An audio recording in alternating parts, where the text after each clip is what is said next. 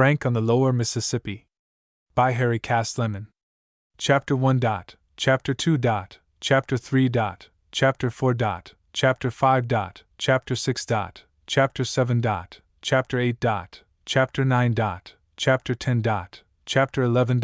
Chapter 12. Chapter 13. Chapter 14. Chapter 15. Frank on the Lower Mississippi. Chapter 1. The New Paymaster. Vicksburg had fallen, and the army had marched in and taken possession of the city. How Frank longed to accompany it, that he might see the inside of the rebel stronghold, which had so long withstood the advance of our fleet and army. He stood leaning against one of the monster guns, which, at his bidding, had spoken so often and so effectively in favor of the Union, and for 2 hours watched the long lines of war-worn soldiers as they moved into the works.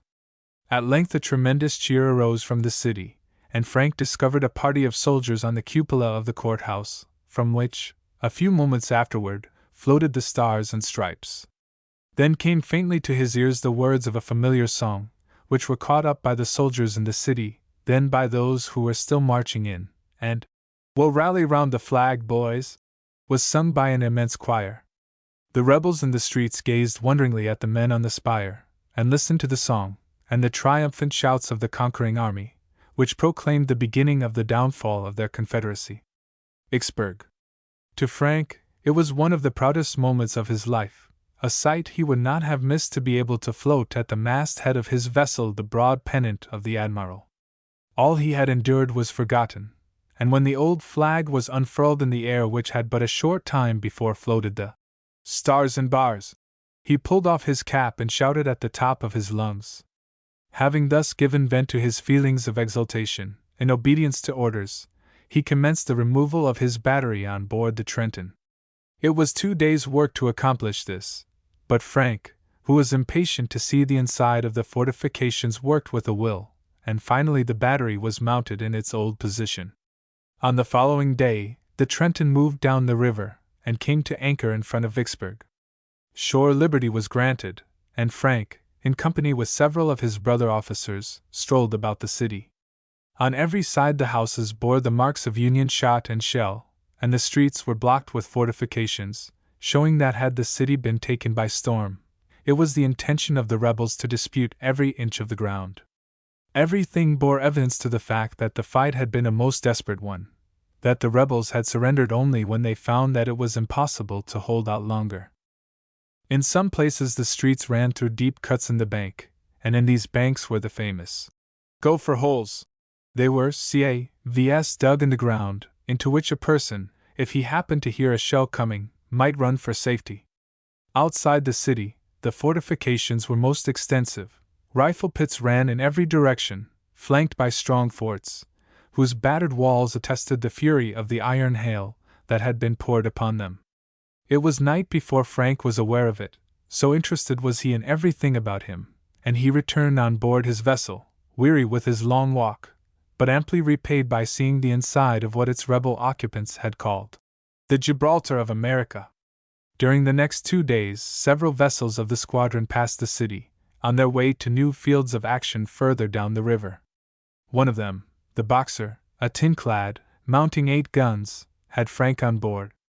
He had been detached from the Trenton, and ordered to join this vessel, which had been assigned a station a short distance below Grand Gulf.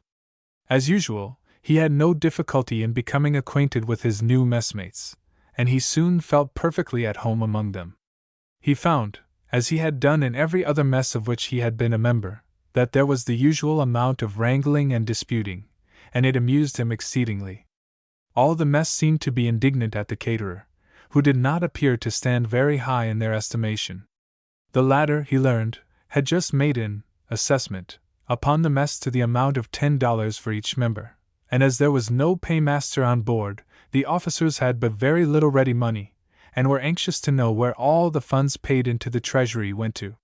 He also found that the caterer's authority was not as much respected as he had a right to claim, for during the very first meal Frank ate in the mess, a dispute arose which threatened for a time to end in the whole matter being carried before the captain. One of the members of the mess, who was temporarily attached to the vessel, was a pilot who had been pressed into the service. He was a genuine rebel, and frequently said that he was called a traitor because he was in favor of allowing the South to peaceably withdraw from the Union. The doctor, a little, fat, jolly man, and a thorough Unionist, who believed in handling all rebels without gloves, took up the sword, and the debate that followed was long and stormy. The pilot, as it proved, hardly knew the reasons why the South had attempted to secede, and was constantly clinching his arguments by saying, "Men who know more, and who have done more fighting during this war than you, Dr. Brown, say that they have a right to do so." The debate waxed hotter and hotter, until some of the other members of the mess joined in with the doctor against the pilot, and the caterer, thinking that the noise the disputants made was unbecoming the members of a well-regulated mess, at length shouted, "Silence! Gentlemen, hereafter talking politics in this wardroom is strictly prohibited." "Eh?" ejaculated the doctor, who was thoroughly aroused. "Do you expect us to sit here and listen to a conscript running down the government, a man who never would have entered the service if he had not been compelled to do so? No, sir! I wouldn't hold my tongue under such circumstances if all the 6'4" caterers in the squadron should say so. You are not a little admiral, to come down here and hoist your broad pennant in this mess room." The caterer was astounded when he found his authority thus set at defiance, and without further parley he retired to his room, and in a few moments returned with the books, papers, and the small amount of money that belonged to the mess. Laying them on the table, he said, "Gentlemen, you will please elect another caterer." The debate was instantly hushed, for not one member of the mess, besides the caterer just resigned, could have been hired to take the responsibility of managing affairs. When the officers had finished their dinner, they walked carelessly out on deck, as if the question of where the next meal was to come from did not trouble them in the least. Nothing was done toward an election, no one took charge of the books or papers, and when the table was cleared away they were thrown unceremoniously under the water cooler. The money, however, was taken care of by the doctor. Dinner time came, and when Frank, tired and hungry, was relieved from the deck, he inquired what was to be had to eat. "There's nothing been done about it yet," answered the officer who relieved him. The steward went to several of the members of the mess, and asked what they wished served up, but they told him that they had nothing to do with the caterer's business, and the consequence is, if you want anything to eat, you will have to go into the pantry and help yourself. Frank was a good deal amused at the obstinacy displayed by the different members of the mess, and wondered how the affair would end. The mess could not long exist without someone to take charge of it, but for himself he was not at all concerned.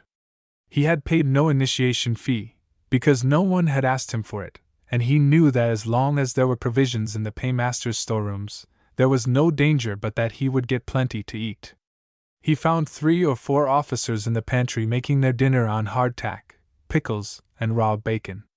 They were all grumbling over the hard fare, but not one of them appeared willing to assume the office of caterer. Things went on in this way for nearly a week, during which time they had arrived at their station, and the doctor, who was fond of good living, could stand it no longer. He went to the caterer who had resigned, and, after considerable urging, and a solemn promise that politics should not again be discussed in the mess, the latter was persuaded to resume the management of affairs.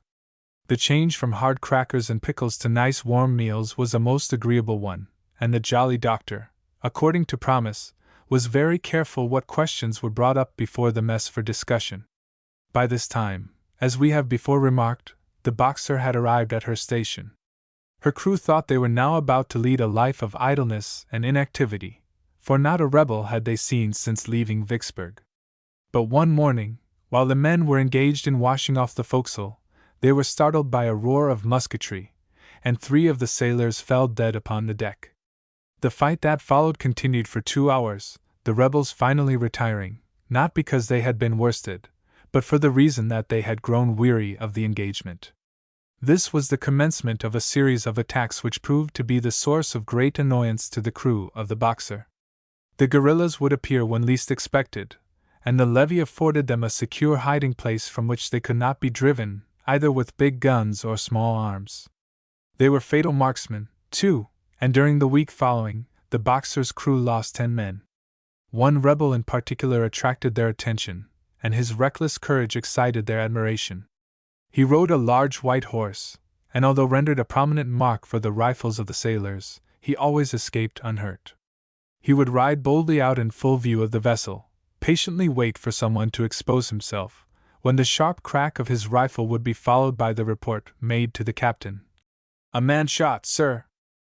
Frank had selected this man as a worthy foeman, and every time he appeared the young officer was on the watch for him. He was very expert with the rifle, and after a few shots, he succeeded in convincing the rebel that the safest place for him was behind the levee. One morning the foe appeared in stronger force than usual, and conspicuous among them was the white horse and his daring rider. The fight that ensued had continued for perhaps half an hour, when the quartermaster reported the dispatch boat approaching. As soon as she came within range, the guerrillas directed their fire against her, to which the latter replied briskly from 2 guns mounted on her forecastle. The leader of the rebels was constantly in view, cheering on his men, and discharging his rifle as fast as he could reload. Frank fired several shots at him, and finding that, as usual, they were without effect, he asked the captain's permission to try a howitzer on him, which was granted. He ran below, trained the gun to his satisfaction, and waited for an opportunity to fire, during which the dispatch boat came alongside and commenced putting off a supply of stores. At length the rebel mounted the levee, and reining in his horse, sat in his saddle gazing at the vessels, as if not at all concerned. He presented a fair mark, and Frank fired, but the shell went wild and burst in the woods, far beyond the rebel, who, however, beat a hasty retreat behind the levee. "Oh, what a shot!" shouted a voice through the trumpet that led from the pilot house to the main deck. "What a shot! Altogether too much elevation." "Who's that, I wonder?" soliloquized Frank. "It was a poor shot, but I'd like to see that fellow, whoever he is, do any better." After giving orders to have the gun reloaded and secured, he ran into the wardroom to look after his mail, at the same time inquiring of everyone he met, "Who was that making fun of my shooting?" But no one knew, nor cared to trouble himself about the matter, for the subject of conversation was, "We've got a new paymaster." Frank was pleased to hear this, but was still determined to find the person who had laughed at his marksmanship, when he saw a pair of feet descending the ladder that led from the cabin to the pilot house, and a moment afterward, a smart-looking young officer, dressed in the uniform of a paymaster, stood in the wardroom, and upon discovering Frank, thrust out his hand and greeted him with, "What a shot! Been in the service more than 2 years and—" "Why, Archie Winters, is this you?" exclaimed Frank, joyfully. "Paymaster Winters, if you please," replied Archie, with mock dignity. "How came you here? What are you doing? Got any money?" hurriedly inquired Frank. "Got plenty of funds," replied his cousin. "But I say, Frank, how long has this fighting been going on?"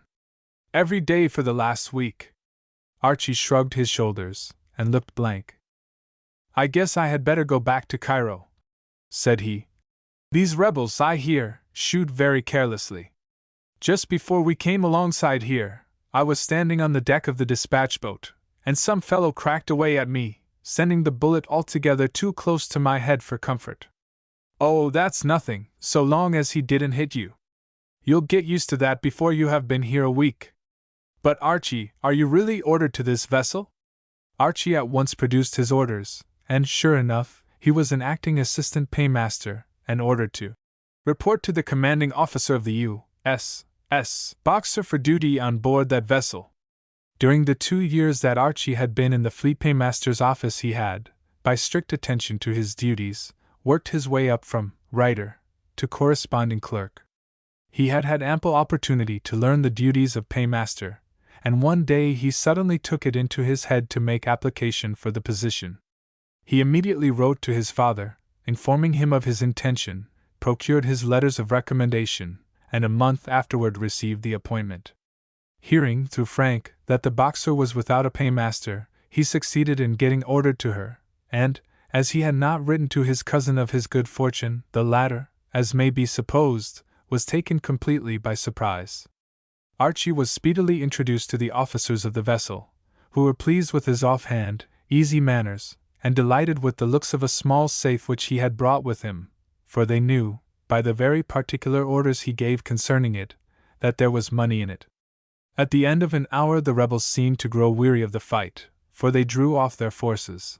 Then, as soon as it was safe on deck, the cousins seated themselves on the guard, to talk over old times. Frank gave descriptions of the fights in which he had engaged since they last met, and also related stories of messroom life, with which Archie was entirely unacquainted, and to show him how things were conducted, told him of the jokes the officers frequently played upon each other. "Speaking of jokes," said Archie, "reminds me of a little affair I had a hand in at Cairo." While the commandant of the station was absent on a leave, his place was supplied by a gentleman whom, for short, I will call Captain Smith. He was a regular officer, had grown gray in the service, and was one of the most eccentric men I ever saw.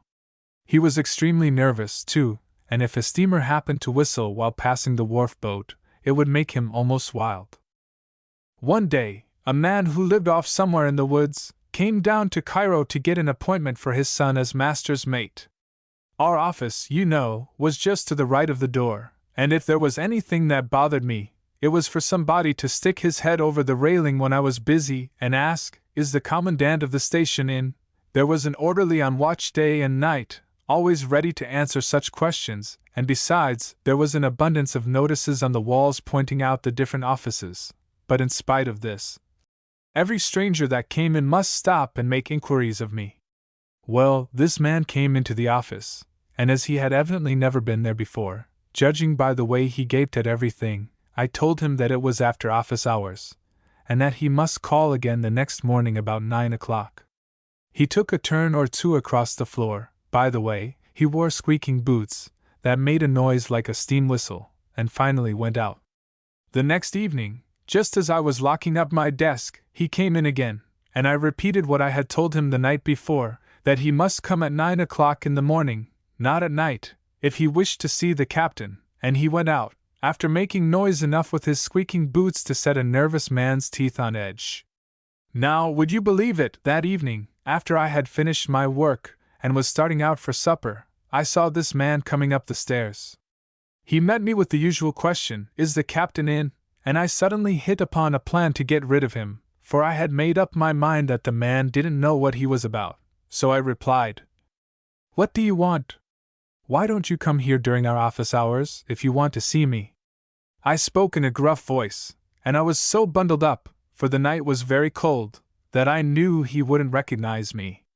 "I've been busy all day, Cap'n," said he, "but the fact is, I was afraid that I would be obliged to stand there in the cold and listen to a long, uninteresting yarn, so I interrupted him. "Speak quick, and don't keep me waiting." "Wall, Cap'n," said he, "I heard you are in want of officers, and I come to get a place for my son. I hear the wages are pretty good." "Yes," I replied, "we do want officers. But does your son know anything about a ship?" "Oh, yes. He's run the river as deckhand for going nigh on to 3 year. "Then he ought to know something, certainly. Come around tomorrow morning, at 9 o'clock exactly, and I'll see what can be done for you. Now mind, I say 9 o'clock in the morning." Well, the next morning, at the appointed time, to my utter astonishment, the man was on hand, and, as usual, commenced walking up and down the floor with his squeaking boots. The noise disturbed everyone within hearing, and presently the captain, who was in his office, and so busy that he hardly knew what he was about, spoke in a sharp tone. "Orderly, pull off those squeaking boots." "It isn't me, sir," said the orderly. "It's a gentleman out here waiting to see you, sir." "Then send him in at once, so that I can get rid of that noise." The man was accordingly shown into the presence of the captain, while I listened with both ears to hear what was said. "Mornin', Cap'n," he began. "I reckon I'm here on time." "Time? What time?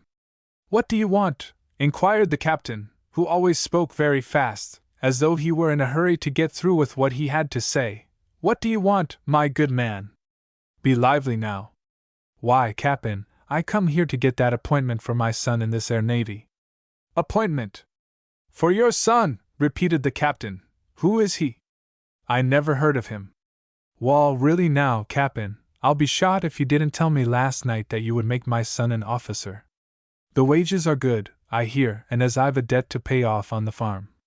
"Don't bother me," interrupted the captain, beginning to get impatient. "But, Cap'n," urged the man, "you can't bluff me off this way. You told me last night that you wanted officers. You know I met you on the stairs, and you promised, honor bright." Ejaculated the captain in surprise. "My good man, allow me to know what I'm about, will you? Will you allow me to know myself? Orderly," he continued, turning to that individual, who had stood by, convulsed with laughter, which he was vainly endeavoring to conceal. "Orderly, do you think this man is in his right mind?" The orderly said he didn't know, but taking the man by the arm, showed him out of the office, telling him to come again, when the captain was not quite so busy. The conversation had been carried on in a loud tone, and all the occupants of the different offices had heard it, and were highly amused, for they knew that somebody had been playing a joke on the countryman. But it was a long time before I told anyone of the share I had had in the affair. Chapter 2. A Night Expedition.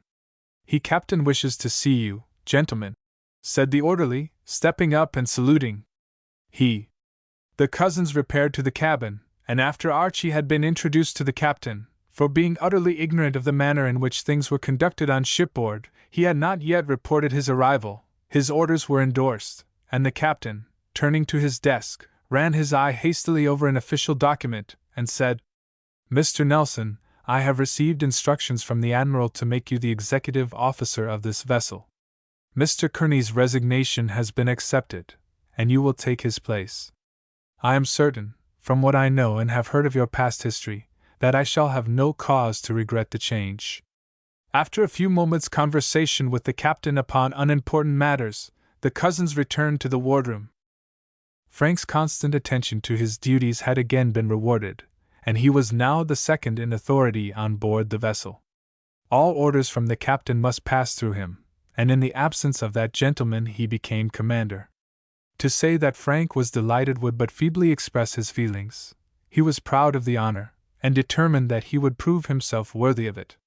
In fact, he had now reached the height of his ambition, although he had little dreamed that it would come so soon. He asked nothing more. He had worked hard and faithfully ever since he had entered the service, but in receiving the appointment of executive officer he felt amply rewarded. He was young in years for so responsible a position, but he had no fears of his ability to perform all the duties required of him, for the routine of ship life had become as familiar to him as was the road from Lawrence to his quiet little home on the banks of Glenn's Creek. But his promotion did not affect him as it does a great many who suddenly find themselves possessed of power. He did not stand upon his rank, nor in his intercourse with his messmates endeavor to keep constantly before their minds the fact that he was the second in command. Those who have been in the service, especially in the Navy, will recall to mind incidents of this character, but our hero never forgot the respect he owed to his superiors, and his conduct toward those under him was marked by the same kindness he had always shown them. Frank knew that he had something of a task before him.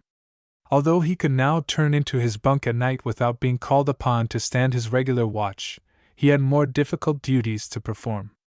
He was responsible for the manner in which affairs were conducted about decks, for the neat appearance of the vessel and of the men, and as the former executive officer had been rather careless in this respect, Frank knew that his first move must be made in that direction. For the next 2 days, as the rebels did not trouble them, Frank worked early and late, and the results of his labor were soon made apparent. Every one remarked the improved appearance of the men, who, at the Sunday morning muster, appeared on deck in spotless uniforms and well-blacked shoes. After the roll had been called, and the captain, in company with Frank, proceeded to inspect the vessel, the young officer knew that his improvements had been appreciated when the former, who was an old sailor, said, with a smile of satisfaction, "Mr. Nelson, this begins to look something like a ship, sir. This really looks like business. The Admiral may come here now and inspect the vessel as soon as he pleases." The next morning, as Frank sat at the table in the wardroom, engaged in answering the letters he had received by the dispatch boat, and Archie was in his office straightening out his books and papers, a bullet came suddenly crashing through the cabin, a signal that the rebels had again made their appearance. Frank, who had become accustomed to such interruptions, deliberately wiped his pen, corked his inkstand, and was carefully putting away his letters, when there was a hurrying of feet in the office. The door flew open, and Archie, divested of his coat, bounded into the cabin, exclaiming, "A fellow can't tell when he's safe in this country. I wish I was back in the Fleet Paymaster's office. I wouldn't mind a good fair fight, but this thing of being shot at when you least expect it isn't pleasant." As Archie spoke, he hurriedly seized a gun from the rack, which had been put up in the cabin in order to have weapons close at hand, and sprang up the ladder that led into the pilot house. Frank, although he laughed heartily at his cousin's rapid movements, was a good deal surprised, for he had always believed him to be possessed of a good share of courage. It would, however, have tried stronger nerves than Archie's, but men who had become familiar with such scenes, who had learned to regard them merely as something disagreeable which could not be avoided, could not sympathize with one in his situation, and many a wink was exchanged, and many a laugh indulged in, at the expense of the Green Paymaster. When Frank had put away his writing materials, he ran below to see that the ports were all closed, after which he returned to the wardroom, and, securing a rifle, went into the pilot house, where he found Archie engaged in reloading his gun, while the officers were complimenting him on a fine shot he had just made. "Mr. Nelson," exclaimed the doctor, as Frank made his appearance, "I guess your white horseman is done for now." The paymaster lifted him out of his saddle as clean as a whistle. Frank looked out at one of the ports, and sure enough, there was the white horse running riderless about, and his wounded master was being carried behind the levee. The officers continued to fire as often as a rebel showed himself, but the latter seemed to have lost all desire for fighting, for they retreated to the plantation house which stood back from the river, out of range of the rifles, where they gathered in a body as if in consultation, now and then setting up defiant yells, which came faintly to the ears of those in the pilot house. "They are saucy enough now that they are out of harm's way," said Archie, turning to his cousin. But the latter made no reply. He stood leaning on his rifle, gazing at the guerrillas, as if busily engaged with his own thoughts, and finally left the pilot house and sought an interview with the captain. "I have been thinking, sir," said he, as he entered the cabin and took the chair offered him, "that if that house out there had been burned long ago, we should not have had 10 men killed by those guerrillas. They seem to use that building as their headquarters, and if it could be destroyed they would cease to trouble us." "That's my opinion," replied the captain. "But who is to undertake the job? Who's to go out there, in the face of 300 or 400 rebels, and do it? I can't, with a crew of only 50 men. I didn't suppose it could be done openly, sir, but couldn't it be accomplished by stratagem in the night, for instance?" The captain shook his head, but Frank, who was not yet discouraged, continued, "I have not made this proposition, Captain, without thinking it all over, without taking into consideration all the chances for and against it, and I still think it could be accomplished." "Well, how would you go to work?" asked the captain, settling back in his chair with the air of a man who had made his decision, from which he was not to be turned. Frank then proceeded to recount the plans he had laid for the accomplishment of his object, to which the captain listened attentively, and when Frank had ceased, he rose to his feet and paced the cabin. He knew that the young officer had before engaged in expeditions similar to the one he now proposed, when, in carrying out his designs, he had exhibited the skill and judgment of a veteran. In the present instance, his plans were so well laid that there appeared to be but little chance for failure. After a few moments' consideration, the captain again seated himself, and said, "Well, Mr. Nelson, it shall be as you propose. If you succeed, I am certain that this guerrilla station will be broken up. If you fail, it will only be what many a good officer has done before you. I assure you, sir, I shall leave no plan untried to ensure my success," replied Frank, as he left the cabin. "What's the matter now?" inquired Archie, as his cousin entered the wardroom. "Been getting a blowing up already?" "Oh, no," replied Frank. "Come in here, and I'll tell you all about it." And he drew Archie into the office, where he proceeded to tell him all that had been determined upon. When he had finished, the latter exclaimed, "I want to go with you. Will you take me?" Frank thought of Archie's behavior but a few moments before, and wondered what use he could possibly be in an expedition like the one proposed. "If you do go," he answered at length, "you'll be sorry for it. It requires those who are accustomed to such business, and you have never been in an action in your life. The undertaking is dangerous." "I don't care if it is," answered Archie. "That's just the reason why I want to go, to be with you, and I warrant you I'll stick to you as long as anybody. Besides," began Frank, "if anything should happen to you—" "I'm just as likely to get back as you are," replied Archie excitedly, "and I want to go." After considerable urging, Frank finally asked and obtained permission for Archie to accompany the expedition, at which the latter was overjoyed. He was very far from realizing the danger there was in the undertaking, and had as little idea of what would be required of him as he had of the moon. The cousins passed the afternoon in the pilot house, watching the movements of the guerrillas through spyglasses, studying the lay of the land, the directions in which the different roads ran. In short, nothing was omitted which they thought might be useful for them to know. Just before night a storm set in, the wind blew, and the rain fell in torrents, and although Frank regarded it as something in their favor, under any other circumstances he would have preferred tumbling into bed to venturing out in it. The hammocks were not piped as usual, but all hands were to remain on deck during the night, to be ready to lend assistance in case it was required. At 10 o'clock the cutter lay alongside the vessel, the crew were in their places, and Frank and his cousin, surrounded by the officers who had assembled to see them off, stood on the guards ready to start. "Paymaster," said Frank, turning to his cousin, "hadn't you better remain on board?" He addressed him as Paymaster, for, of course, it would have been contrary to naval rules to call him by his given name in the presence of the captain. "No, sir," answered Archie, quickly buttoning up his pea-jacket with a resolute air. "Do you suppose I'm going to back out now? If you do, you are mistaken. I'm not afraid of a little rain." Frank made no reply, but, after shaking hands with the captain and officers, followed his cousin into the cutter, which floated off into the darkness amid the whispered wishes for good luck from all the ship's company who had witnessed its departure. Frank took the helm, and turned the boat down the river. Not an oar was used, for the young officer did not know but the rebels had posted sentries along the bank, whom the least splashing in the water would alarm. Archie sat beside his cousin, with his collar pulled up over his ears, and his hands thrust into the pockets of his pea-jacket, heartily wishing that Frank had chosen a pleasanter night for their expedition. For half an hour they floated along with the current in silence, until Frank, satisfied that he had gone far enough down the river to get below the sentries, if any were posted on the bank, gave the order to use the oars, and turned the cutter's head toward the shore, which they reached in a few moments. The crew quietly disembarked, and as the sailors gathered about him, Frank said, "Now, men, I'm going to leave you here until the paymaster and myself can go up to the house and accomplish what we have come for.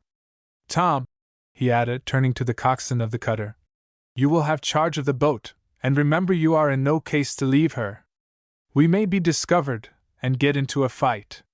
If we do, and are cut off from the river and unable to get back, I'll whistle, and you will at once answer me, so that I may know that you hear me, and pull off to the vessel. We'll take care of ourselves. Do you understand?" The crew of the cutter were old sailors, men who had followed the sea through storm and sunshine all their lives. They had been in more than one action, too, during the rebellion, and had gladly volunteered for the expedition, supposing that they were to accompany Frank wherever he went. During the short time the latter had been on board the Boxer, they had become very much attached to him. Although he was a very strict officer, and always expected every man to do his duty promptly, he always treated them with the greatest kindness, and never spoke harshly to them. This was so different from the treatment they had usually received at the hands of their officers, that it won their hearts, and although they admired his courage, they would have felt much better pleased had they received orders to accompany him. "Don't you understand, Tom?" again asked Frank, seeing that the coxswain hesitated. "Oh, yes, sir," replied the sailor, touching his hat. "I understand, sir. But, Mr. Nelson, may I be so bold as to ask one question, one favor, I may say?" "Certainly, speak it out," answered Frank, who little imagined what thoughts were passing through the minds of his men. "What is it? Do you wish to go back to the ship, and leave us here alone?" "No, sir," answered all the men in a breath. "Mr. Nelson," said the coxswain, "I never yet refused duty because there was danger in it, and I'm too old a man to begin now. You have here, sir, 12 as good men as ever trod a ship's deck, and you know, sir, that when you passed the word for volunteers for this expedition, you didn't have to call twice. But we all thought that we should go with you to the end, and to tell the truth, sir, we don't like the idea of you and the paymaster going off alone among them rebels. You are sure to get into trouble, and we want to go with you." On more than one occasion had Frank been made aware of the affection his men cherished for him, and he felt as proud of it as he did of the uniform he wore, but he had never been more affected than he was on the present occasion. "Men," he answered in a voice that was none of the steadiest, "I assure you I appreciate the interest you take in my welfare, and were I going to fight, I should certainly take you with me, but sometimes two can accomplish more than a dozen. Besides, I promised the captain that I would leave you here, and I must do so. Now, remember and pull off to the vessel if you hear me whistle." "Yes, sir," replied the coxswain. "But it'll be the first time I ever deserted an officer in trouble." The sailors were evidently far from being pleased with this arrangement, but they were allowed no opportunity to oppose it, even had they felt inclined to do so, for Frank and his cousin speedily disappeared in the darkness. Chapter 3. Archie in a Predicament. As soon as the young officers had reached the top of the bank, they paused to take their bearings, and to select some landmark that would enable them to easily find the boat again. Away off in the darkness they saw the twinkling of a light, which they knew was in the house which the guerrillas were using as their headquarters. "Now, Archie," said Frank, "take a good look at this big tree here," pointing to the object in question, "so that you will know it again. The boat lies in the river exactly in a line with that tree. Now, if you should be separated from me and discovered, make straight for the cutter. But if you are cut off from it, run up the river until you get a little above where the vessel lies, and then jump in and swim out to her. Do you understand?" "Yes," replied Archie. "Be careful of your weapons," continued his cousin, "and keep them dry and ready for instant use. Don't be captured. Whatever you do, don't be captured." "I'll look out for that," answered Archie. "But, Frank," he continued, "why did you tell the men to pull back to the vessel if we should be cut off from the river? I should think that would be just the time you would want them to remain." "Why," replied Frank, "the very first thing the rebels would think of, if we were discovered, would be to capture our boat, and while part of them were after us, the others would run to the river and gobble up boat, crew, and all. Then they would know that we were still on shore, and would scour the country to find us.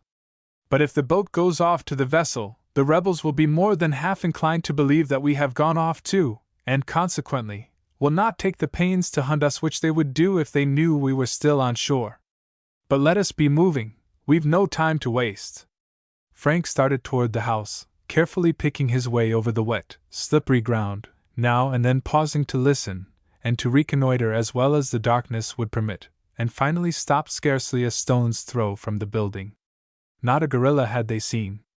Not dreaming that the Yankee gunboatmen would have the audacity to attack them when they knew the rebels were so far superior in numbers, the latter had neglected to post sentries, and Frank was satisfied that their approach had not been discovered.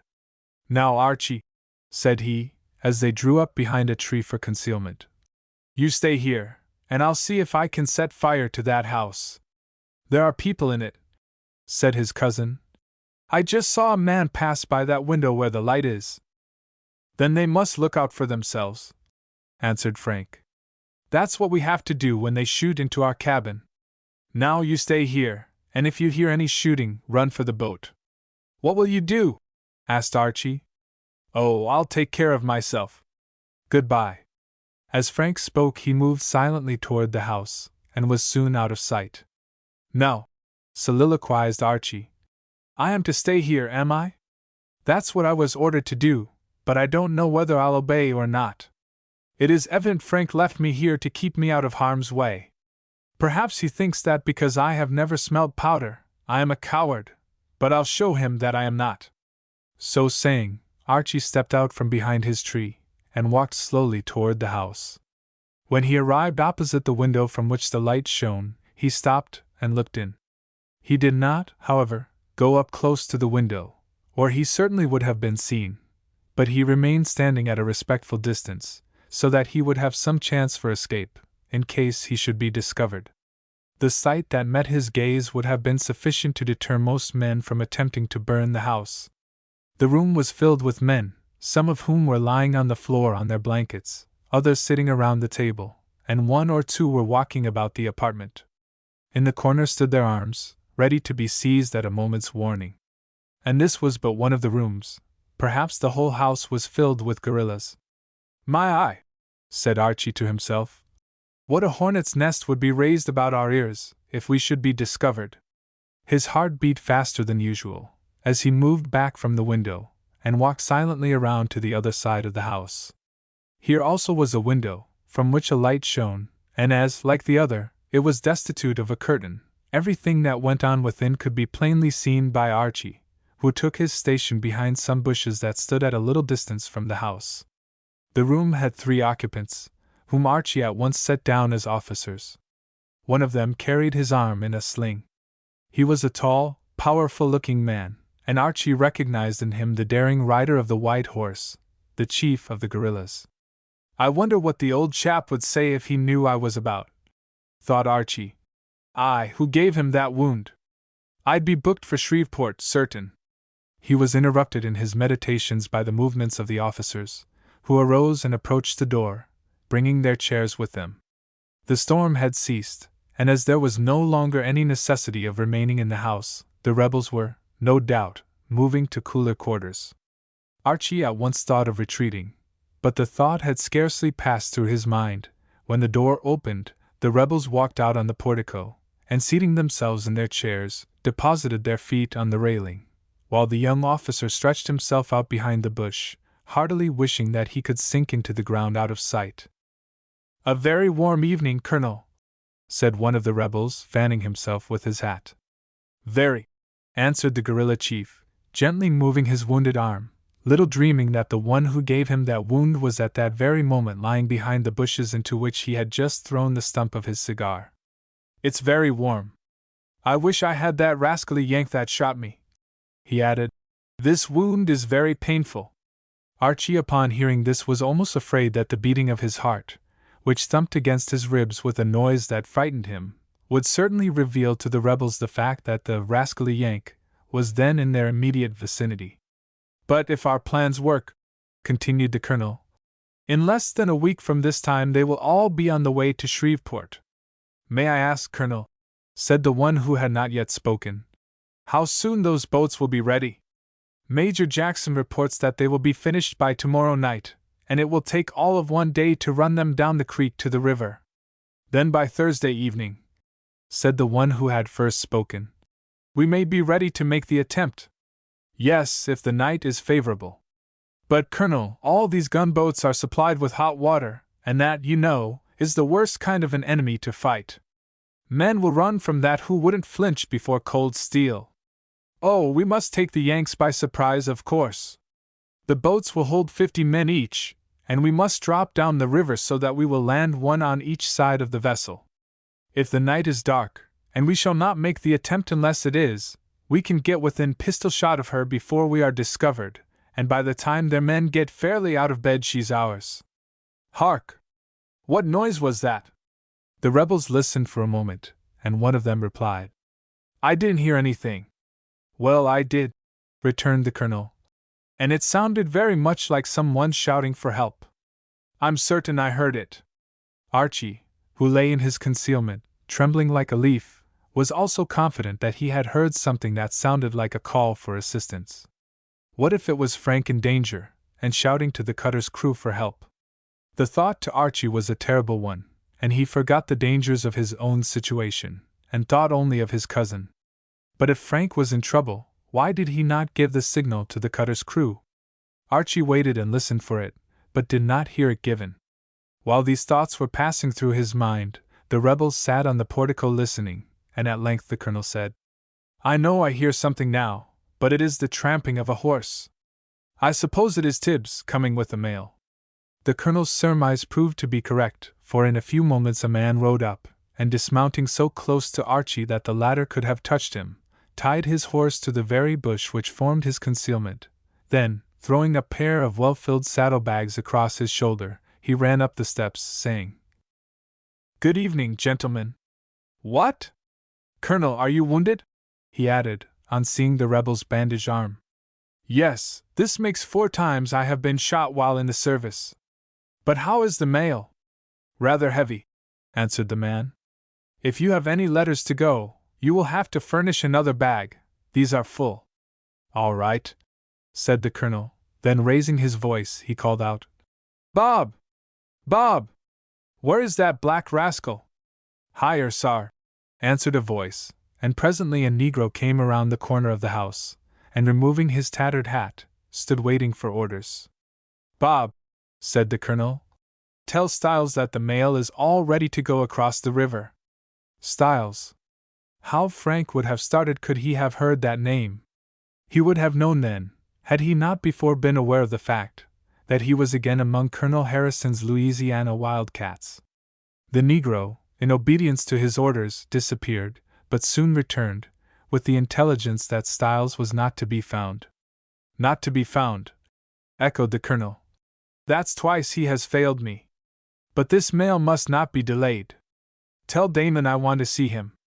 The negro again disappeared, and in a few moments came back with a soldier, to whom the colonel said, "Damon, here's a mail that must go across the river tonight. Can you pull an oar?" "Yes," replied the man. "Then get someone to go with you, and start at once. The skiff, you know, is in the creek, just above where that Yankee gunboat lies." "Yes," answered the man again, as he took the mail bags which the colonel handed him. "This one," continued the rebel, pointing to a small canvas bag which one of his officers had just brought out of the house. "This one contains my mail, all official documents, to go to Richmond. Be careful of it. Don't let the Yankees get hold of you." "No," replied the soldier, as he shouldered the mail and disappeared. The conversation that followed, of which Archie heard every word, served to convince him that, although the rebels kept up a bold front, and appeared sanguine of success in their attempts to destroy the government, yet among themselves they acknowledged their cause to be utterly hopeless unless some bold stroke could be made to dishearten the Yankees. In spite of Archie's dangerous situation, which had tried his nerves severely, he listened to every word that was uttered, and even became interested in what the rebels were saying. Now and then he was called to a sense of his situation by the movements of the horse, which, being restive, came very near stepping on him as he pranced about. Damon had been gone about half an hour, and the colonel had just commenced explaining to the man who had brought the mail the manner in which the capture of the Boxer was to be effected, when suddenly the report of a pistol startled every one on the portico. A moment afterward came another, which was followed by a yell of agony. "What's that?" exclaimed the colonel, springing from his chair in alarm. "Are we attacked? Get out there, every mother's son of you!" he continued, as the men, having been aroused by the noise, came pouring out of the rooms in which they were quartered. "Every man able to draw a saber get out there! Run for the river! That's where the reports sounded, and if there are any boats there, capture them. That will keep the Yankees on shore, and we can hunt them up at our leisure." The men ran out of the house and started for the river at the top of their speed, at the same time yelling with all the strength of their lungs, while the colonel and his officers ran into their room, and hastily seizing such weapons as came first to their hands, followed after. To describe Archie's feelings, as he lay there behind that bush and listened to the sounds of pursuit, were impossible. The noise the rebels made seemed to bewilder him completely, for he lay on the ground several moments, it seemed to him, without the power to move hand or foot. Suddenly the thought struck him that now was the time to accomplish the object of the expedition. The house was deserted, and the yells, which grew fainter and fainter, told him that the rebels were getting further away. Yes, it was now or never. In an instant, Archie's courage and power of action returned. Springing to his feet, he ran to the end of the portico, on which were piled several bales of hay and bundles of fodder, which the rebels no doubt intended for their horses. But Archie determined that they should be put to a different use, for he quickly drew from his pocket 2 large bottles filled with coal oil, which he threw over the hay. He then applied a match, and in an instant it was in a blaze. He waited a moment to see it fairly started, and then sprang off the portico. As he passed the door, he heard an ejaculation of surprise, followed by the report of a pistol, and the noise of a bullet as it whizzed past his head. It frightened him, and at the same time acted upon him as the crack of a whip does upon a spirited horse, for when the rebel who fired the shot had reached the portico, Archie had disappeared in the darkness. Chapter 4. A Mark for the Union. Us now returned to Frank, whom we left setting out for the house, after having given Archie emphatic instructions to remain behind the tree until his return. He did not feel at all at his ease after he had left his cousin, for he might have stationed him in the most dangerous place that could have been found, and what if Archie should be discovered and captured? He was well enough acquainted with his cousin's disposition to know that he would not surrender without a fight, but what could he do when opposed by a regiment of veteran rebels? Frank thought not of his own peril, for that was something he had fully expected to encounter before he started.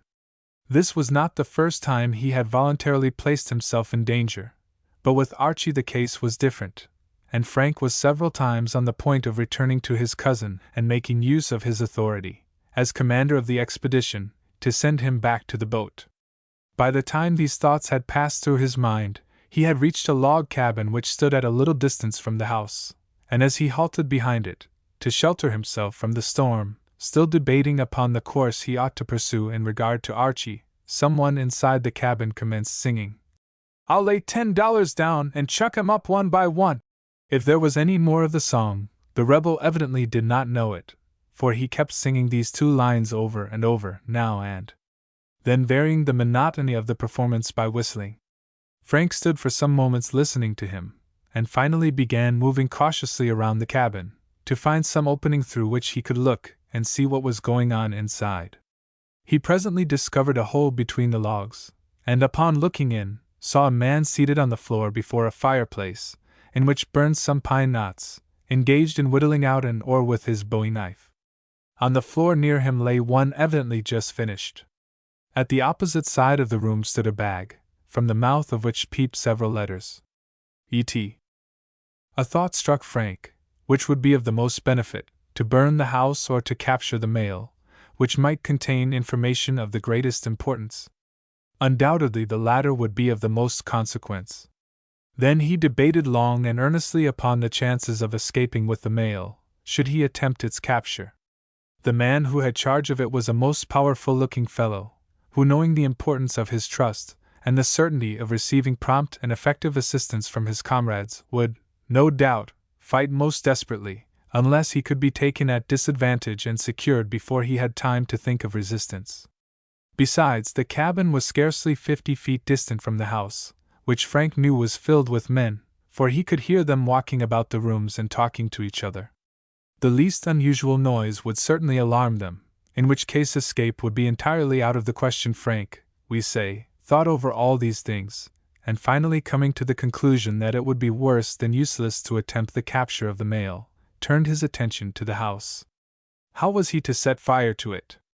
Frank, we know, was not wanting in courage, but he had learned by experience that there are times when discretion is the better part of valor. When he proposed the expedition, he had not expected to find the entire regiment quartered in the house. He had supposed that the men would find sleeping rooms in the Negro quarters, which were nearly a half-mile back, while the house would be reserved for the officers. But the rebels surely would not remain up all night, and when they had all gone to bed would be the time to execute his purpose. He would not abandon his project until he had given it a trial, or fully satisfied himself that the undertaking was utterly impracticable. For the present, he would remain where he was. Something might turn up, which would be to his advantage. At this moment a man entered the cabin, the door of which stood open, and inquired, "Going over tonight, Styles?" Frank was thunderstruck, and he now saw the necessity of attempting nothing unless it promised complete success. As the reader has already learned, he was among his old enemies, the Wildcats. Upon making this discovery he was both astonished and alarmed. Astonished, for it seemed to him that he could scarcely make a move in any direction without being confronted by the redoubtable wildcats. This was the second time he had found himself among them before he was aware of it. He was alarmed, because he knew, by experience, the treatment he would receive if he should fall into their hands without the prospect of an immediate exchange. But his attention was again drawn to the men in the cabin. "Yes," replied Styles, in answer to his companion's question. "I'm going over tonight, allers making doolowance for being ketched by the Yanks." "Here's some mail, then," continued the man, thrusting several letters into the bag. "How soon do you start?" "Just as soon as Tibbs comes with the up-country mail, and I get the Colonel's letters." "Was you talking a chaw of Tobucker, Bob?" "No, I wasn't," replied the other, quickly thrusting his hand into his pocket, as if to protect the precious article. "Tobacco is scarce." "Now, Bob," said Styles, "I know you've got some. Me and you's allers been good friends." The rebel could not withstand this appeal, although he produced his plug very reluctantly, and as he handed it to his companion said, "Styles, you're a deadbeat. Go easy on that now, if you please, because it's all there is in the regiment." The rebel cut off a huge piece of the weed, and thrusting it into his cheek, went on with his work, while Bob returned to his quarters. He had scarcely quitted the cabin before Frank had all his plans laid. He would go back after Archie, and together they would lie in wait on the bank of the river, and if possible, capture that mail. With this determination, he was moving slowly away from the cabin, when a door, which he had not before noticed, suddenly opened, and Styles came out, and turning the corner, stood face to face with Frank, and scarcely an arm's length from him. With the latter, retreat without discovery was, of course, impossible. There was but one course he could pursue, and that presented but a small chance for success. He was, however, allowed no time for deliberation, for the rebel, quickly recovering from his surprise, turned to run. But with one bound Frank overtook him, and throwing him to the ground, caught him by the throat, stifling a cry for help that arose to his lips. This it was that had alarmed the Colonel and Archie, and had the former investigated the matter, Frank would again have been a prisoner in the hands of the wildcats. Styles struggled desperately to free himself from the strong grasp that held him, until Frank pulled one of his revolvers from the pocket of his pea jacket, and presented it at his head. "Do you surrender?" he asked, releasing his hold of the rebel's throat. "Yes," replied Styles faintly. "Don't shoot, Yank. You shall not be harmed if you behave yourself. Have you any weapons?" "No. They are all in the shanty." Frank, after searching the rebel's pockets and satisfying himself of the truth of this statement, continued, "Get up. Now I know you have friends all around you, but if you have the least desire to live, you'll not make any noise. Although you may alarm the camp, it will not save you. Do you understand?" "Have I got a pair of ears?" asked the rebel. "Well, if you have, you hear what I say," returned Frank. "Now go this way," he added, pointing toward the river. The rebel, who had a wholesome fear of the revolver which Frank held in his hand, ready cocked, obeyed, without the slightest hesitation, and they reached the bank of the river, where the cutter lay, without being discovered. "Now," said Frank, "I want to ask you a few questions. Where do you keep the boat in which you were going to carry that mail?" "In the creek, just above where that AR gunboat lies," replied Styles. "How many of you were to go?" "Two, me and another feller." "Well, now, the Colonel won't find you when he wants you." "What will he do?" "Oh, he'll send somebody else. The mail must go, and it makes no odds who takes it, so long as he don't get ketched." "That's all I want to know," said Frank. Then, going to the top of the bank, he called out, "Tom, come up here." The coxswain soon made his appearance, and Frank said, "Now, Styles, you're a prisoner." "Doggone if I care," he replied, "so long as I get plenty of grub and tobucker." The rebel was marched down the bank, and Frank again bent his steps toward the house, intending to find his cousin, and, with his assistance, to capture the mail. When he arrived at the tree where he had left Archie, the latter was not to be seen. This, however, did not give him any uneasiness, for Archie, he thought, had doubtless gone back to the cutter. Frank had already made up his mind to go back after him, when he saw a man walk up to the cabin in which he had first discovered the man who was now his prisoner, and heard him call out, "Massa Styles! De mail already, sar!" Receiving no answer, the negro walked into the cabin, but finding it vacant, went out to make the report to the colonel that Styles was not to be found. From this Frank knew that he had no time to lose. Styles had told him that someone else would be sent with the mail, and as it was all ready, a man would soon be found to take his place. If he went back after Archie, he might be too late. He must attempt it alone, and unaided. Walking out from behind the tree, he started toward the creek, where lay the boat in which the mail was to be carried. The creek he found without difficulty, but the boat was evidently hidden away, for he searched up and down the bank for it without success. If he found it, it was his intention to cut it loose, and allow it to drift out into the river, thus depriving the rebels of the means of carrying their mail. But failing in this, he ran up the bank, and awaited the coming of the rebels.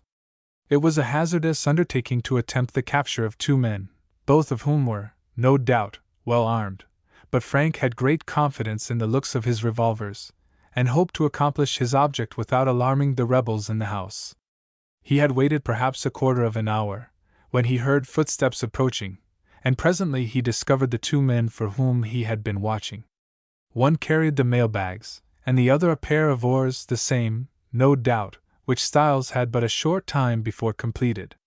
Frank waited until they were almost upon him, and then sprang up with a revolver in each hand, which he pointed straight at the heads of the men, exclaiming, "You're my prisoners! Don't make any resistance!" The rebels were astonished, and the man who carried the mail bags threw them down and held his arms above his head, in token of surrender. But the other, after regarding the officer for a moment, as if to make sure that it was a human being with whom he had to deal, dropped his oars, and before his captor was aware of his intention, drew a pistol and fired. Frank felt a sharp pain in his left shoulder, and the revolver which he held in that hand fell from his grasp.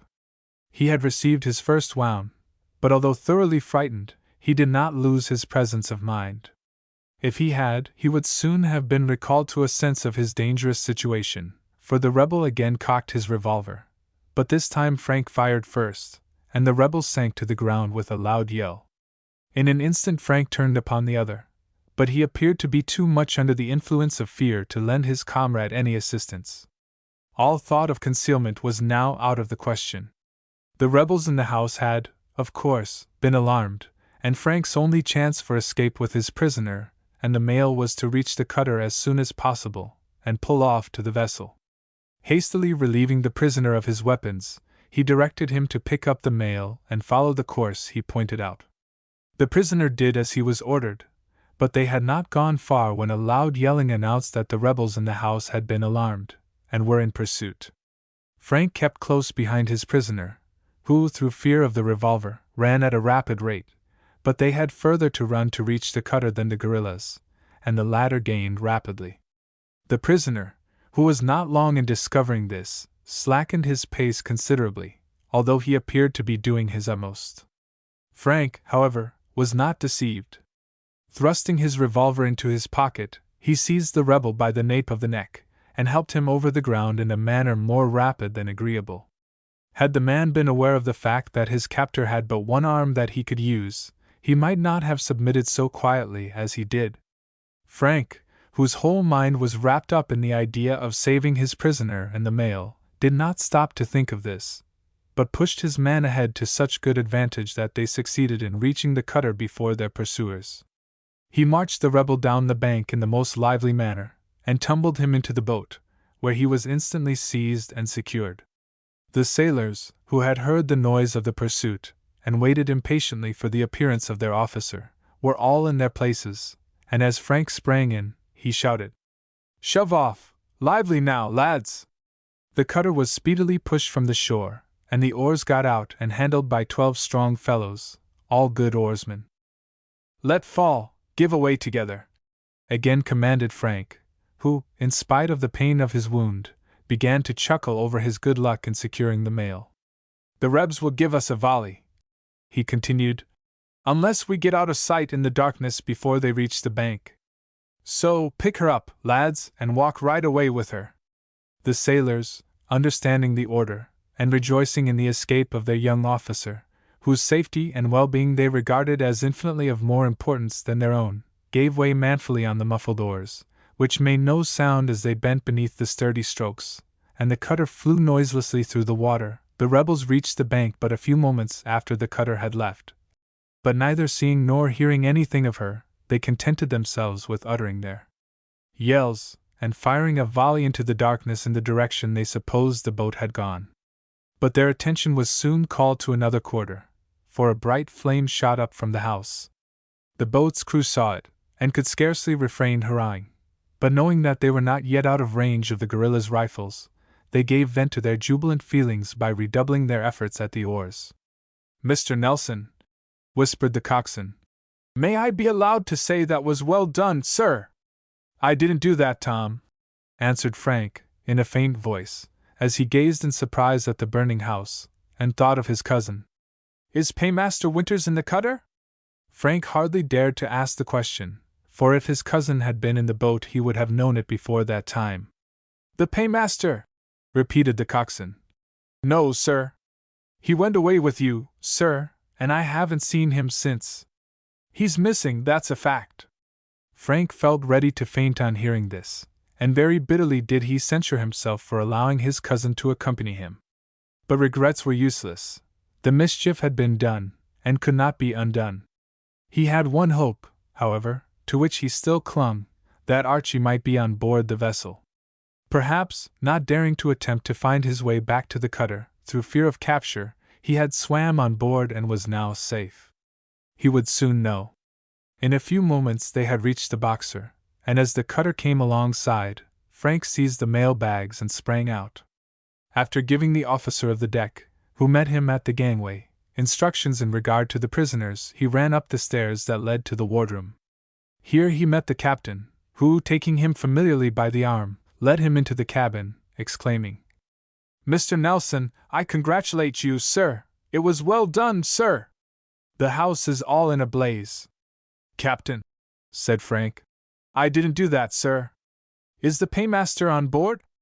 "Why, no, sir, not unless he came with you. I haven't seen him, Captain, since I left him within a short distance of that house. If he is not on board, sir, he's out there yet, and he has fired the building." "Why, Mr. Nelson," exclaimed the captain, for the first time noticing Frank's pale face and useless hand, from which the blood was dripping, "you are wounded, sir.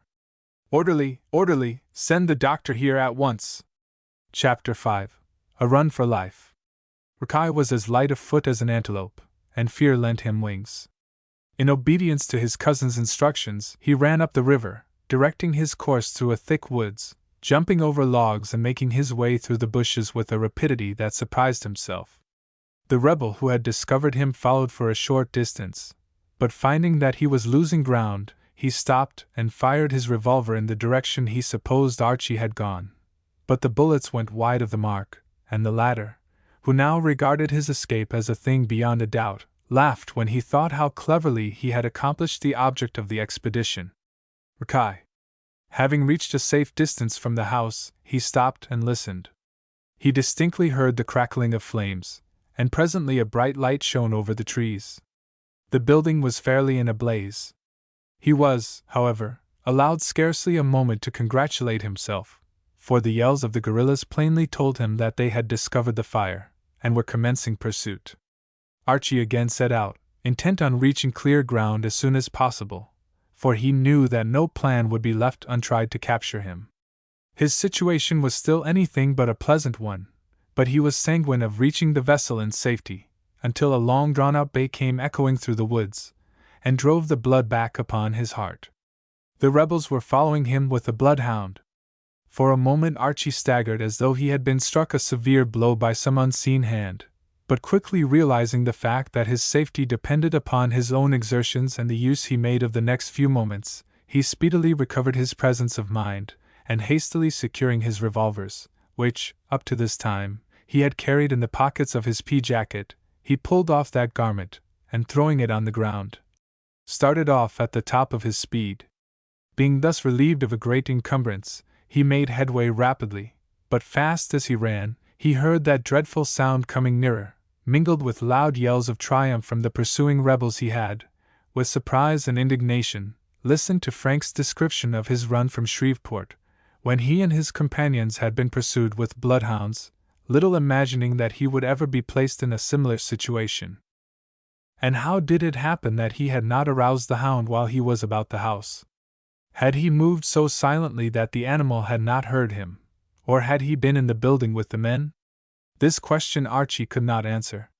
But one thing was certain, and that was that the hound was, at that very moment, on his trail, and unless he soon reached the river his capture was beyond a doubt. He, however, had no fears of being overpowered by the hound. He fully realized the fact that he would soon be overtaken, and had resolved to shoot the animal the moment he made his appearance. The yells of the rebels grew fainter, and Archie knew he was gaining on them. This gave him encouragement.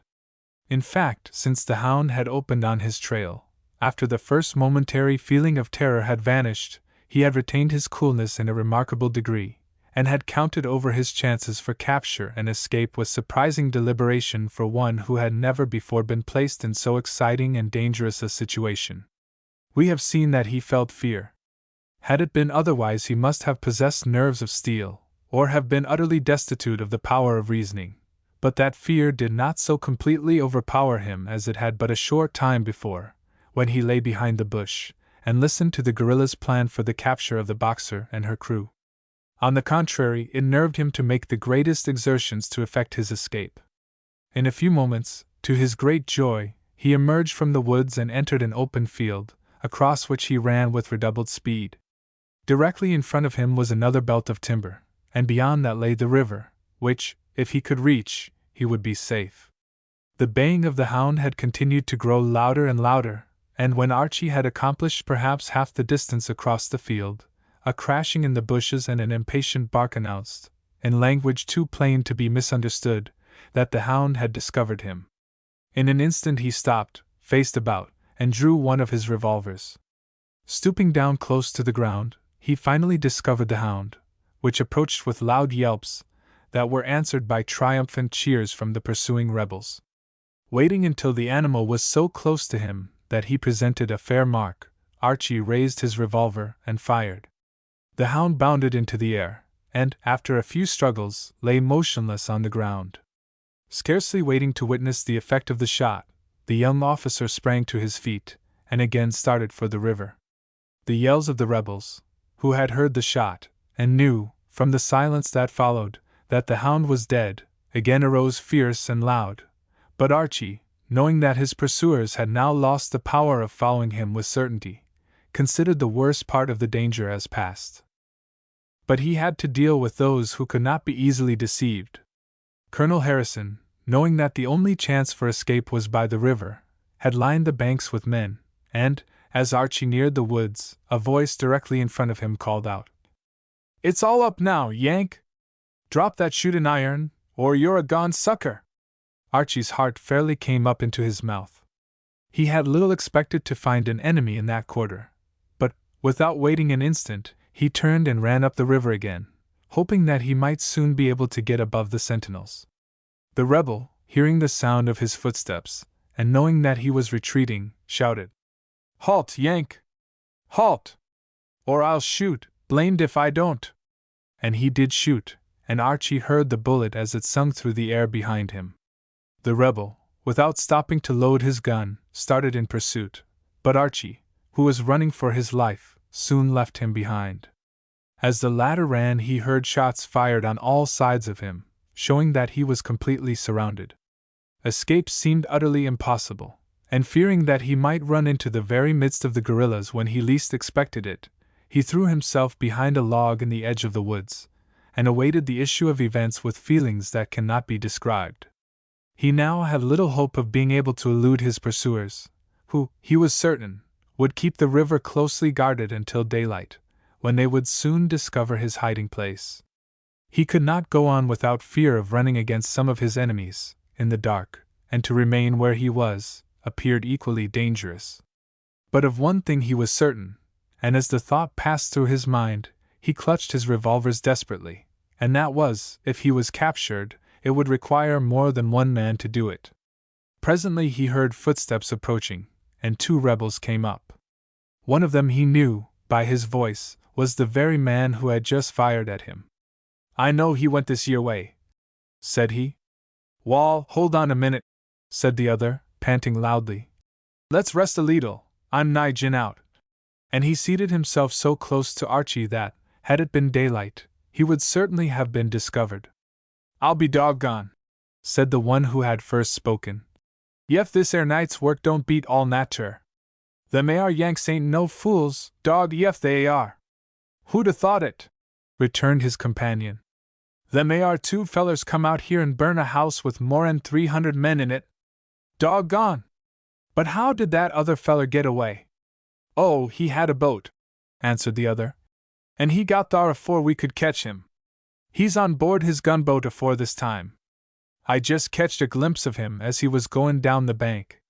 He had Damon by the neck, and he was making him walk turkey, now I tell yer." "Damon ketched!" ejaculated his companion. "And what's come on the Colonel's mail?" "Gone up, the hull on it. Damon's got the bracelets on by this time. But come, let's go on." All this while the rebels had been coming up, and Archie could hear them in the woods, on all sides of him, yelling and swearing, like demons. He had one source of consolation, however: his cousin was safe, and judging by the rebels' conversation, he had not gone back to the vessel empty-handed. Archie lay for some time listening to the movements of the rebels, almost afraid to breathe lest it should be overheard, when he was suddenly startled by a stunning report, which was followed by a hissing and shrieking in the air. A bright light shone in his eyes for an instant, and the next, the woods echoed with the bursting of a shell. The guerrillas had scarcely time to recover from their astonishment when there came another, and another, each one followed by groans and cries of anguish that made the young officer shudder. Frank Nelson had gained the Boxer in safety, and although surprised and alarmed at the absence of Archie, who, he thought, would make the best of his way back to the vessel when left to himself, he knew by the yelling of the rebels, and the pistol shots that were occasionally heard, that they had not yet captured him. The noise of the chase plainly told the Boxer's crew that the fugitive was making the best of his way up the river, and Frank had opened fire on the rebels to create, if possible, a diversion in his cousin's favor. His shells were thrown with fatal accuracy, and the guerrillas, taken completely by surprise, and having no levy to protect them, beat a hasty retreat. Although threatened by a new danger, Archie was so overjoyed that he could scarcely refrain from shouting, and as soon as he was satisfied that his pursuers were out of hearing, he crawled from his concealment and ran toward the river. The shells still kept dropping into the woods at regular intervals, making music most pleasant to Archie's ears, for he knew that as long as the fire was continued, his chances for escape were increased. But in his eagerness, he never thought of the men who had been posted on the bank, and as he dashed through the woods, several shots were fired at him by the rebels concealed in the bushes. But he reached the water in safety, and struck out for the vessel. A few random shots were fired at him, which Archie heard as they whistled past him, but his good fortune had not deserted him, and he again escaped unhurt. The reports of the guns on board the Boxer pointed out the direction in which he was to go, and in a quarter of an hour he was within hailing distance of the vessel. The splashing he made in the water soon attracted the attention of the sentry on the forecastle, who, having been instructed by Frank, had kept a good lookout. A rope was thrown to Archie, who was pulled on board the vessel in a state of complete exhaustion. Frank was soon informed of the safe return of his cousin, and Archie, almost too weak to speak plainly, was carried to his room, where, after being divested of his wet clothes, he was put to bed and left in a sound sleep. The next morning, however, he appeared in the mess room, as lively as ever, and none the worse for his long run, while Frank, who began to suffer from his wound, was confined to his bed. The latter listened to his cousin's narration of the part he had borne in the expedition, and in admiration of Archie's bravery, forgot the lecture he had intended to administer. The officers, who had not expected such an exhibition of courage in one whose cheek had blanched at the whistle of a rebel bullet, were astonished, and it is needless to say that no more jokes were indulged in at the expense of the Green Paymaster. For 2 months Frank held his position as executive officer of the Boxer, during which time the vessel was twice inspected by the admiral. He now had little to do beyond the regular routine of ship duties, for the guerrilla station had been broken up by the burning of the plantation house, and vessels were seldom fired into on the Boxer's beat. But this was not to continue long, for one day the dispatch boat brought orders for him to report on board the Michigan, which lay at the mouth of Red River, as executive officer of that vessel. This was still another advancement, for the Michigan was an ironclad, mounted 14 guns, and had a crew of 170 men. But Frank would have preferred to remain in his present position. After considerable hard work, he had brought the Boxer's crew into an admirable state of discipline. Everything about decks went off as smoothly as could be desired, and besides, Archie was on board, and he did not wish to leave him. But he never hesitated to obey his orders, and as soon as he had packed his trunk, and taken leave of his messmates, he went on board the dispatch boat, and in a few days arrived at his new vessel. The captain of the Michigan had written to the admiral, requesting that a first-class, experienced officer might be sent him for an executive, but when Frank presented himself and produced his orders, that gentleman was astonished.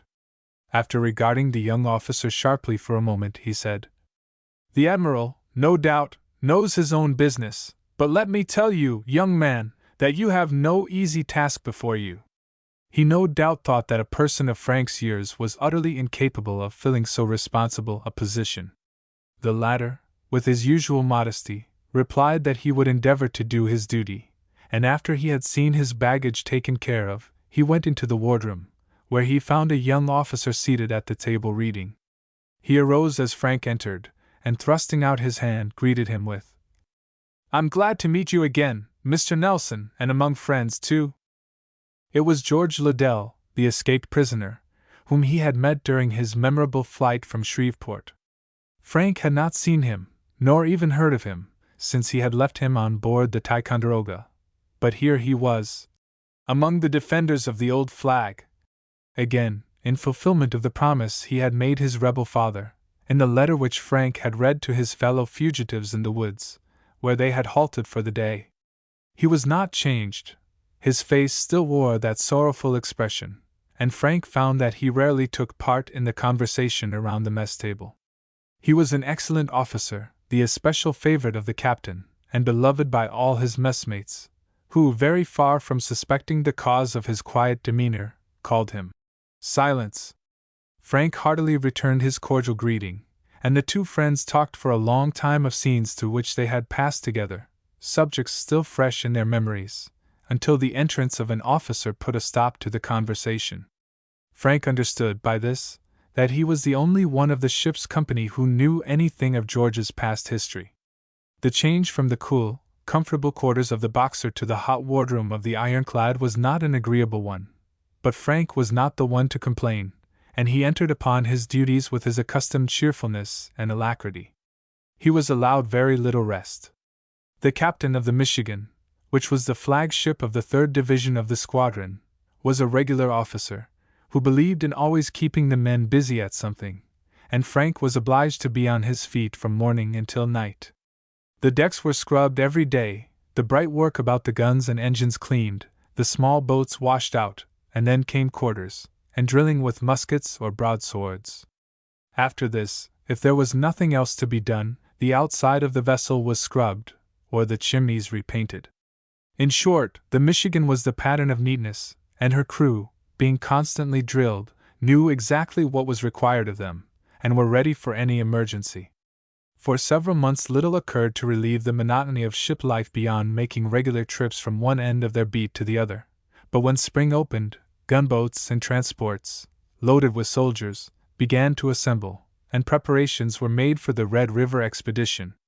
At length everything was ready, and one pleasant morning the gunboats weighed their anchors and led the way up the river. Frank stood on deck as the vessels steamed along, and could not help drawing a contrast between his present position and the one in which he was placed when he first saw Red River. Then, he and his companions were fugitives from a rebel prison. They had been tracked by bloodhounds, and followed by men at whose hands, if retaken, they could expect nothing but death. He remembered how his heart bounded with joy on the morning when he and his associates, in their leaky dugout, had arrived in sight of the Mississippi. Then, he was ragged, hatless, and almost shoeless, weary with watching, and living in constant fear of recapture. Now, he was among friends, the old flag waved above him, and he was the second in command of one of the finest vessels in the squadron. The passage up the river was without incident worthy of note, and in a short time they arrived at the obstructions which the rebels had placed in the river 9 miles below Fort de Russy. A vast amount of time and labor had been expended upon these obstructions, but they were speedily cleared away, and the fleet passed on. They had expected a stubborn resistance at the fort, but it had been captured by the army after a short engagement, and the gunboats kept on to Alexandria. Chapter 6. Frank turns detective. Day or two after the arrival of the fleet at Alexandria, it became known that several persons belonging to the rebel secret service were hovering about in the vicinity of the village, with the intention of destroying some of the vessels by torpedoes, contrivances made to resemble pieces of coal, which were to be placed in those barges out of which the boats were supplied with fuel. By some means the names of these persons became known to the admiral, who issued a general order, calling on all the officers of the squadron to kill or capture them wherever found. The same day the order was issued, Frank obtained shore liberty, and while roaming about the town, espied a name on a sign that immediately attracted his attention. It was one of the names borne in the general order. "There's one of the rascals, now," soliloquized Frank. "Or rather, where he has been. I wonder where he is. I'll see if I can't find out something about him. If he could be caught, he would be put in a place where he wouldn't lay any more plans to blow up Union gunboats." The sign which had attracted his attention bore the name and occupation of the individual in question. S.W. Abbott, chemist. The store had been closed on the approach of the Union forces, and was now in the possession of several army surgeons and their assistants, who were overhauling its contents, and appropriating whatever they thought might be of service to them.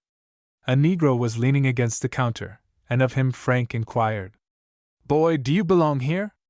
"No, sar," he answered indignantly. "I longs now har. I see a free man, I is. I see a sagar. Never been in this town before?" "No, sar." Frank left the store, and walked slowly up the street toward the hotel, wondering where he could go to make inquiries concerning the man whom he wished to find. It was evident that this was the hardest task he had yet undertaken. He knew the rebel's name, and that was all.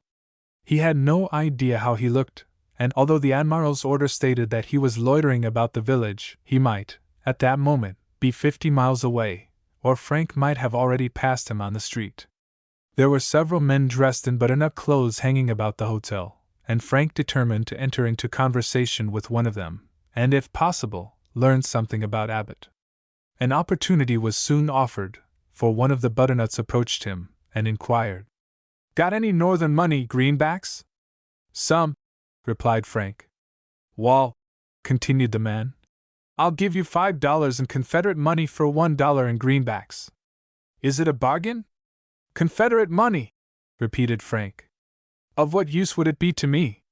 And I am greatly mistaken if it will be of use to you much longer." "Wall, I want your money for a keepsake," replied the man. "I know you UNS don't like our money, but we UNS HEV got to use it or go without any." "Well, I'll trade," said Frank. "Your paper will no doubt be a curiosity to the folks at home." As he spoke, he produced a dollar, and the butternut drew out of his capacious pocket a huge roll of bills, 10s, 20s, and 50s, enough to have made him independent if it had been good money, and selecting a $5 bill, handed it to Frank, who thrust it carelessly into his pocket. "I'll allow that you UNS don't seem to be a bad lot of fellers," said the butternut. "But I don't see what you UNS want to come down higher to fight we UNS for. We UNS never done nothing to you UNS. Every rebel I meet says the same thing. said Frank. But who were the richest men in this place before the war broke out? The man mentioned several names, among which was that of Abbott, the chemist. Abbott, repeated Frank, as if trying to recall the man to mind. I've heard that name before. Is he a northern man? No, he's allers lived at the south. His house is right back of the hotel, third door from the corner, on the right-hand side as you go up the street. Frank had learned something, but he did not think it safe to question the man further, for fear of exciting his suspicions. So, after a few unimportant remarks, he turned on his heel and walked into the hotel, which was used as the army headquarters. Here he remained for nearly half an hour, to give the man of whom he had received his information time to leave the place, and then directed his steps toward Mr. Abbott's dwelling. He had no difficulty in finding it, for he followed the butternut's directions, and the rebel's name was borne on the door-plate. The house, however, was deserted. The blinds were closed, as were those of all the neighboring houses. Mr. Abbott, with his family, if he had any, had doubtless removed out of reach of the Union forces. Did he ever visit his home when in town? Or did he make his headquarters somewhere else? Were questions that suggested themselves to Frank, but which, of course, he could not answer. Either did he dare to question any of the citizens, for they might be Mr. Abbott's friends, who would not fail to inform him that particular inquiries were being made, which would lead him to act more cautiously. Frank did not know what plan to adopt, but walked listlessly about the streets until he heard the Michigan's bell strike 3:30. He must be on board by 4, as the admiral was to be there to inspect the vessel. He was reluctant to leave without having accomplished anything more than the discovery of the rebels' dwelling, but there was no help for it, and he walked slowly toward the landing, where he found a boat waiting for him. That night, although he retired early, he slept but little, but tossed restlessly about in his bunk, endeavoring to conjure up some plan by which he might capture the rebel, and when he fell asleep, he dreamed about the subject uppermost in his mind. He thought that, after several days' patient watching, he finally discovered his man, but all attempts to capture him were unavailing. When he pursued, the rebel would disappear in a magical way that was perfectly bewildering. Finally, he dreamed that the rebel assumed the offensive, and one day he met him in the street, carrying in his hands something that looked like a lump of coal, which he threw at Frank. It proved, however, to be a torpedo, for it exploded with a loud report, and as Frank sprang over a fence that ran close by the sidewalk, to escape, he came violently in contact with the walls of a house. At this stage of his dream he was suddenly awakened. To his no small amazement, he found himself stretched on the floor of his room, his head jammed against the door, through which one of the wardroom boys, a very small specimen of a contraband, was endeavoring to escape, while the look of terror depicted on his face, and the energy with which he strove to open the door, showed that he had sustained something of a fright. On the opposite side of the room stood the doctor, who gazed at Frank for a moment with open mouth and eyes, and then threw himself on the bed, convulsed with laughter. Frank rose slowly to his feet, and commenced drawing on his clothes, while the little Negro disappeared through the door like a flash. "Mr. Nelson," said the doctor, as soon as he could speak, "you can't make that jump again, sir. I came in to awaken you," he continued, "and was just going to put my hand on you, when you sprang out of your bunk upon your trunk, and then back again, and just as the darky was coming in, you made another jump, and landed against the door, frightening him so that I actually believe he turned pale. Were you dreaming?" "Yes," answered Frank, with a laugh. "I was getting out of the way of a torpedo."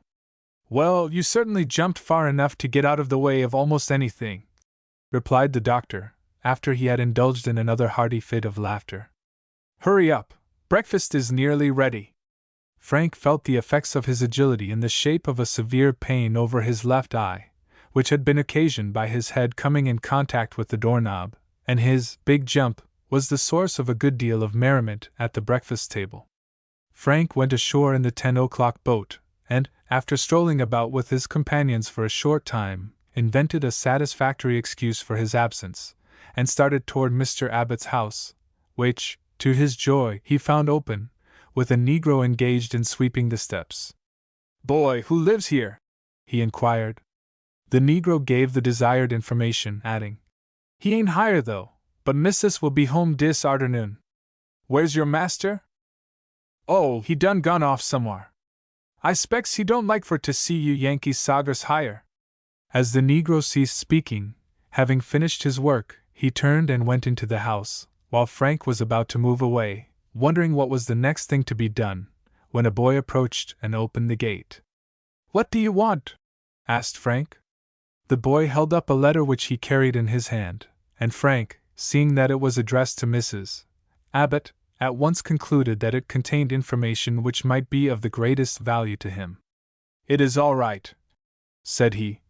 "I'll attend to it," at the same time taking the note and handing some money to the boy, who departed well satisfied. Frank then walked down the street, and, as soon as he was out of sight of the house, opened the letter and read as follows. Hayward's Plantation, March 20th, 1864. Will be at home at 8 o'clock this evening. Have my baggage ready to start for Shreveport early in the morning. No name was signed to the note, but Frank was certain that he now had the matter in his own hands, and that any preparations Mrs. Abbott might make for her husband's journey to Shreveport would only be thrown away.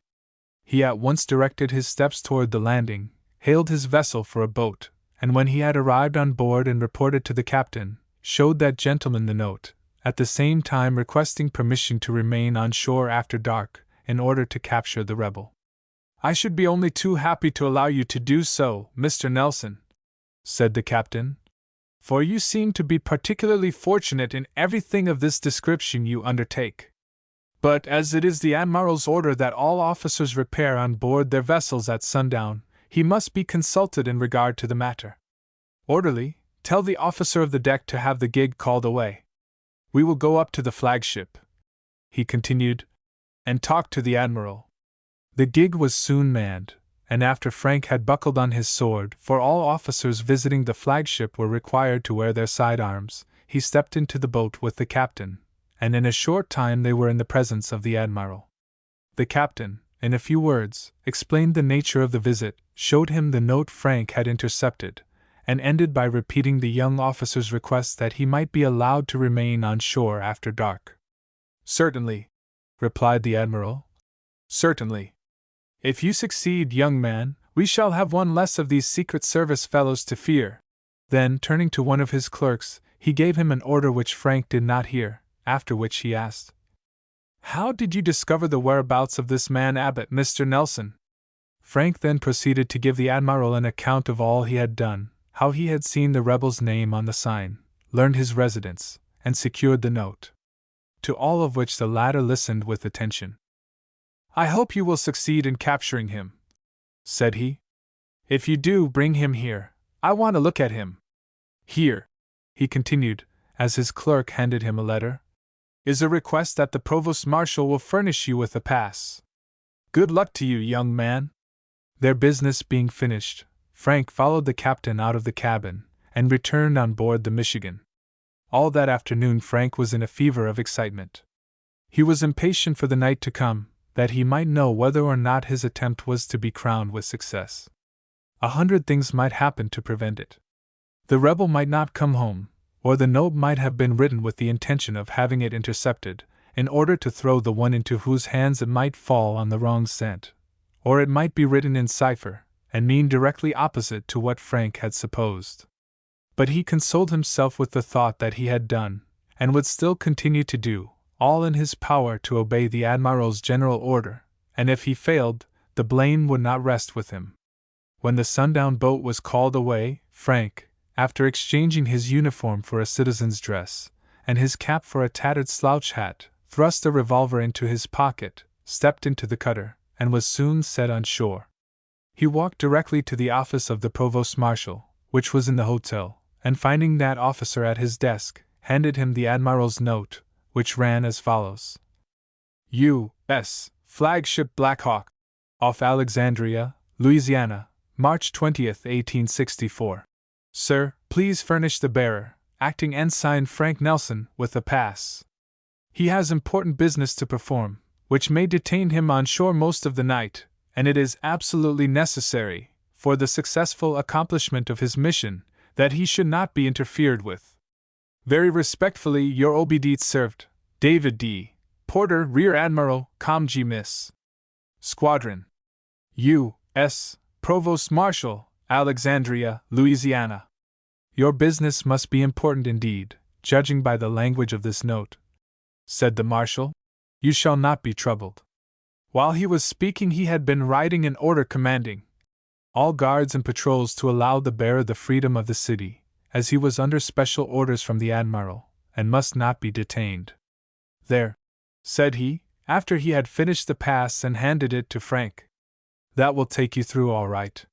You have my best wishes for your success. Frank thanked him, and putting the pass carefully away in his pocket, walked out of the hotel fully satisfied on one point, and that was, if his success depended upon the good wishes of his friends, failure was impossible.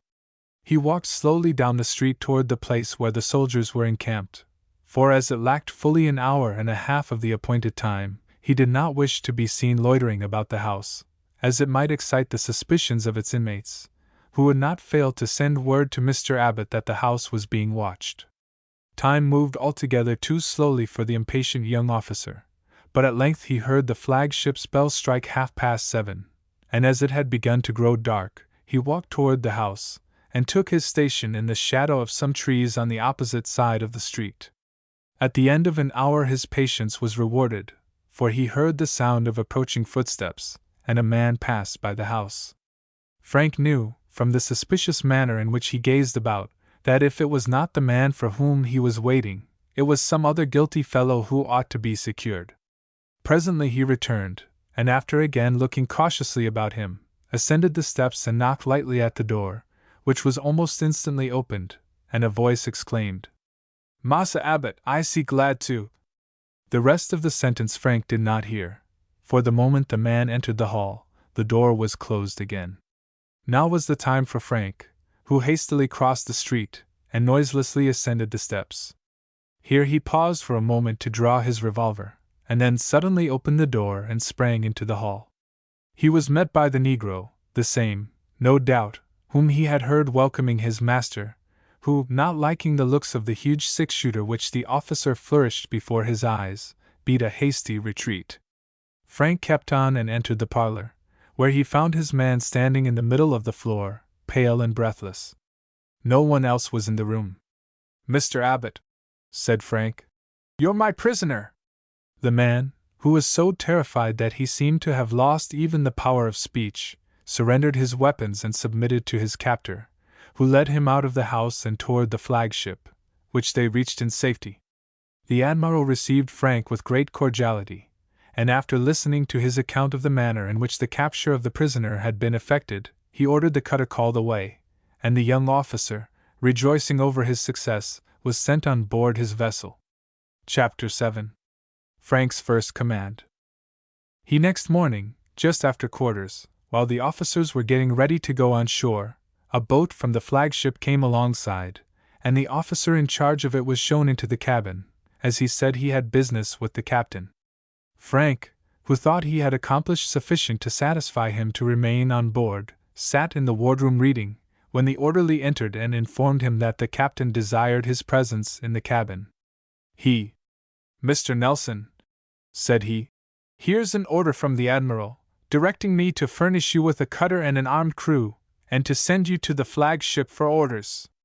I am also instructed to appoint an executive to fill your place during your absence. I expect you will be sent off on some expedition, so you had better prepare for a long trip."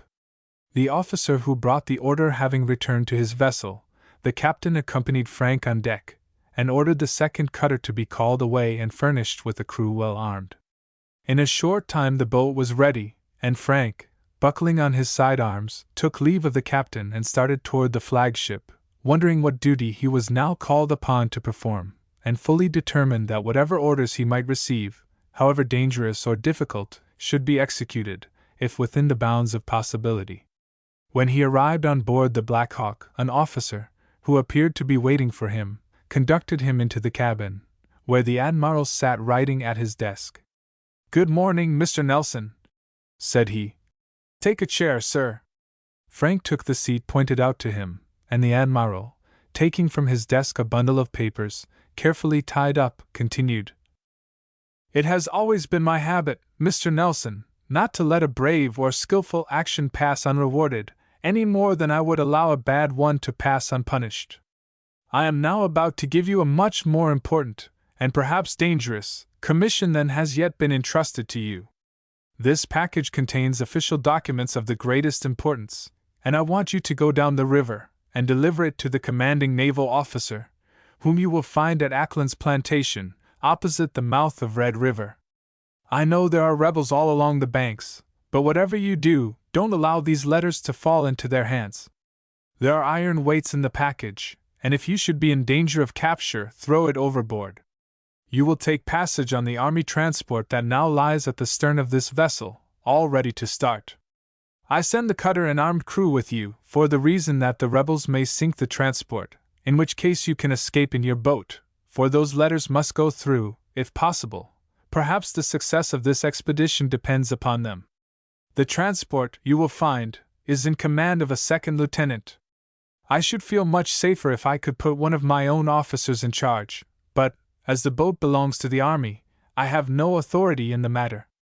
After you have executed your orders, return, by first opportunity, to your vessel, and report to me by letter. Now, sir, you may go, for they are waiting for you. Remember, I say the success or failure of this entire expedition may depend upon you, and don't forget that you are the young man that saved the Milwaukee. Frank bowed himself out of the cabin, sprang into the cutter, and started toward the transport that lay alongside of the bank, a short distance below the flagship. As he stepped on board, he was met by a flashy-looking young lieutenant, dressed in a brand-new uniform, who greeted him with the inquiry, "Are you ready at last? I have been waiting an hour for you. Business is business, you know, and when I command a ship, I don't like to be detained." The lieutenant said this, probably, to impress upon Frank's mind the important fact that he was the captain of the steamer, and must be respected and obeyed accordingly. Frank, who knew that he was not subject to the orders of the lieutenant only so far as the safety of the vessel was concerned, replied that he had come as soon as he could after he had received his orders, and turning to his men, directed part of them to make the cutter fast to the stern of the steamer, and the others to carry their arms to the boiler deck, where they could be readily seized in case of emergency. The transport was a small sidewheel boat belonging to the quartermaster's department. The deck hands were all soldiers, perhaps half a dozen of them in all, the only steamboat men on board being one pilot, 4 engineers, and as many firemen. The steamer was armed with 2 howitzers, mounted on the boiler deck, and the muskets of the soldiers were stacked in the cabin. The boilers were protected by bales of cotton, which were piled on the guards, and the pilot house was defended in the same manner. A few bales were also placed on the boiler deck to serve as a breastwork.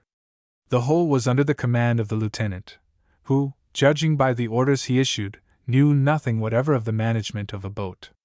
Frank had been on board but a few moments, when the engineer's bell rang, to inform the pilot that all was ready for the start. The boat was made fast by a single line, which ran from the forecastle to a tree on the bank, and the gangplank was out. The lieutenant's first order was, "Haul in that plank." The soldiers obeyed, and then came the command for somebody to run out there and untie that line. One of the soldiers sprang ashore and began trying to cast off the line, which was drawn as taut as a 4-mile current could make it.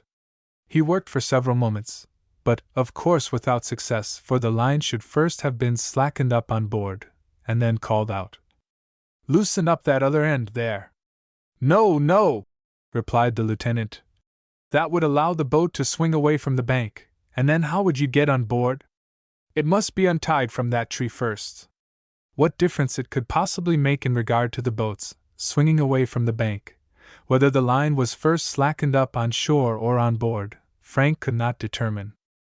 He was astonished at the lieutenant's ignorance, and amused at his novel mode of casting off a line, while the sailors, who had gathered in a group on the forecastle, watched the operation with a smile, wondering how the affair would end, as they knew that the line could not be untied from the tree unless first slackened up on board.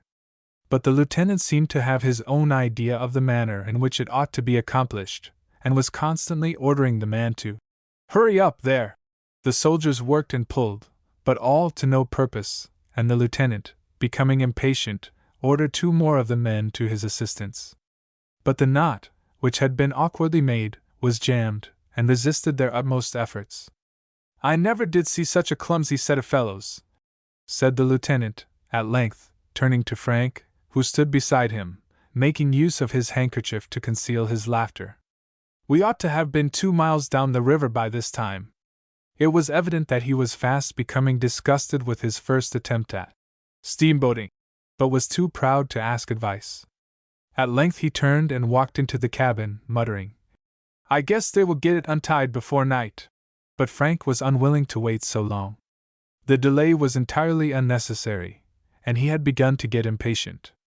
"Men," said he, addressing himself to the cutter's crew, who were convulsed with laughter, "some of you run out that gangplank, and another slack up that line." These orders were promptly obeyed, and the difficulty was easily overcome. "All gone, sir," shouted Frank to the pilot, meaning that the line was cast off, and in a few moments the transport swung off from the bank, and was plowing her way down the river. Frank leaned over the railing, and wondered how a man so utterly ignorant of the management of a steamer, as was the lieutenant, came to be put in command, and at a time, too, when they might be placed in situations that would call into requisition all the skill and judgment of experienced men. He did not at all like the appearance of the young commander, for he was of the type of officers known as upstarts, who like to show their authority, but are without the ability to successfully fill even the post of corporal. What if the transport should be fired upon and disabled? It was evident that in such an emergency nothing could be expected of a man who could not cast off a line. Frank's commission was too important to be entrusted to the care of such a man, and the young officer felt that he would much rather step into the cutter, and trust to the skill and courage of his 12 sailors, than to remain on board the transport. Calling the coxswain on deck, he directed that if they were attacked, the cutter should be kept ready for instant use, and in case the vessel was disabled, they would attempt to finish their journey in her. After giving these orders, Frank went up into the pilot house, where he found the man at the wheel in no enviable state of mind. "I'm glad to see you," said he, as Frank entered, "for I want to talk to you. I'm not at all pleased with the looks of our skipper," he went on to say, "and how he came to be placed in command is a mystery to me. Perhaps the quartermaster thinks, like a good many men who see the Mississippi River for the first time, that anybody can take charge of a steamboat. But suppose we should run aground, what does that lieutenant know about sparring off? Or what if something about the engine should let down? Why, we might go 40 miles down the river before he could get us tied up to the bank. Besides, if we are fired upon, he'll surrender. Now, mark my words, he'll surrender before he will fight, and I'm opposed to that, for I was a prisoner once." "So was I," said Frank. "And I don't mean to fall into the rebels' hands again, if I can help it. I'll never be surrendered. That lieutenant may not fight, but I think his men will, and I have 12 good fellows, all well armed, on whom I know I can depend." "Then I feel better," said the pilot. "That's talk I like to hear, for if we are not disabled we'll go through all right. There goes the bell. Go down and get your dinner." Frank deposited his weapons on a bench in the pilot house and ran down into the cabin, where he found the lieutenant and 2 engineers seated at the table. The former seemed to have forgotten his failure of the morning, for he talked a good deal in a condescending manner, as if addressing his inferiors, and to Frank's inquiry if he expected trouble from the rebels, replied that he had not given the matter a moment's thought, that if they did attack the vessel, it would not be the first time he had smelt powder, and if the engineers and pilot could be depended upon, he had no fears but that he should be able to take the boat safely through. Frank replied that he trusted the officers would not be found wanting in courage, and when he had finished his meal, he went on deck again, and surprised the pilot by offering to relieve him while he went down to his dinner. In his spare moments Frank, who wisely regarded it as the duty of every officer to acquaint himself with every part of the management of a vessel, had learned to handle the wheel, and he was an excellent steersman. He could make a landing or get a boat under way, as well as the most experienced pilot, and in the present instance he was fully capable of steering the boat, for as the water in the river was high, there was no danger of getting out of the channel. The pilot gave him his place, and after watching the movements of the young officer, who handled the wheel with all the confidence of an old riverman, he went below to his dinner, satisfied that he had left the boat in safe hands.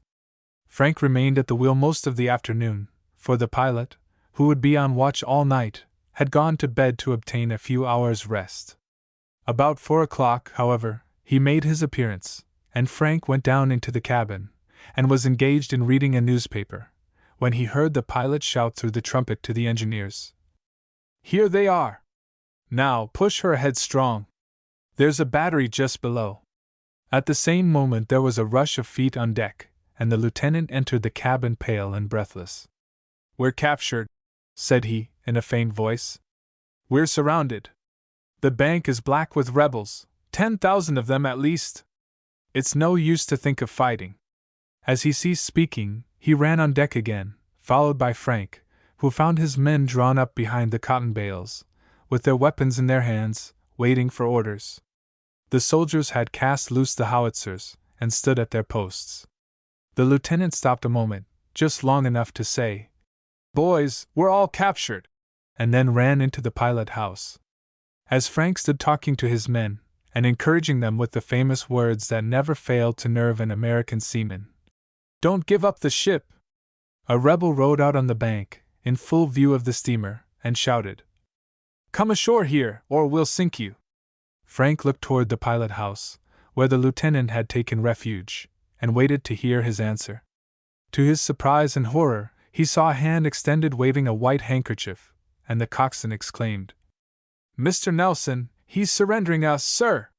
With one bound Frank sprang up the steps that led to the pilot house, caught the handkerchief and threw it overboard, and at the same moment the lieutenant was seized from behind and thrown to the deck. He instantly recovered his feet, and turning fiercely upon Frank and the pilot, exclaimed, "What are you about? Do you know that you have rendered yourselves liable to a court-martial? I'm commander of this vessel, and I'll shoot the first man that resists my authority." "You shall never surrender us," said Frank firmly, not the least intimidated by the other's threat. "If you will give orders for your men to prepare for action, no one will oppose you. We'll stick to you as long as a plank of this vessel remains above water." "I know my own business," replied the lieutenant. "Resistance is useless. We never could get by that battery, and I'm going to surrender to save our lives. Turn her toward the shore, pilot!" As he spoke, he walked out on deck, and calling out to the rebel, who had continued to follow the vessel, "I'll surrender! Pilot, I tell you to turn her in toward the shore." The pilot gave a glance at Frank, and reading in his face a firm determination to go through if possible, held the boat's head down the stream, while a murmur of indignation arose from the men on the lower deck, and the coxswain said, turning to his companions, "Sink my tarry-wig, if that AR chap ain't going to give us up without our having the least bit of a fight." Frank stood for a moment irresolute. Ought he to oppose the lieutenant, the lawful commander of the vessel? Was it his duty to stand by and allow himself and his men to be surrendered without even a show of resistance? And his dispatches, the importance of which the admiral had stated in such emphatic language, should he throw them overboard, instead of delivering them, as he had hoped to do, to the officer to whom they were addressed? No!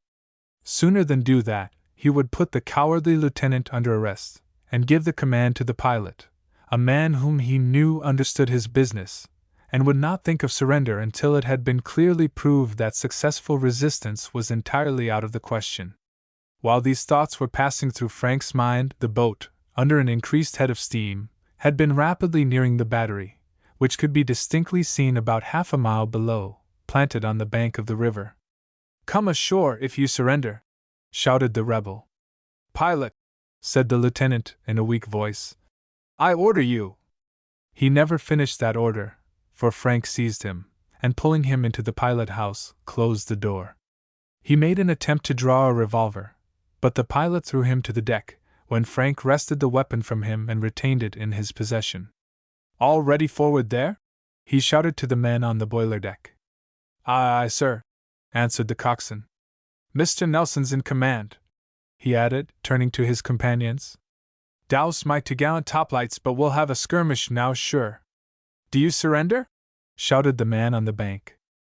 The reply he received was a shot from the pilot's revolver, which made him beat a hasty retreat. He had scarcely disappeared when a cloud of men arose from behind the levee, and a volley of bullets rattled into the boat. It was answered by a shout of defiance from the men behind the cotton bales. But the pilot, who stood just in front of Frank, staggered for a moment, and sank heavily to the deck. Frank was horrified. With that man at the wheel, he had entertained no fears of their ability to run by the battery. But now that he was left alone, with the duties of both commander and pilot devolving upon him, his hopes fell again. But he could not remain long inactive, for the boat, being without a guide, began to swing toward the shore. Hastily seizing the wheel, he turned her head down the river again, when the battery opened upon them, and a storm of shells plunged into the water and whistled through the air about the boat. Only one struck her, and that passed through one of the smokestacks, and bursting, demolished part of the roof of the pilot house. Then, as fast as the guns could be loaded, the battery played upon the transport, and Frank heard the shells crashing through the cabin and exploding in the air above him. But he stood bravely at his post, his only fears being of his inability to turn the point on which the battery was planted, or that one of the shells might penetrate the cotton bales and strike the boilers or some part of the machinery. But as he neared the battery, he discovered that the boat was struck less frequently, that the rebels, in their excitement, were firing wildly. His own men, cool and collected, encouraged by the example of their officer, had not yet fired a shot, but when the boat arrived opposite the battery, they opened upon it with the howitzers and small arms with terrible effect. The point, which extended into the bend where the battery stood, was long and sharp, a bad place for one unaccustomed to handling a boat, but Frank passed it in safety, under a full head of steam, and cheers of triumph arose from his men, which the rebels answered with yells of rage, and continued to follow the transport, sending bullets and shells after her as fast as they could reload.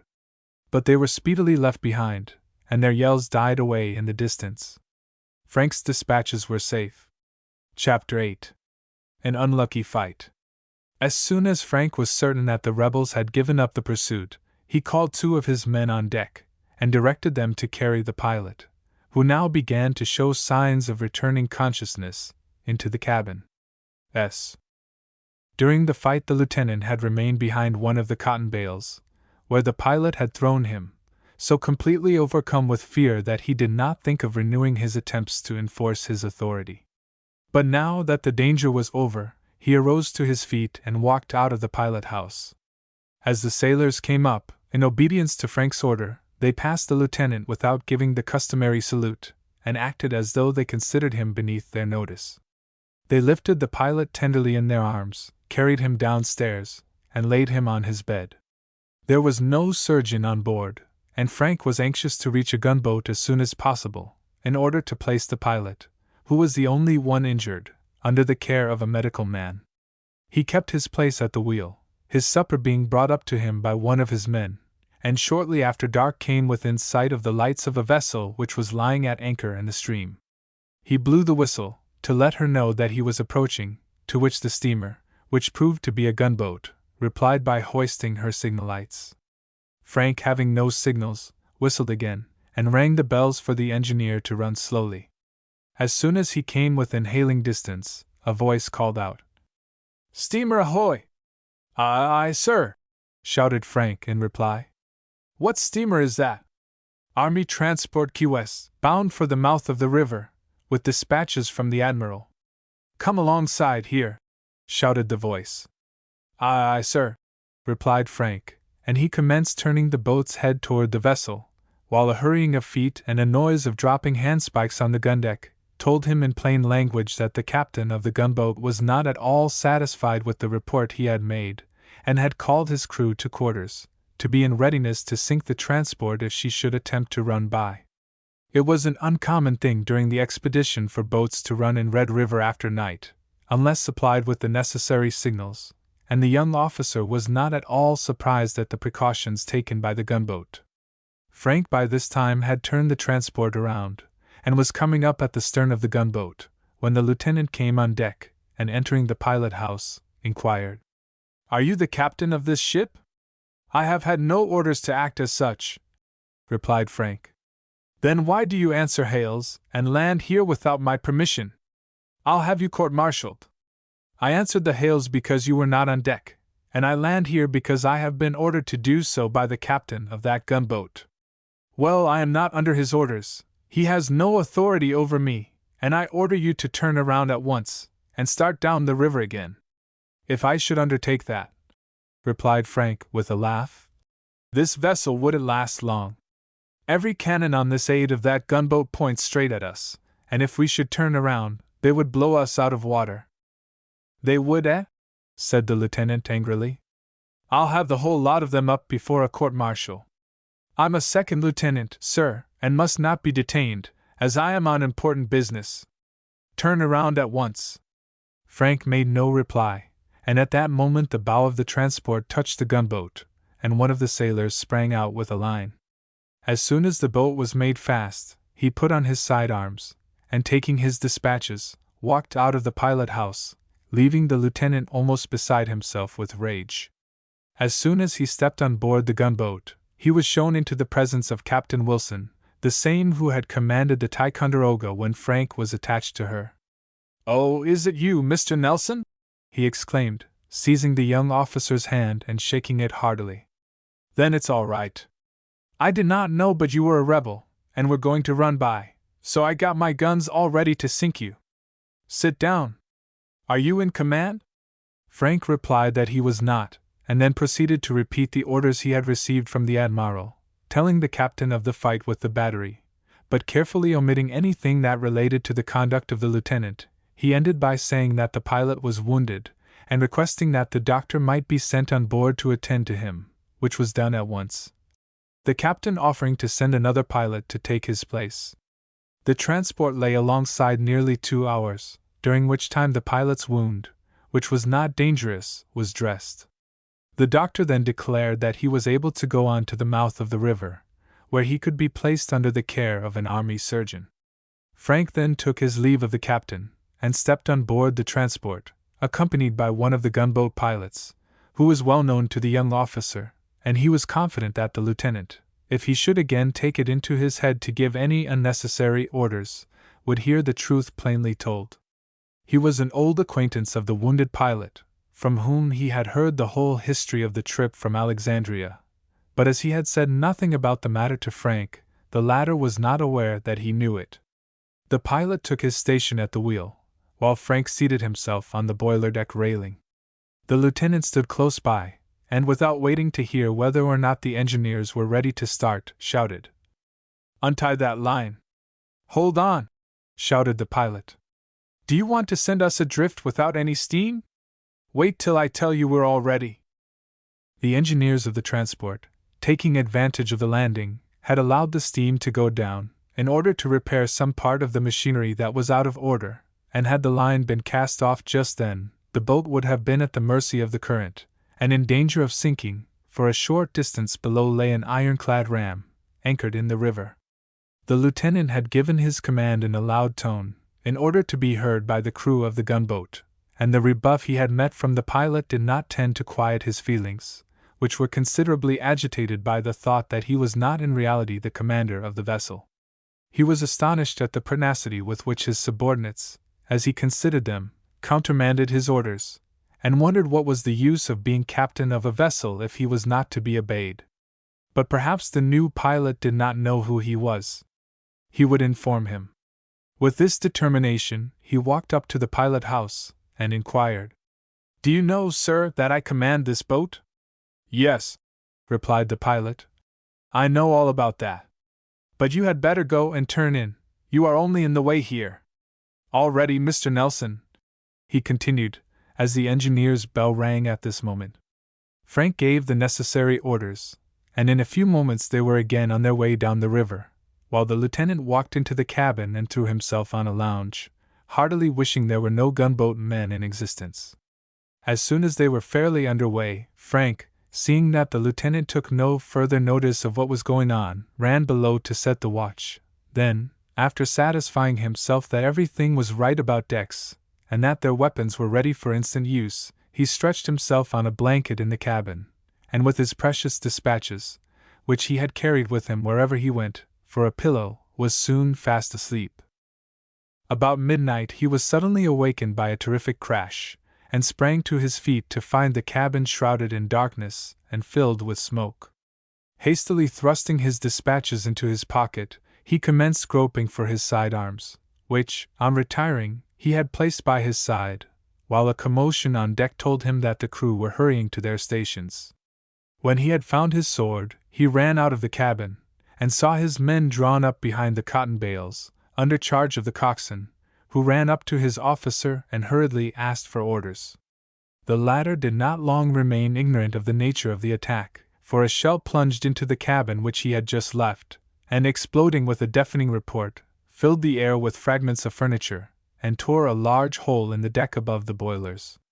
The night was very dark, but still there was light enough for Frank to see that the boat, no longer obeying her helm, was drifting broadside toward the battery, the position of which could be easily determined by the flash of its guns, and it was evident that unless those guns could be speedily silenced, the transport would be altogether demolished, or disabled so that she would fall into the hands of the rebels.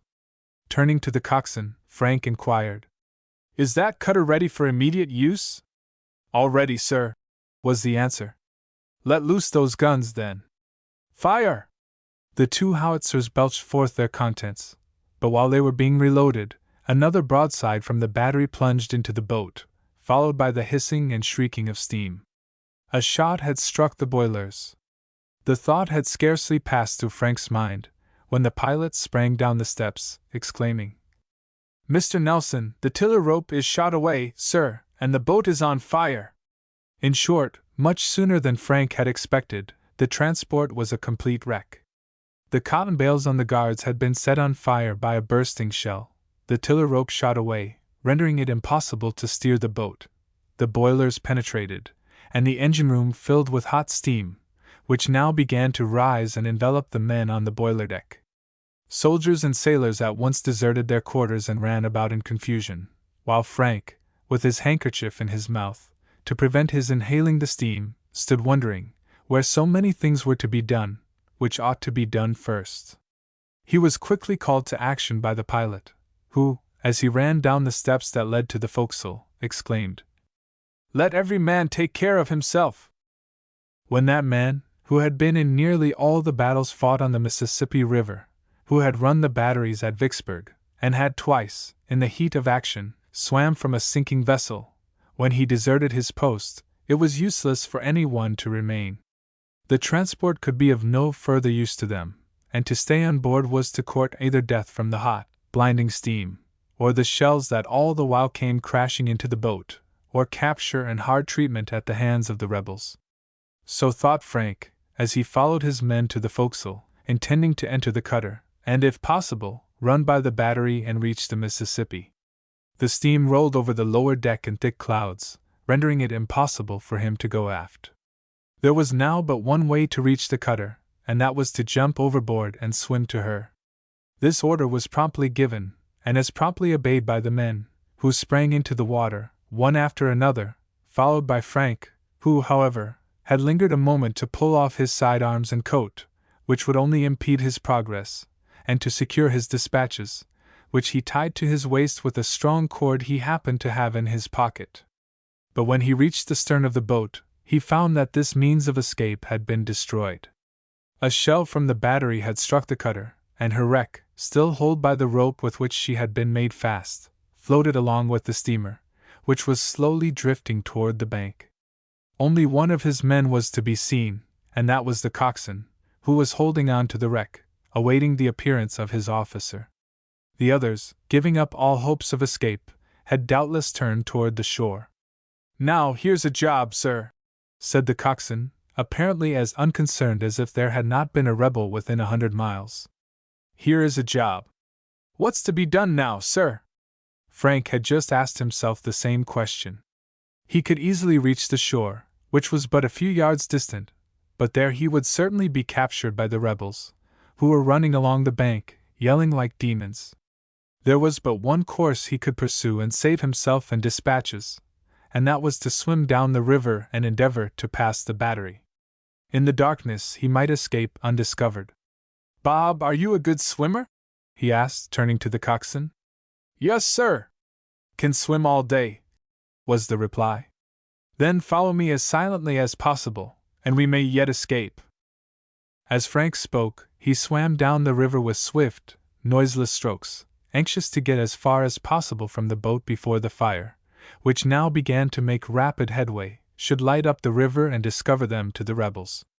The latter had ceased firing, and were scattered along the bank, making prisoners of the transport's crew as fast as they touched the shore. When Frank had reached the place where the battery was stationed, he turned upon his back, and allowed himself to float along with the current, and aided by the darkness and the smoke of the burning transport, which blew down the river, he and his companion passed the dangerous point undiscovered. Here Frank again struck out, his every movement followed by the coxswain, who was close behind him, and who floated through the water like a cork. For nearly an hour they remained in the river, and it was not until the shouts of the rebels could be no longer heard that Frank, feeling for the present safe from pursuit, swam to the shore and sat down to rest, and to determine upon their future movements.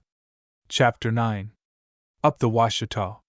The noise of pursuit, if any had been made, had died away, and not a sound disturbed the stillness of the woods.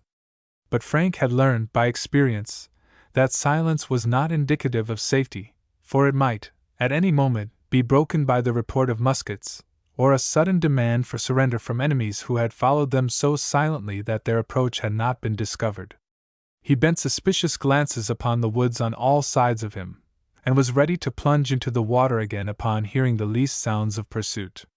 What had become of the wounded pilot, the lieutenant, and the rest of the cutter's crew? All who had succeeded in reaching the shore were, beyond a doubt, prisoners. Frank shuddered when he thought of the hard fare and harder treatment that awaited the poor fellows, recalling to mind incidents of his own capture and escape, which made him doubly anxious to reach the Mississippi as soon as possible, where he would be safe among friends. After resting nearly an hour, for their long swim had wearied them, they continued their flight down the river, being careful to keep close to the bank, so that in case of emergency they could again take to the water. The shore was covered with logs and bushes, and their progress was slow and laborious. But daylight came at length, and shortly afterward they discovered a transport coming up the river. When she arrived opposite to them, Frank hailed her, and the boat landed and took them on board. Frank gave the information that there was a battery above, and the captain, not liking the idea of trusting his unarmed vessel within range of its guns, ordered the pilot to round to and start down the river again. The order was obeyed at once, and Frank and the coxswain, who now began to breathe more freely, went below and stood before the fire doors to dry their clothing. About noon they arrived at the Mississippi River, the transport landing alongside the vessel of the commanding naval officer, to whom Frank delivered his dispatches in triumph, at the same time apologizing for his appearance, for he was without coat, hat, or sidearms. Among these dispatches of the admiral were orders for 2 tinclads to report at Alexandria. These vessels were to be used to keep the banks clear of rebels, to carry dispatches, and to convoy unarmed steamers up and down the river. The necessary orders were promptly issued, and in a short time the tinclads came alongside. Their commanders received their instructions, after which the vessels steamed up Red River, one of them having Frank and the coxswain on board. The former had in his possession several official documents addressed to the admiral.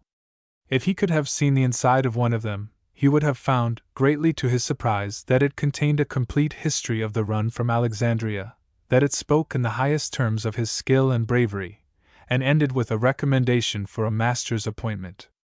This letter had been written by the captain to whom Frank had delivered his dispatches, he having learned the full particulars from the coxswain, whom he had summoned into his presence while Frank was in the wardroom eating his dinner.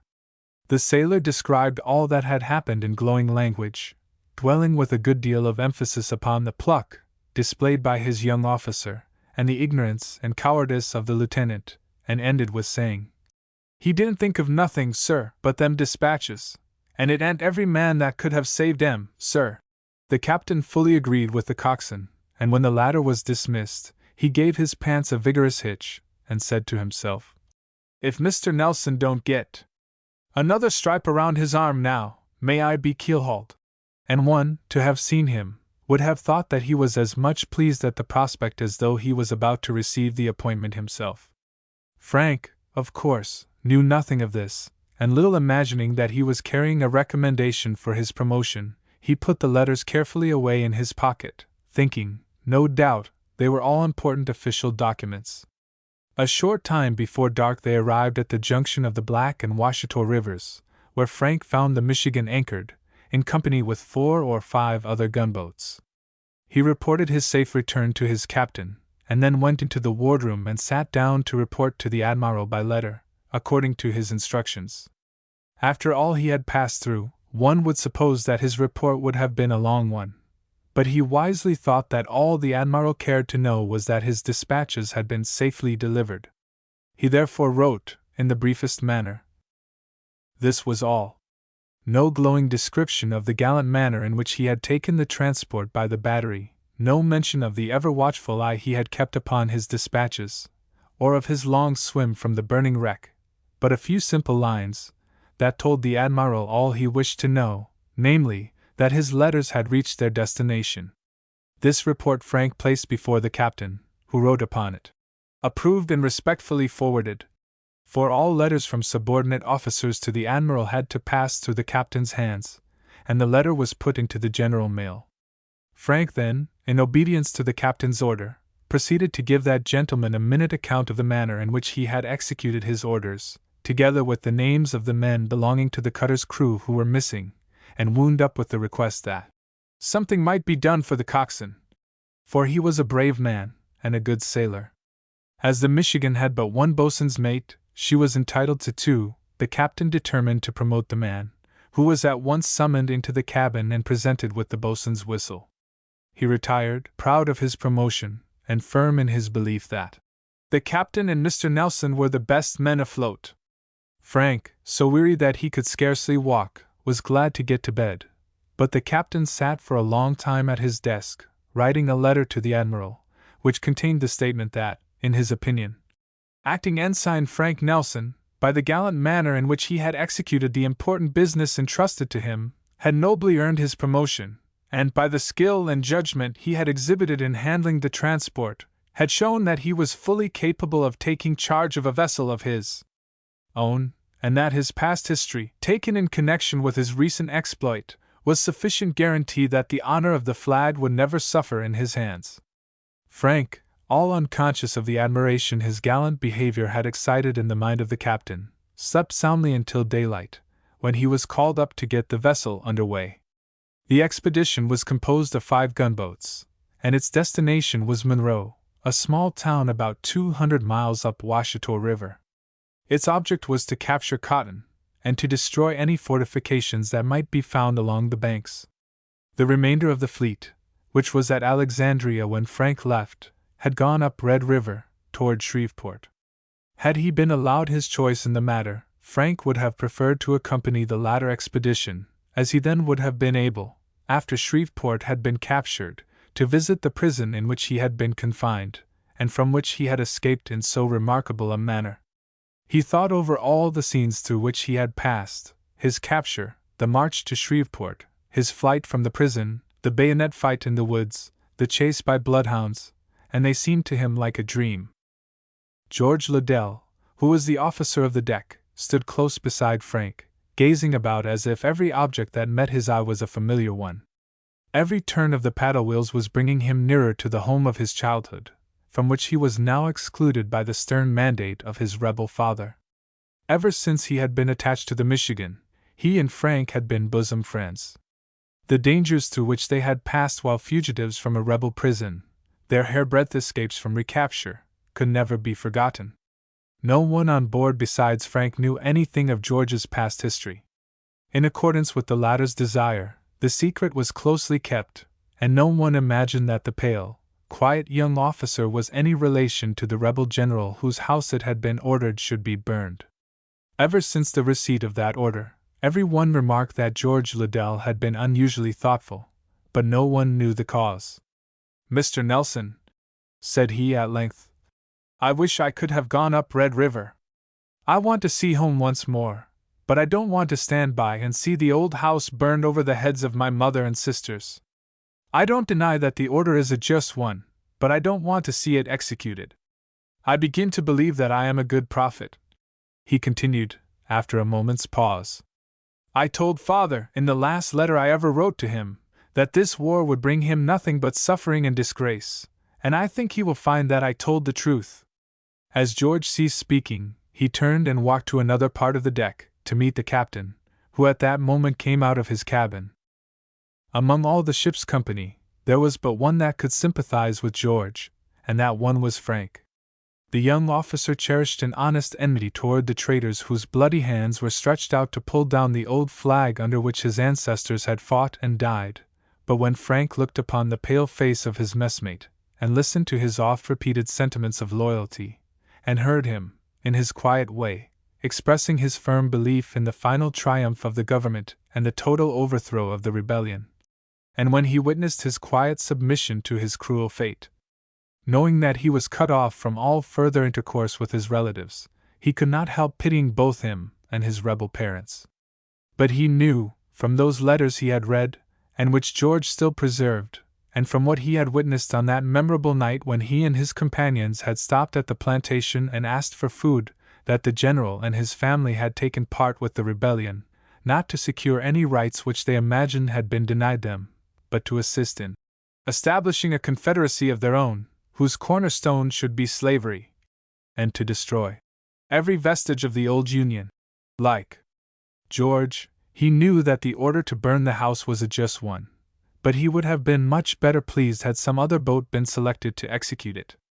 He did not pity the rebels so much, but he did not want to witness the sorrow his messmate would experience when he saw the home of his boyhood enveloped in flames.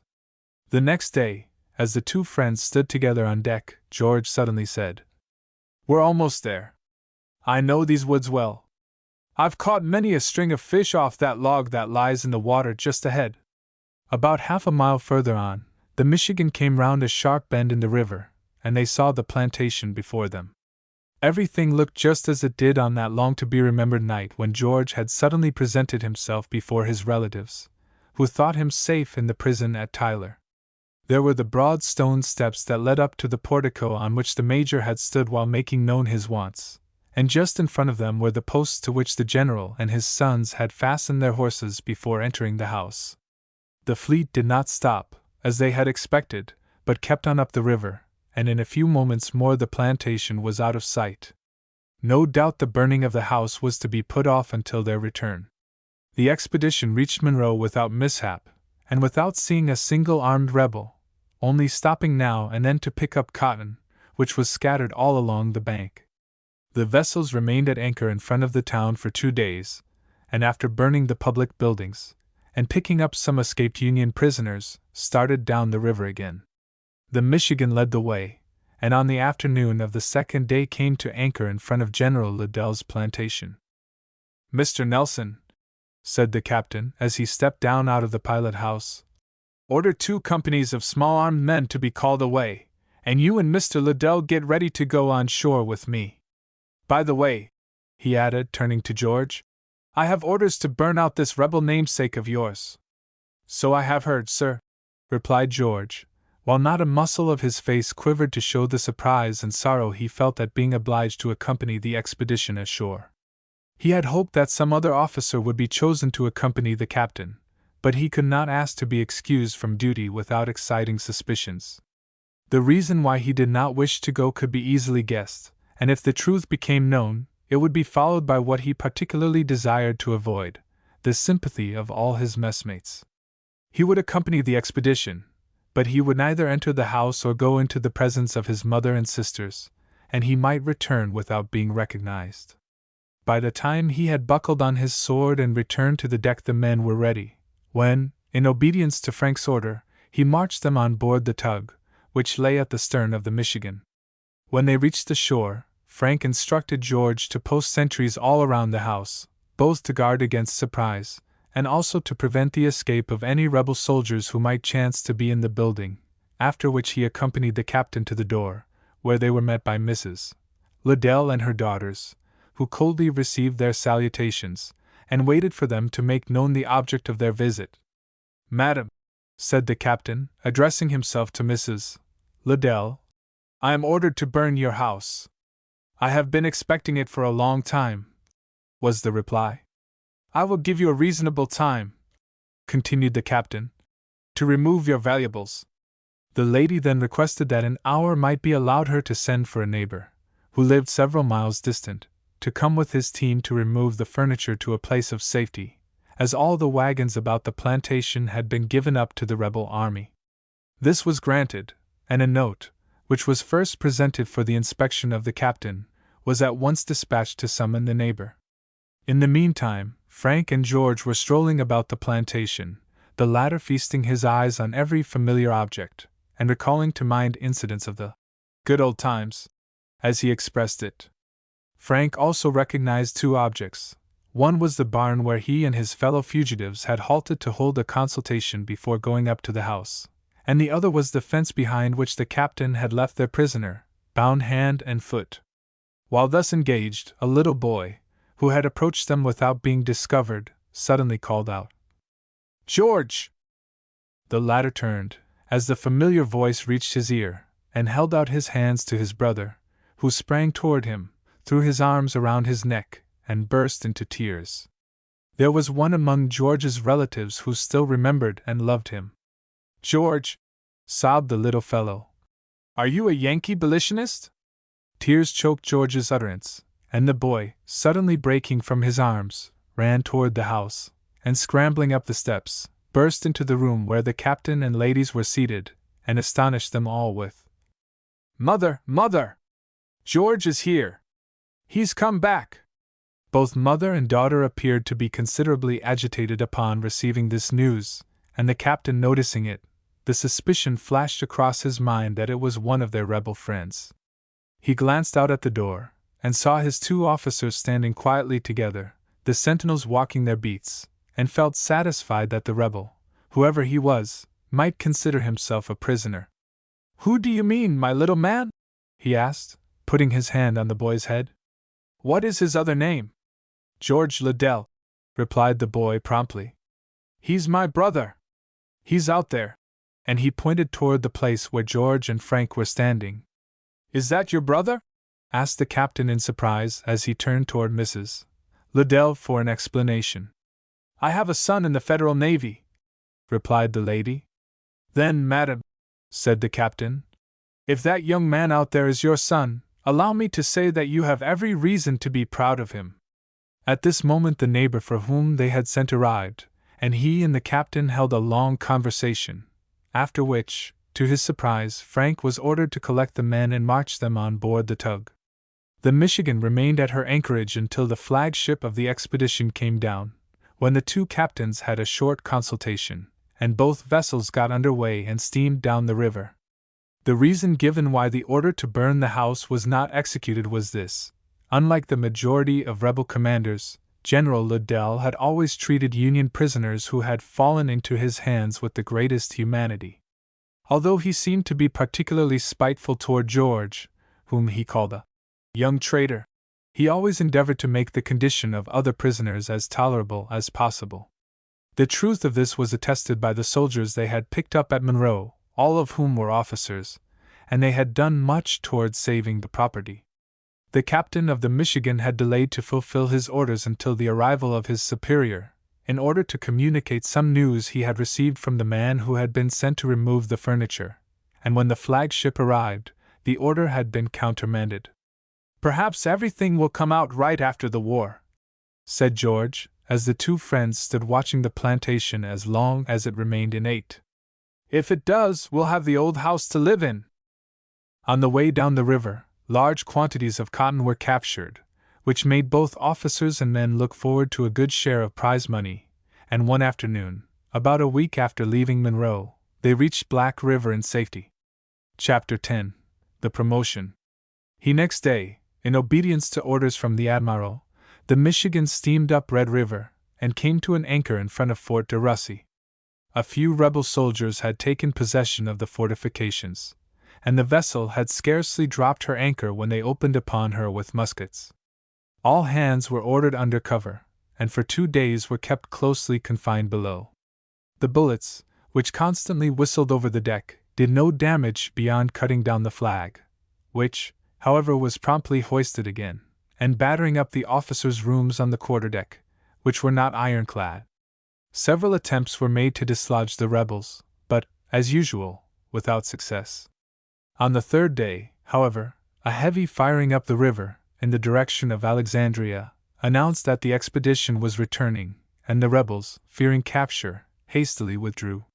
Toward evening the fleet came in sight, some of the transports having gunboats alongside of them for protection.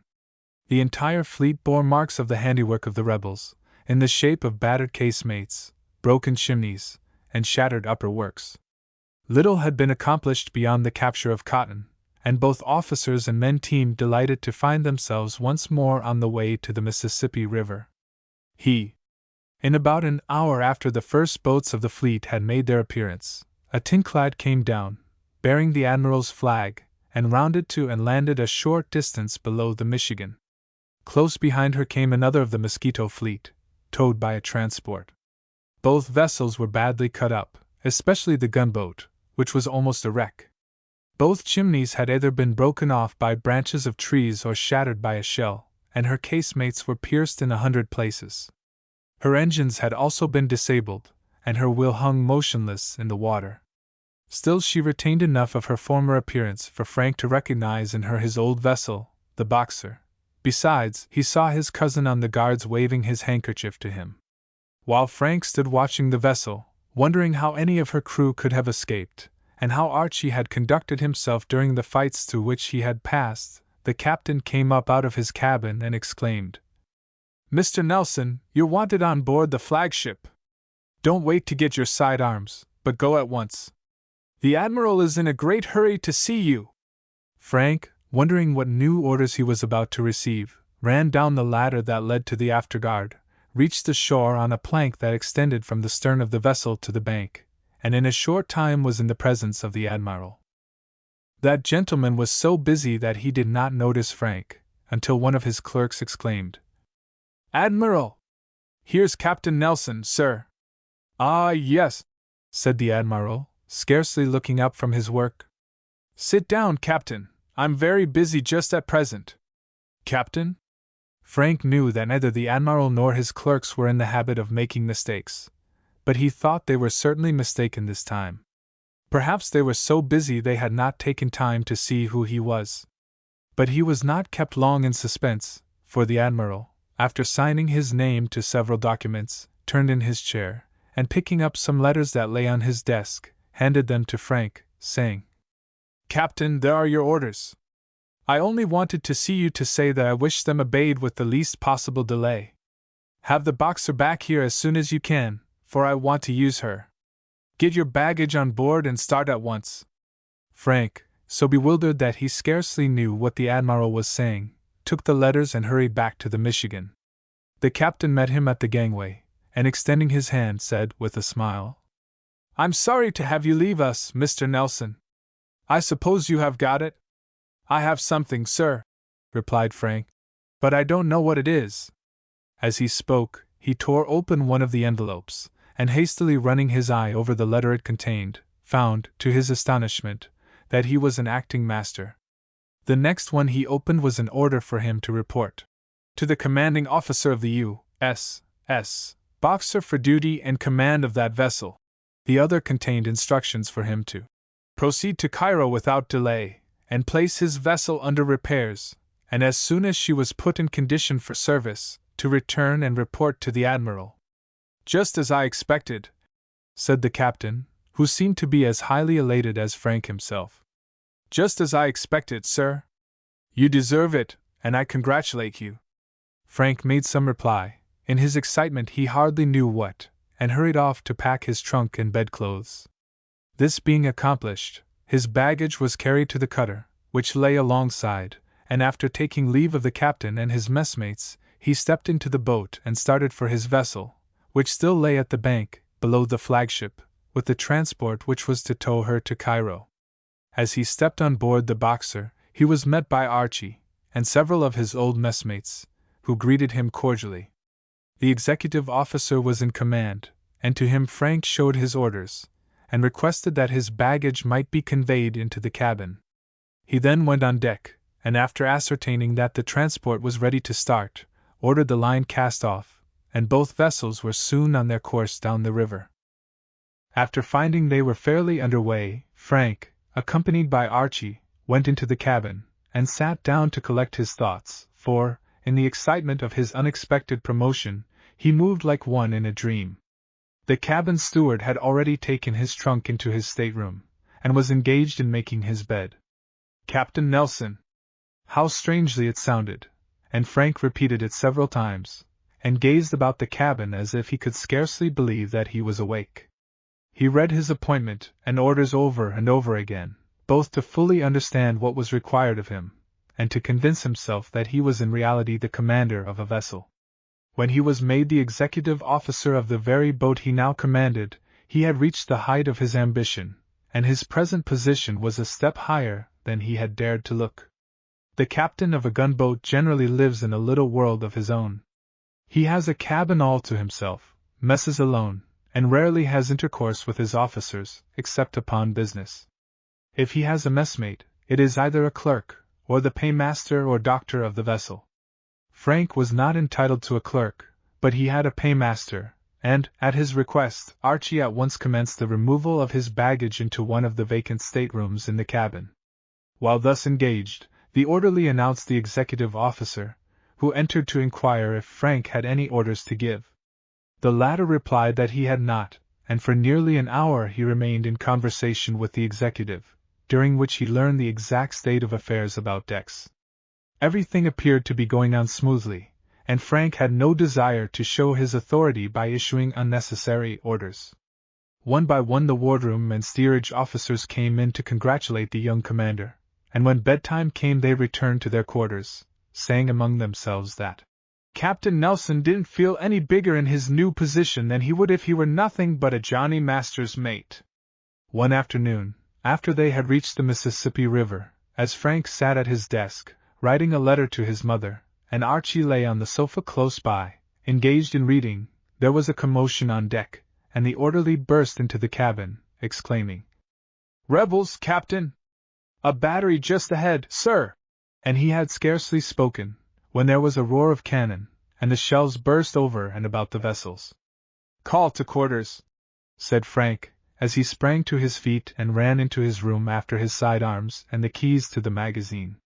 The orderly disappeared, followed by Archie, who, throwing his book into the furthest corner of the cabin, ran on deck, without even waiting to get his hat. After ordering the executive, who met him at the door, to have the lamps and the magazine lighted, and to prepare for action, Frank ran into the pilot-house, and looking up the river, discovered a smoke arising from a point half a mile in advance of them. "Captain!" shouted the commander of the transport, who stood in his pilot-house. "What do you want me to do?" "Take us up the river as fast as you can," shouted Frank in reply. The captain had evidently seen some stirring times while up Red River. He was not accustomed to the noise and confusion of battle, and his actions indicated that he did not like the idea of attempting to run by the battery. But his orders from the admiral were to take the Boxer to Cairo as soon as possible, and he dared not disobey them. "All ready below, sir," was the word at this moment passed up through the trumpet. All the guns on board the Boxer were pointed at the battery, and the crew impatiently waited for the order to fire.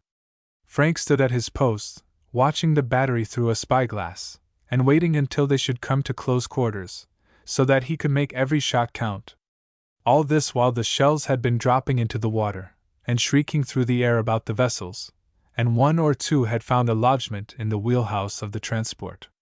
They kept on in silence until they arrived almost opposite the battery, which stood out in plain view, unprotected by levee or other breastwork, and Frank then gave the order to open upon them. The crash that followed the order, as every gun that could be brought to bear upon the battery belched forth its contents, was terrific. Shells and canister rattled over the bank, cutting down the rebel gunners, and disabling one of their cannon. As quickly as possible, the guns were reloaded, and almost before the rebels had recovered from their panic, another broadside was poured into them, and when the smoke cleared away, the battery was standing deserted. Here was an opportunity that, to Frank, had he possessed men enough to back him up, would not have been lost. He would have landed, and captured the battery. But he was ignorant of the force of the rebels. There might be a regiment of them hidden away in the woods, enough to have captured the vessels the moment they touched the bank, and to have lost the Boxer scarcely a week after he had been placed in command of her would have been a misfortune indeed. He kept on up the river, shelling the woods as long as he could bring a gun to bear upon them. In a few days they arrived at Cairo, where Frank reported to the commandant of the station, and his vessel was at once placed in the hands of the workmen at the Navy Yard. The work was rapidly pushed forward, and at the end of a month she was declared ready for service, and after she had been furnished with a full crew from the receiving ship, and Archie had laid in a stock of paymaster's stores, the Boxer, in obedience to orders, started down the river to report to the Admiral. Chapter 11. The Rival Spies. Hay found the Admiral at Natchez, and when Frank had reported his arrival, he was ordered to take his station at Gaines Landing, a place noted for guerrillas, which they reached in safety. For 2 or 3 days, nothing worthy of note transpired, the rebels, if there were any about, being careful not to show themselves. One night, while Frank was walking the deck, arm in arm with his cousin, the officer on watch approached, and said, in a low voice, "Look there, sir! What kind of a craft is that?" Frank looked in the direction indicated, and an object about the size of a man's head could be dimly seen in the water, silently but rapidly approaching the vessel. It came from toward the nearest shore, and the thought that it was a torpedo instantly flushed through his mind. Taking the spyglass from the quartermaster, he leveled it at the object, and could distinctly see that it was a human head, and that it belonged to someone who was an excellent swimmer, for he was making rapid progress through the water. "I don't see any torpedo there," said he, at length, handing the glass to his cousin. "For the fellow, whoever he is using both hands." Then raising his voice, he called out, "Who comes there?" "A friend," was the scarcely audible reply. "Come on board here." "That's just what I want to do," answered the man, who, with a few more strokes, was near enough to be seized by the quartermaster, who had ran below with a lantern, and lifted upon the guards. "Who are you, and what are you doing here at this time of night?" asked Frank, as soon as the man had come on deck. "My name is William Stryker," was the answer, "and I am an escaped Union scout." Frank took the lantern from the quartermaster's hand and held it up, so that he could obtain a good view of the man's face. He was certain he had seen it before, but could not remember where. "I have a better memory than you, sir," said the man at length. "I have seen you before. I met you in the trenches at Vicksburg." As the man spoke, he produced a bundle of wet papers, from which he selected one that he handed to Frank. It was the appointment of Major, and addressed to William Stryker, United States Scout. But this was no proof that the man was in reality what he professed to be, for Frank remembered that he had once passed himself off as Lieutenant Summers, of the rebel army, and had shown his appointment and orders to prove it. It was true that he wore the dress of a Union major, but that might have been obtained in the same manner that Frank once got his rebel uniform. There was something suspicious in a man's presenting himself on board the vessel at that time of night, and in so uncommon a manner. "Well," said Frank, "if you were in the trenches at Vicksburg, tell me something that happened there." The soldier then told Frank of the experiment of which the latter had made use to see how far off the rebels were, during which he lost his cap, the rebel who captured it offering to trade for it a tattered slouch hat with a bullet hole in it, and informed him that he was the scout who had told him the story of his partner, Sam, and their raid into the rebel camp, which resulted in the capture of Colonel Peckham. He also related other little incidents which Frank had not forgotten, and which proved that he was in reality the scout whom he had met in the trenches, and not a rebel spy, as he had at first feared. Being fully satisfied on this point, the Major was conducted into the cabin, and while he was exchanging his wet clothes for some that Frank and Archie had provided for him, the former ordered his steward to prepare supper for their guest, for he knew, by experience, that a man who had been a prisoner among the rebels was hungry. The major sat down to the table with a most ravenous appetite, and the good things the steward had prepared rapidly disappeared. When he had finished his meal, in answer to Frank's inquiry how he came to be a prisoner, he gave the following account of his adventures, which he remarked were a little ahead of anything he had ever gone through. "In the first place," said he, "I must tell you what became of my comrade, Sam, as it was in endeavoring to assist him that I was captured. His career as a scout, although an exciting one, full of stirring adventures and hairbreadth escapes, was brought to a close soon after the capture of Vicksburg. When the army again took up its line of march, we made several excursions into the rebel lines, and one night we stopped at a plantation house to shelter ourselves from the rain, for it was storming violently, and also to see if we could not pick up some information that might be of use to us. The only inmate of the house was an old woman, who, believing us to be rebels, talked freely with us on all subjects, and during the conversation, which finally turned upon scouting, informed us that there was a scout in the rebel army who was far ahead of any Yank that ever lived. He was described as a daring, quick-witted fellow, and many a disaster that had befallen us was owing to him. As I listened to the stories told of him, I came to the conclusion that there was a good deal of truth in them, and that some spy must indeed have been in our camp, for the woman was acquainted with several moves we had made, and which had been defeated, the particulars of which, I thought, were known only to the general and his staff. This led me to believe that the scout, whoever he was, stayed about headquarters, else how could he obtain so much information? The woman seemed to be well acquainted with him and his movements, and told us of several of his exploits, which, if true, showed the spy to be a man admirably fitted for his position. I listened attentively to all she said, in hopes I should learn something of his personal appearance, for I had made up my mind that as soon as I could find out his movements, he and I would have a meeting, but all I could learn was that his name was Bob Cole. "Well," said I, "do you know that as long as I have been in the army, I have never seen this man?" "Haven't yer?" exclaimed the woman, in surprise. "Wall, come to think, I don't know as that is so funny, arter all, 'cause he's in the Yankee camp most of the time, and, as they think he is one of them, he goes and comes when he pleases. He's a smart one, I tell yer. Some of the boys told me that he is a-goin' to bring in a prisoner this week, in the shape of a Yankee scout and spy. Bill Stryker is his name, I believe. Do you know him?" I couldn't help starting when I found that I was known to this noted rebel, but the woman didn't notice it, and I replied, "Oh, yes. I've heard of him. 'Cording to all accounts," continued the woman, "this Yankee ain't much behind Bob, for he has often been in our camp, and he don't allers go back empty-handed. If he catches a feller in an out-of-the-way place, he is sartin to gobble him up. But his time is most up now, 'case Bob never fails in anything when he on't gets his mind sot on it, and when I heerd that he was a-goin' to catch this Yank, I believed he would do it."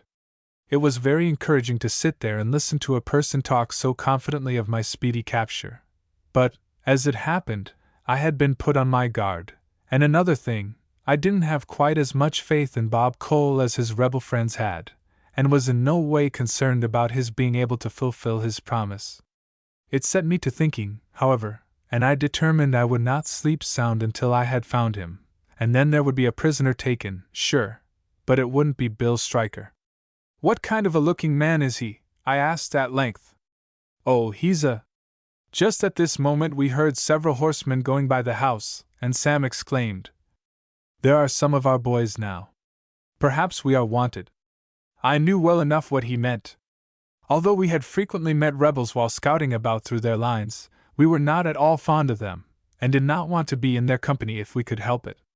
Those who had just gone by might at any moment return and enter the house, and besides, it occurred to me that if I was so well known to the rebel spy, I was not safe except in our own camp. I might, at any time, run into a trap he had laid for me. At any rate, we thought it best to get within our lines as soon as possible. So, without waiting to hear the woman's description of Bob Cole, we bid her good night. We reached our camp in safety, reported our return, and the next morning I walked up to headquarters, where I remained until dark, talking with the general's hostler, and keeping an ear open for news, but was obliged to go away without hearing any. The next day I was kept busy carrying dispatches, and when I returned at night, I learned that Sam had gone into the rebel camp, as they were making some movement, the particulars of which the general was anxious to learn. I thought nothing of it at the time, but when night came and he did not return, I began to fear that he had been captured or killed. It then occurred to me that if I could get back to the house where lived the woman who had told us of Bob Cole, I might learn something that would be to my advantage, so I put on my rebel uniform, and in a few moments was out of the lines. I reached the house in safety, and was delighted to find there were no rebels about. The woman seemed glad to see me, brought me a cup of water to drink, and after a few minutes' conversation exclaimed, "Wall, they've gobbled up one of them fellers." "Which one?" I asked. "I don't know his name.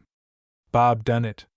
He seed him leave the Yankee camp, and follered him, and while they were riding along together, he tuck out his pistol and told the Yank to give up his weapons. But the fellow wouldn't do it, and Bob had to shoot him. But he didn't kill him, he only shot him through the shoulder. He's sartin to be hung." You can easily imagine my feelings as I sat there and listened to this. It required a strong effort to subdue my feelings. "How does Bob Cole disguise himself?" I asked, in as firm a voice as I could command. "What does he do in the Yankee camp?" "That's what nobody, sides Bob and the general, knows," answered the woman. "Didn't you never see him? He's a little man, has black hair and eyes, wears no whiskers, and allers rides a little gray horse. He's smart, I tell yer." After talking a while longer with the woman without learning anything further, I mounted my horse and returned to camp. While I was eating my supper, I called to mind all the scouts with whom I was acquainted, but not one of them answered to the description of Bob Cole. There was one man in camp, however, who did answer the description, and that was the general's hostler. Could it be possible that he was the spy? At this moment an orderly entered to tell me that I was wanted at headquarters. I followed him to the general's tent, received my orders, and began to get ready for the journey. As I came out of the tent I met the hostler, who inquired, "Are you off again tonight, Bill?" I replied in the affirmative, and he continued, "Well, good luck to you. Don't let the Rebs get hold of you." I mounted my horse and rode out of the camp, fully satisfied that if he was the spy I would soon know it. The night was very dark, but I had traveled the road often enough to be well acquainted with it, and in an hour after I left our camp, I had passed the rebel sentries, and was fairly within their lines. As I was riding quietly along, keeping a good lookout on all sides, and pausing now and then to listen, I suddenly heard the clatter of horses' hoofs behind me, and someone called out, in a low voice, "Bill!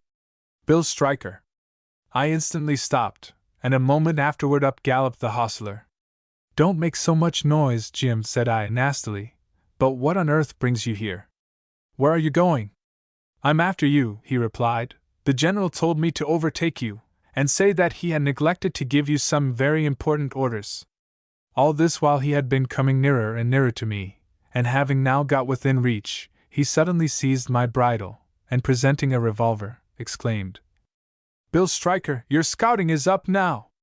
You're my prisoner!" If he imagined that he had taken me by surprise, he was very much mistaken.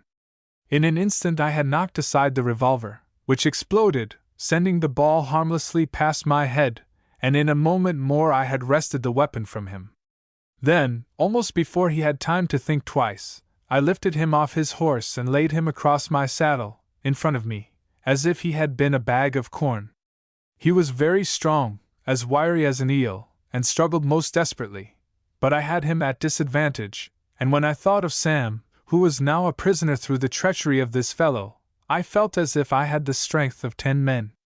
By the time I had fairly got hold of him, I was tearing down the road toward our lines, while his own horse had gone on toward the rebel camp. My only danger was in being cut off by the pickets. These passed, I would be safe, for I had no fears of being overtaken. There was no time to avoid them in jumping over fences and running through fields, for I knew that the report of the revolver had been heard, and that, unless I could reach our lines in a very few moments, Bob Cole would again be a free man and I would be the prisoner. I used my spurs freely, and my horse, which seemed to understand that he was called upon to make use of his best speed, carried us over the ground at a tremendous rate. In a short time I came within sight of a fire burning by the side of the road. I heard a loud command to halt, followed by the noise of a bullet as it whistled by my head, and the pickets were passed in safety. Half an hour afterward I dismounted in front of the general's tent, and delivered up my prisoner. You can't imagine how surprised our boys were to learn that we had had a rebel spy in our camp so long without knowing it. Bob Cole had played his cards remarkably well, and if Sam and I had not stopped at that house to get out of the rain, there's no knowing how much longer he would have been at liberty. But he was safe in the guardhouse at last, and I must confess that I breathed more freely. If he was the only rebel who knew me, there was now no danger of running into a trap laid for my capture. My first hard work must be to attempt Sam's release. I knew it would be worse than useless to return to the rebel camp that night, for it had been aroused, and my own chances of escape would be none of the surest, so I let 2 days pass before setting out, and then I did not follow my usual course, but took a roundabout way to get behind their camp, where I would not run so much risk of meeting the pickets. I reached the lines in safety, and as I was riding along by the side of the road, keeping my horse on the grass, to make as little noise as possible, I heard horsemen approaching, and presently up galloped a party of rebels. I thought they would pass without discovering me, but was mistaken, for one of them drew in his horse and exclaimed, "Wall, ye've here ant another," and I was speedily surrounded, and commanded to hand over my weapons. "Look here, boys," said I, "I've got a pass," and I made a motion to produce it. "Oh, we don't want to see your pass," said the corporal who had charge of the squad. "We've seed a dozen tonight that wasn't no count. You must go to the guardhouse, 'cause you know it's the general's orders that nobody goes out o' camp." This showed me that I was not suspected of being a Federal, but was arrested as one of their own men who was endeavoring to get out of the lines. "I know it's mighty hard," continued the corporal, "not to let a feller go home, when perhaps it ain't 5 miles off, but orders is orders, you know. Howsomever, you won't hev no trouble to get out o' the guardhouse, 'cause, by gum, ye've here ant some more," and, as he spoke, he left me, and rode up to 3 men who were crouching in the fence corner by the roadside. These were speedily secured, and we went on our way toward the guardhouse. The rebel army, it appeared, was encamped in a part of the country where a number of regiments had been raised, and the men, anxious to see home and friends once more, were deserting by hundreds, taking French, as we call it. As we rode along, I learned something, from the conversation of my captors, that made me wish I had never taken Bob Cole prisoner, and that was, that Sam had died from the effects of the wound he had received while resisting the rebel. This was, perhaps, better than being hung, but how I wished I had known it before taking the spy to camp. I had put myself in danger without being able to be of any assistance to Sam, and I now set my wits to work to conjure up some plan for escape. Finally, after capturing one more rebel who was about to take French, we reached the guardhouse, which was a rickety old barn. As we entered the door, the rebels, with whom the house was filled, greeted us with loud yells, and slapped us on our backs, as though they looked upon our capture as a most excellent joke. The majority of our fellow prisoners were confined for attempting to leave the camp to visit their friends, but putting them in the guardhouse was only a farce, for I had not been in the room 15 minutes before I saw 3 men make their escape through a window. I determined to try the same thing, so, after waiting a few moments, to see that they were not brought back, I walked up to the window and looked out. A sentinel was standing at the corner of the building, but as soon as he saw me he shouldered his gun and walked off, whistling. It was plain that he had no objections to my making my escape if I wished to do so, and, as soon as he was out of sight, I crawled out of the window, dropped to the ground, and walked off with an appearance of unconcern I was very far from feeling. I had lost my horse, but that did not trouble me, for the camp was not far off, and I had no fears of pursuit. I had scarcely got safely out of their lines, however, before I became aware that I was followed. I turned and saw a party of men, who, keeping their horses on the grass at the side of the road, had succeeded in getting within pistol shot before I heard them. As I sprang over a fence I heard my name pronounced, followed by the report of several revolvers and carbines, that sent the bullets about me altogether too close for comfort. Well, to make a long story short, I laid about in the woods for a month, making a raid now and then on a chicken roost, to supply my commissary department, but all this while the rebels followed me like bloodhounds. I had gone miles out of my way. In fact, I did not know where I was, until one day I was in with a party of guerrillas. I told them I was a Reb on French leave, and on my way to visit my friends, who lived on the opposite side of the river. From them I learned that the Mississippi was 60 miles distant, and was also informed that there was a gunboat at Gaines's Landing, and was advised to keep out of her way. This was the best news I had heard in a long time, and I determined to make the best of my way here. I came off to the vessel in the night, because I did not know but there might be rebels on the watch, and as I was entirely unarmed, I did not want to run any risks. Since leaving our camp, I have traveled nearly 200 miles without a weapon of any kind, not even a pocket knife, and if either of you has ever been a prisoner, you can easily imagine that I am overjoyed to find myself safe among friends once more. And now, Captain, continued the scout, I have a proposition to make you. The leader of these guerrillas whom I met back in the country makes his headquarters in a deserted plantation house about 40 miles from the river. He never has more than 2 or 3 men with him, the others being scattered over the country, stealing horses from both rebels and Union people. Now I would like to help capture him and break up his band of guerrillas, for he's a perfect demon, and never takes any prisoners. There is a house about 10 miles from here where we can get all the horses we need, and 3 or 4 men could do the job nicely. This guerrilla's brother was formerly the captain of the band, but he was killed by a party of rebels, just as he was about to hang a couple of Union prisoners he had taken, gunboat men, I believe. His name is Thorne, and, what's the matter, Captain? Frank had started upon hearing the name of the guerrilla chief at whose hands he and the mate had so nearly suffered death, and from which they were rescued by the wildcats, and just as he finished relating the story of the close shave, the orderly entered the cabin and announced the dispatch boat, General Lyon, approaching. Chapter 12. A Scouting Party. Rank, of course, could not agree to the scout's proposition without first obtaining permission of either the Admiral or Captain Wilson, the commander of the division to which the Boxer belonged. He did not know where to go to find the former, and besides, the latter had given him strict orders not to leave his station until relieved by some other vessel, and to allow no one to go ashore. The very nature of these orders put it out of his power to obtain liberty to carry out the proposed expedition. He went to bed pondering upon what the Major had told him, and fell asleep without being able to conjure up any plan by which the capture of the rebel might be effected. Rank. The next morning, while at breakfast, the orderly entered the cabin and reported a gunboat approaching. Frank at once went on deck, and when he had made out her signals, he found, to his delight, that it was the Manhattan, the flagship of the division to which the Boxer belonged. After ordering the officer of the deck to have the gig called away, Frank ran into the cabin, put on his sidearms, and, in company with the Major, put off to the Ironclad. Captain Wilson received them cordially, listened with a good deal of interest to the scout's plan for the capture of the guerrilla, and finally gave Frank permission to do as he pleased in the matter, adding, "You have never yet failed in an undertaking of this kind, and I shall fully expect you to succeed in the present instance. I will be here again in about a week, and you can turn the prisoner over to me." The confident manner in which the captain spoke of his success made Frank more determined than ever to capture the guerrilla, if within the bounds of possibility. After giving a short report of the state of affairs on his station, he returned to the Boxer, highly delighted with the result of the interview.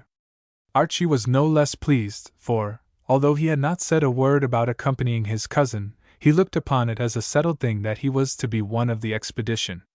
Frank, who knew the danger of the undertaking, and was anxious to keep Archie out of harm's way, would have preferred to leave him behind, but, as the latter had shown, in a remarkable manner, that he was equal to any emergency, the young commander could not deny him on the ground that he had never smelled powder. The Major advised Frank to take at least one more man, and this one was soon forthcoming in the shape of Tom, the coxswain of the first cutter, the same who had been left in charge of the boat on the night that Frank and Archie had broken up the headquarters of the Louisiana Wildcats. He was at once summoned into the cabin, and after the object of the proposed expedition had been explained to him, Frank inquired, "Now, Tom, do you want to go with us? Douse my topgallant toplights." "Yes, sir," he replied eagerly. "But, Captain Nelson, I wouldn't like to be left behind, sir, when it comes to the dangerous part of the business, like I was on the night when the paymaster burned that house. I want to go with you to the end, sir, and if I ever show the white feather, then may I be keelhauled." Frank assured him that he would be allowed to accompany them wherever they went, and the coxswain departed satisfied. When night came, the gig was called away, and Frank, accompanied by the Major, Archie, and the coxswain, was set on shore.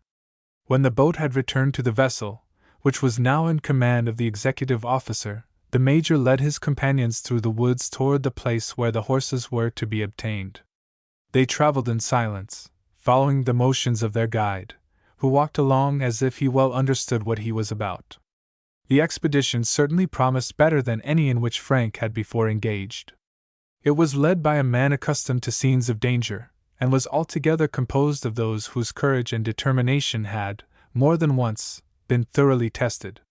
They were all well armed, and in addition to a brace of revolvers, the coxswain carried a heavy saber, for, as he remarked, he might be called upon to repel boarders, and he wanted some weapon that he knew how to use. After 3 or 4 hours' walk through the woods they came to a fence, where the Major paused. Before them was a wide field, in which stood a plantation house. Bright lights gleamed in the windows, and the Major turned to his companions and said, "There are more people in the house than there were last night." They all listened intently, and could hear an indistinct murmur of voices, and now and then the tramping of horses in the road that ran in front of the house. "There are some rebel soldiers in there," continued the Major, "and we can now get our horses without any difficulty, already saddled and bridled."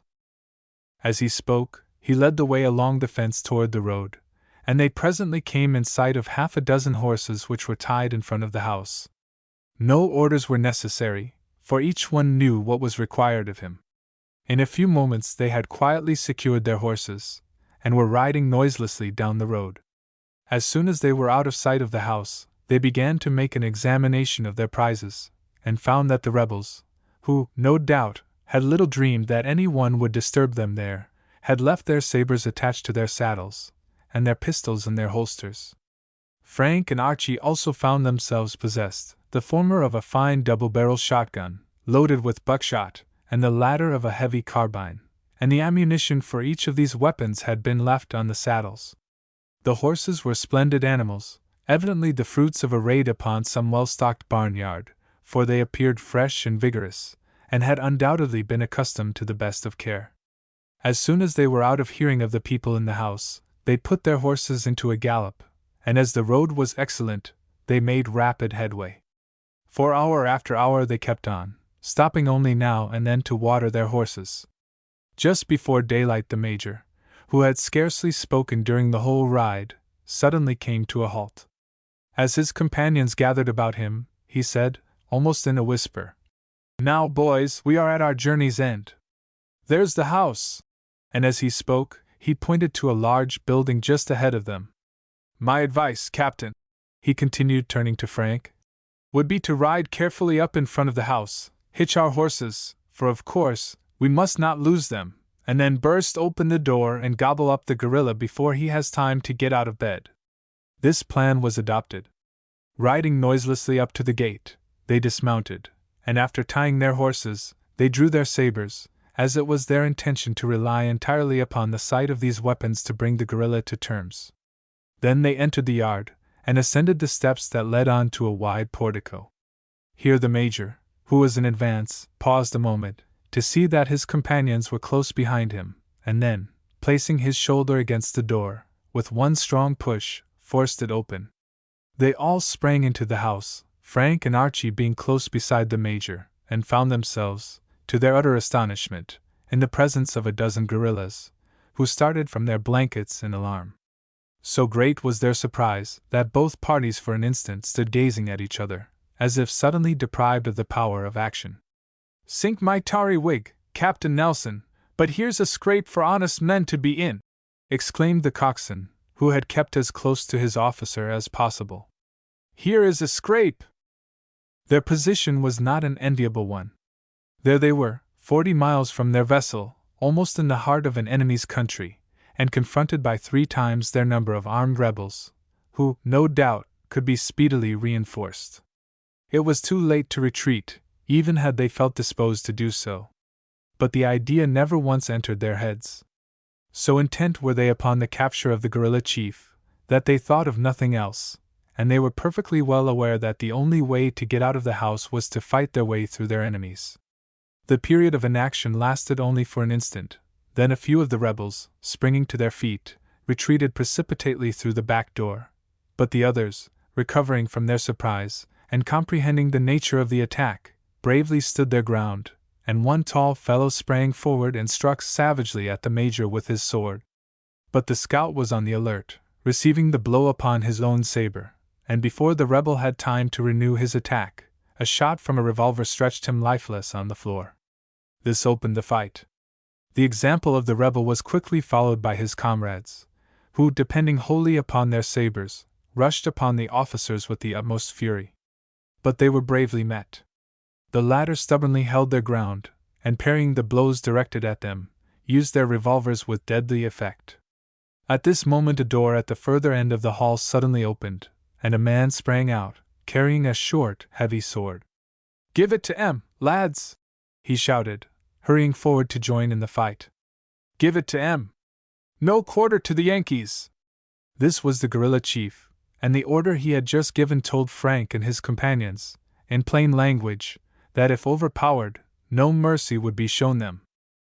The rebels, encouraged by the voice of their leader, redoubled the fury of their attacks, and the officers were driven to the wall. The coxswain, on entering, had closed the door to prevent the escape of the guerrilla, and thus their retreat was cut off, but they had the advantage of position, for the rebels, unable to get behind them, must make their attacks in front. Already had their ranks been thinned by the fire of the revolvers, but those who had at first retreated now began to return and take the places of those who had been shot down.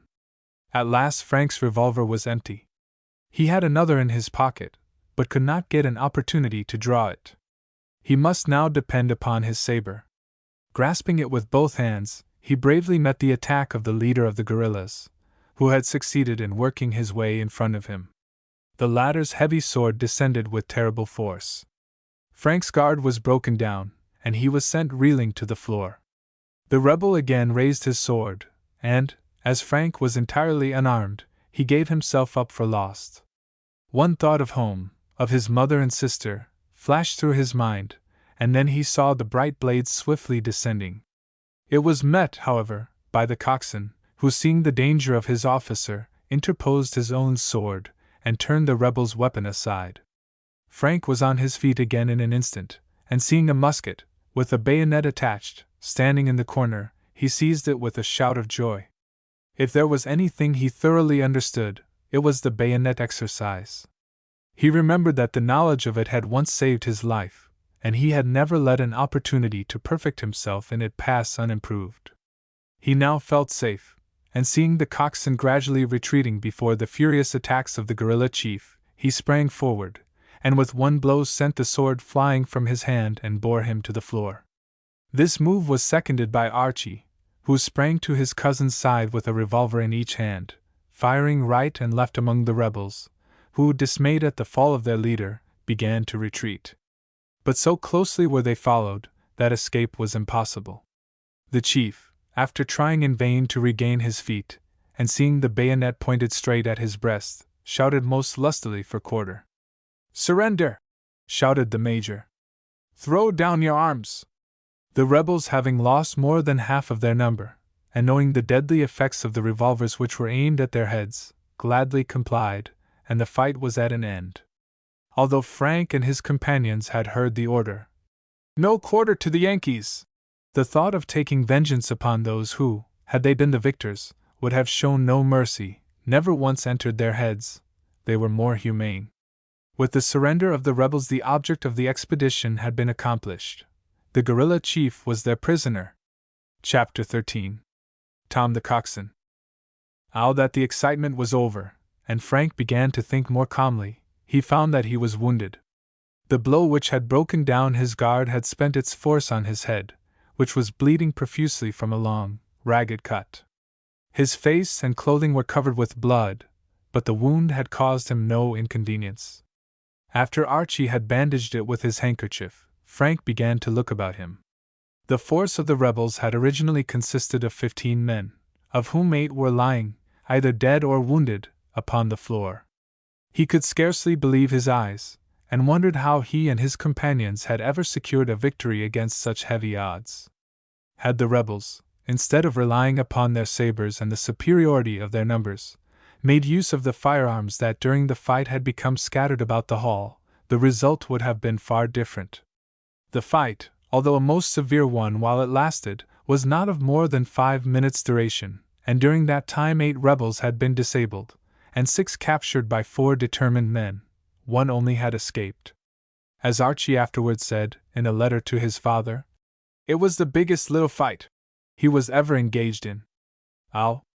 Now, boys," said the Major, as soon as he had satisfied himself that the remaining rebels were disarmed.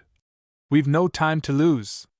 Paymaster, you and the coxswain station yourselves in those doors, and keep a good lookout, to prevent surprise. Captain, we will secure these prisoners." One of the blankets that lay on the floor was speedily cut into strips, and with these the rebels, one after the other, were bound hand and foot. While this was going on, the leader of the guerrillas stood leaning against the wall, no doubt looking into the future, and pondering upon the punishment which, according to his own barbarous mode of warfare, he was certain would be meted out to him. He well knew what course he would have pursued, had he been the victor instead of the prisoner, and judging his captors by himself, he fully expected a speedy and terrible vengeance to be taken upon him. As these thoughts passed through his mind, he determined to make one bold effort at escape. Hastily glancing toward the door, where Archie stood looking up and down the road, he suddenly sprang forward, and giving him a violent push that sent him headlong upon the portico, he jumped down the steps, and started for the gate at the top of his speed, but before he had gone half the distance, he was overtaken by the coxswain and thrown to the ground. The sailor, instead of standing in the door, in his eagerness, as he expressed it, to catch the first glimpse of any guerrilla craft that might be sailing about, had come round to the front of the house just as the rebel had made his attempt to escape. Archie sprang to his feet and ran to the assistance of the coxswain, and by the time Frank and the Major arrived, the rebel, who struggled most desperately, had been overpowered, and his hands bound behind his back. In a few moments more the prisoners were all secured, and, after a horse had been caught and saddled, the guerrilla placed upon it, his hands still bound, and the coxswain was ordered to take charge of him. The dead and wounded, together with the other prisoners, were left in the house, the doors of which were closed and fastened. They would, no doubt, soon be relieved by their friends, for the rebel who had escaped would, of course, procure assistance as soon as possible. As soon as the Major had satisfied himself that everything was ready for the start, he mounted his horse and led the way down the road. It was now broad daylight, and their first thought was to place a safe distance between themselves and the scene of the fight, and then halt in the woods until night, when they would return to the vessel. But if this plan was adopted, it would give the guerrillas, who, of course, would hasten to the rescue of their leader, time to get between them and the river, in which case their capture was certain. Frank, who believed that every instant of time was valuable, and who delighted in dashing exploits, was in favor of returning at once to the vessel. Their horses were comparatively fresh, and if they rode rapidly, they could make good their retreat before a sufficient force could be collected to pursue them. The Major and Frank talked over these different plans as they rode along side by side, and the latter course was finally adopted. It was at once communicated to the others, and they pushed forward with all possible speed. Frank and the Major rode in front, followed by the coxswain, who held fast to the horse which their prisoner rode, and Archie brought up the rear. In this manner they dashed along, passing several plantation houses, whose inmates ran to the doors and gazed at them in astonishment.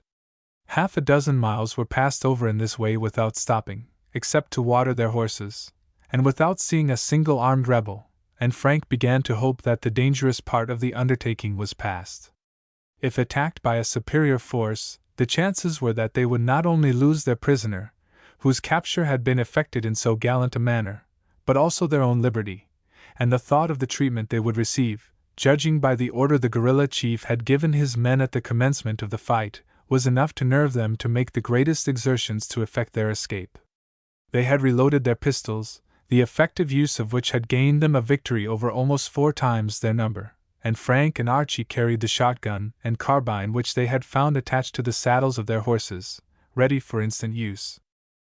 The rapid pace at which they were traveling had, at the end of an hour, put 6 miles more between them and the house where the fight had taken place, and they began to hope that, if they were followed at all, they were leaving the enemy behind. At length they came to a place where the road ran through a deep ravine, the sides of which were thickly covered with trees and bushes. They dashed along, their horses' hoofs ringing loud and clear on the hard road, but as they came suddenly around a bend, almost before they were aware of it, they had run into the very midst of a small band of rebels, who were traveling as rapidly as themselves. They were not entirely unprepared for this encounter. Although they had hoped that they might be able to avoid it, they had held themselves in readiness for it, while the rebels, being taken by surprise, scattered in every direction, as if fully expecting to see a whole army of Federals close at their heels. As they dashed by, Frank fired both barrels of his gun, which emptied more than one saddle, and the others had just time to follow with a volley from their revolvers, when another bend in the road hid them from sight. It was quickly done. Before the rebels had time to think twice, the danger was over. The enemy had met them, sent 3 of their number to the ground, and disappeared as rapidly as they had come. But the rebels did not remain long inactive.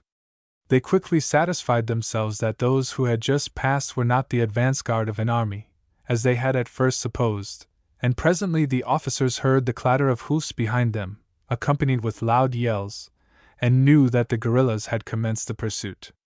Although, as we have said, the rebels had but a small force, they still greatly outnumbered Frank's party, and nothing but the most rapid flight could save them.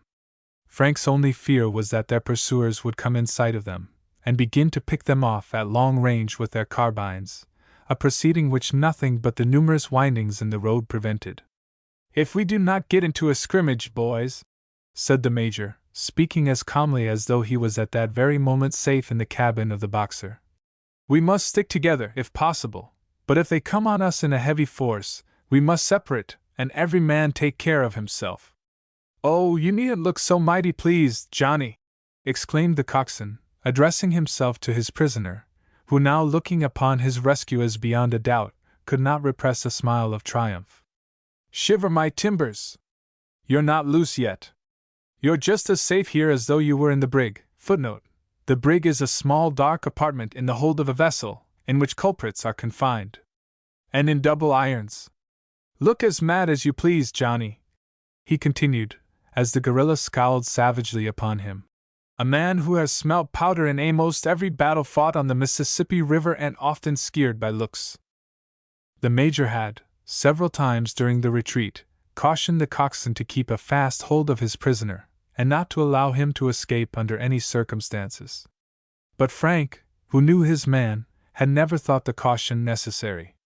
He had often seen the sailor in action on board ship, and the gallant manner in which he had saved his officer's life during the fight at the house had fully satisfied the young commander that the coxswain was not the man to shrink from his duty because it was dangerous.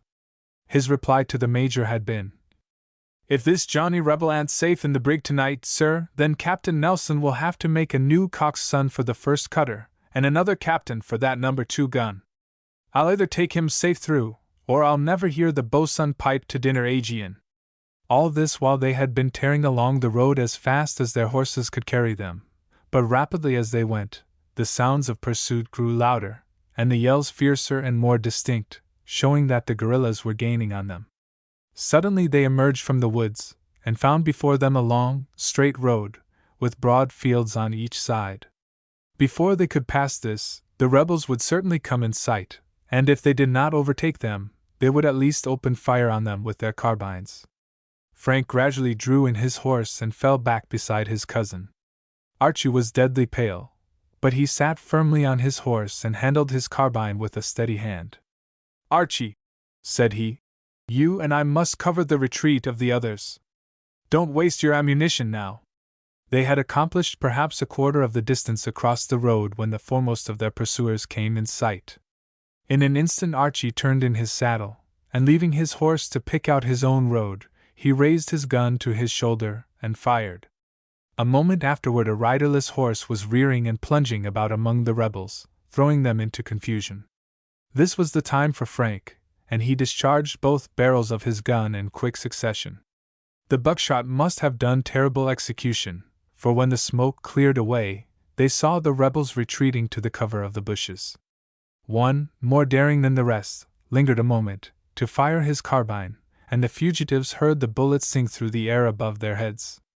Although they were not more than 5 minutes crossing the road and entering the woods on the opposite side, it seemed an age to them, and they had scarcely reached the cover of the trees, when the rebels, again coming in sight, fired a scattering volley after them, which rattled through the trees and sent a shower of leaves and twigs about them. The guerrillas then continued the pursuit as fiercely as ever, every time they came in sight firing their carbines, which Archie answered with effect, but they wisely kept out of range of the buckshot and Frank's double barrel. Hour after hour the chase continued, the guerrillas every time they appeared having their ranks thinned by Archie's unerring rifle, until finally the fugitives heard a sound that told them in plain language that their danger was yet by no means past. A whole chorus of hoarse yells arose from the depths of the woods, showing that their pursuers had received heavy reinforcements, and were urging forward their horses to overtake them. But the river was not more than 2 miles distant, and as the rebels were fully a quarter of a mile behind, they were confident they would yet escape, if their horses could hold out 15 minutes longer. For some time past this had been their only fear. The rapid pace was telling on the animals severely, and Frank's horse especially began to show signs of distress, the young commander having several times been obliged to use the point of his saber to compel him to keep pace with the others. The rebels gained rapidly, and presently, just as the fugitives emerged from the woods, in full view of the river, they could hear the tramping of their horses behind them. Before them was a clear space of fully a mile in extent, that must be crossed before they reached the river, and their pursuers might overtake and capture them within sight of their vessel. Presently several men were seen running about on the deck of the Boxer, and then a puff of smoke arose from one of the ports, and a shell went shrieking over their heads and burst in the woods. The crew of the vessel, in obedience to Frank's orders, had kept a good lookout for them, and hearing the yells of the pursuing rebels, had at once opened fire. When the smoke cleared away, Frank saw the crew of the gig hurrying to their places. The boat was lowered into the water, and pulled rapidly toward the shore. If they could but reach the bank of the river they would be safe. At this moment the rebels appeared in sight, and a volley from their carbines sent the bullets about the fugitives like hailstones. Frank turned in his saddle and fired one barrel of his gun among them, and was about to give them the contents of the other, when his horse stumbled and fell, throwing him at full length on the ground.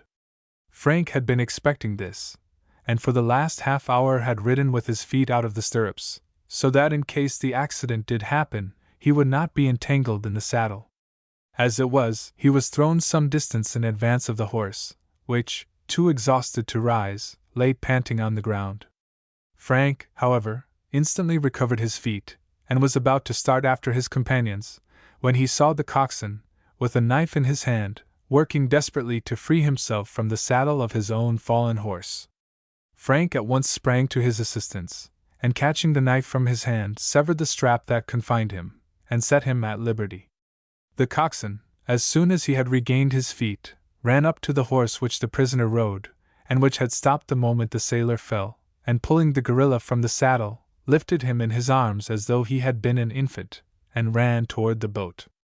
The rebels by this time were within easy rifle range, and in spite of the shells that burst about them, seemed determined to effect the release of their leader, until one more accurately aimed than the others exploded in their very midst, cutting down horses and riders with terrible slaughter. Another and another followed, and when Frank and his companions stepped into the gig, the rebels were in full retreat.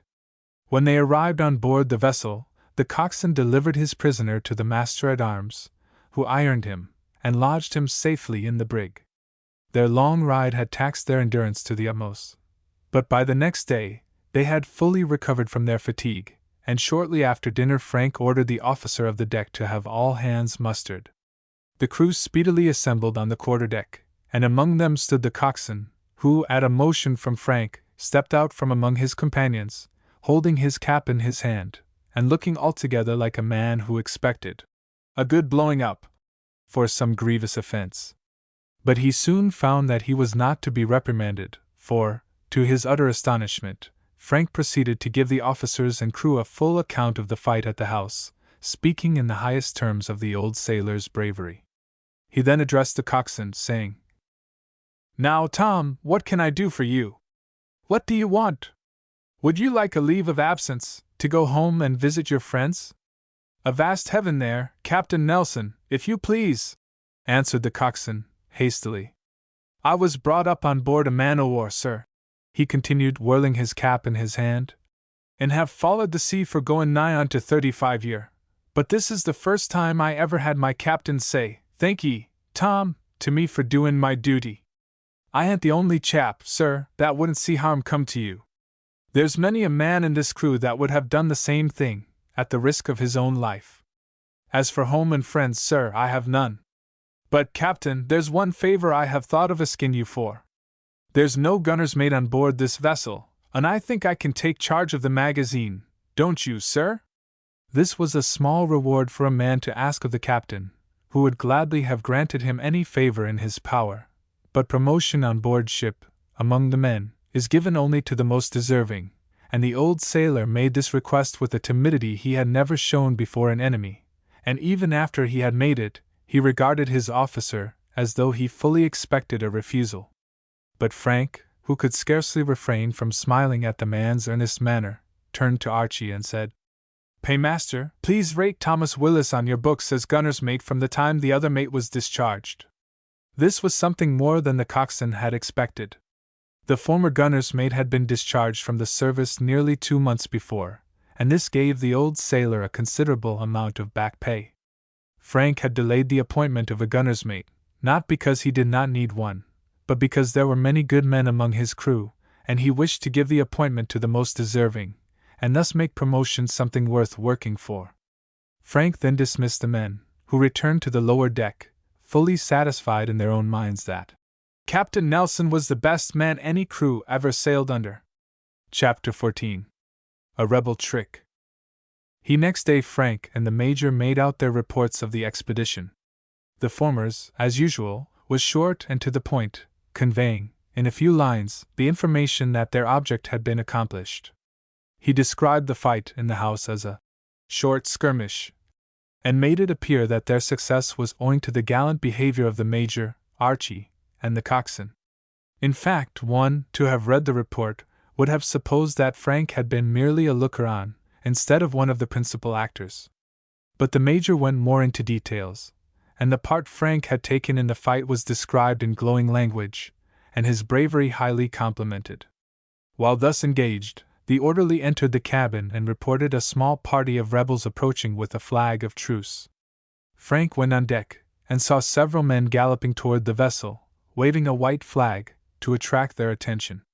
When they reached the top of the bank, they dismounted from their horses, and appeared to be waiting for someone to come ashore. For some moments, Frank was undecided how to act. He remembered that he had once been sent on shore with a flag of truce which had not been respected, he having been detained a prisoner, and he did not like the idea of receiving a white flag from men whom he knew would not respect it themselves. Besides, he had received no orders in regard to communicating with the rebels, and he did not know whether he had a right to do so or not. "Well, Major, what do you think of this, sir?" he asked, turning toward the scout, who stood close at his side. "It's a trick of some kind, Captain," replied the latter. "Depend upon it, it's a trick." "If that is so," said Frank, "I will try and find out what it is." Then, raising his voice, he called out, "What do you want out there?" "I want to come on board," shouted one of the rebels in reply. "I want to see the captain." "Well, speak out, you can't come on board." "What do you want?" The rebels consulted together for a few moments, and then one of them replied, "We have a Yankee prisoner, and want to exchange him for Captain Thorne. If you will let one of us come on board, perhaps we can make some arrangements with you." "You can't come on board," shouted Frank. "That's settled." "But where's your prisoner?" "Out in the woods under guard." "They've got no prisoner, Captain," said the Major. "All they want is to see the inside of your vessel, and find out how many men and guns you have." "Well, they'll have to go away without accomplishing their object," said Frank. "I can't make any arrangements for an exchange," he shouted, "until I see your prisoner." The rebels lingered a moment, as if in consultation, and then mounted their horses and rode away. Every one who had heard the conversation laughed at the idea of attempting to deceive Captain Nelson with so shallow a trick, and the circumstance was soon forgotten by all except Frank, who knew that the guerrillas would not abandon their project simply because their first attempt had failed. Although he made no remark, he resolved to be doubly vigilant, and to be ready for any emergency. 2 days afterward the dispatch boat came alongside, on her way up the river, and the Major took passage on her for Cairo. "I'm sorry to be obliged to leave you, Captain," said he, as he stood ready to start. "For, if I am not very much mistaken, you'll have lively times here before long. The rebels are up to something, depend upon it. Don't let them catch you off your guard. Good luck to you." It was lonesome in the cabin after the Major left, for he was a good companion, and both Frank and Archie had become very much attached to him. The dispatch boat had scarcely left the Boxer, when the officer of the deck reported a canoe approaching. It came from up the river, and by the aid of the spyglass, they discovered that it contained 2 men and was loaded with vegetables. It was customary for gunboats to purchase such provisions as they needed from the people who lived along the banks, and in some places market boats were received regularly every day. The men were paid, either in money, or, as they generally preferred, in coffee, flour, or sugar, from the paymaster's storerooms, but this was the first time the Boxer had ever been visited, and this circumstance, taken in connection with the flag of truce, made Frank suspicious. "Shall we allow them to come alongside, sir?" asked the officer of the deck. "Yes," replied Frank, who had already determined upon his plans. "Allow them to come on board, if they wish to do so." And here he gave the officer a few rapid orders, which the latter hurried below to execute. The Boxer had a full crew of 65 men, who were in an admirable state of discipline, but Frank had sent the officer below to order the most of the men into the hold, out of sight, and to remove the small arms about the deck. The Major's warning was still ringing in his ears, and the young commander could not rid himself of the impression that the market men who were now approaching were in some way connected with guerrillas. If it was a trick, he resolved to help it along. As the boat approached, it was hailed by the sentinel on the forecastle, who asked the men their business, and was informed that they had garden truck, which they wanted to swap for sugar, flour, and sich like. The men were then permitted to come alongside, and one of them was at once conducted into the cabin, where a bargain was soon concluded, Frank agreeing to take the whole boatload of vegetables, and to give the man 2 pounds of flour, 3 pounds of sugar, and 6 pounds of coffee. The young commander was now fully satisfied that the only object of the men in visiting the vessel was not to dispose of their vegetables, for the man rather overdid his part. He gazed with open mouth at everything he saw, in regular country style, but it was not natural, most of his wonder, as Archie expressed it, being put on. The latter went below to order his steward to procure the provisions, and the man inquired, "Will you let a fellow look about a leetle? This is the first time I was ever on a gunboat." "Certainly," replied Archie, who had received his instructions from Frank. "Look about all you please." And while the steward was weighing the coffee and sugar, he accompanied the man about the vessel. There were not more than a dozen sailors on deck, and most of these appeared to be asleep. "Be these all the fellers you've got?" asked the man. "What's the use of having any more?" replied Archie. "There's no danger here." "That's so," was the answer. "I hain't seed a rebel round for more 'n 6 months, doggone if I hev." The man walked slowly about the deck, carefully examining everything he saw, and acting altogether like a backwoodsman who had never seen a gunboat before. Finally, he said, "I've heerd as how all these air boats hev got hot water. Has yourn?" "Oh, yes, we've got plenty of hot water, but it takes an hour to screw the hose on, so that we can use it." By this time the provisions were ready, and the market men took their departure, expressing themselves fully satisfied that it wouldn't be a healthy job for any rebels to attempt the capture of the Boxer, and promising to be on hand the next day but one with more garden truck. As soon as their boat was out of sight, the hatches were raised, the crew poured up out of the hold, and in a short time the Boxer's deck presented its usual appearance of neatness and order. Frank's object had been accomplished, for the market men had gone away satisfied that 20 determined men could easily effect the capture of the gunboat, and they seemed determined to make the most of what they had seen. Gaines's Landing had been a regular mail station, and the rebels had only been deterred from sending it across the river by the presence of the Boxer.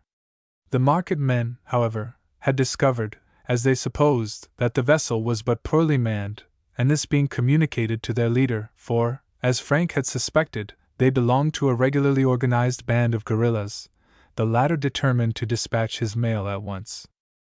That night, about 10 o'clock, as Frank and Archie sat in the cabin reading, the orderly reported that lights were seen moving about on shore.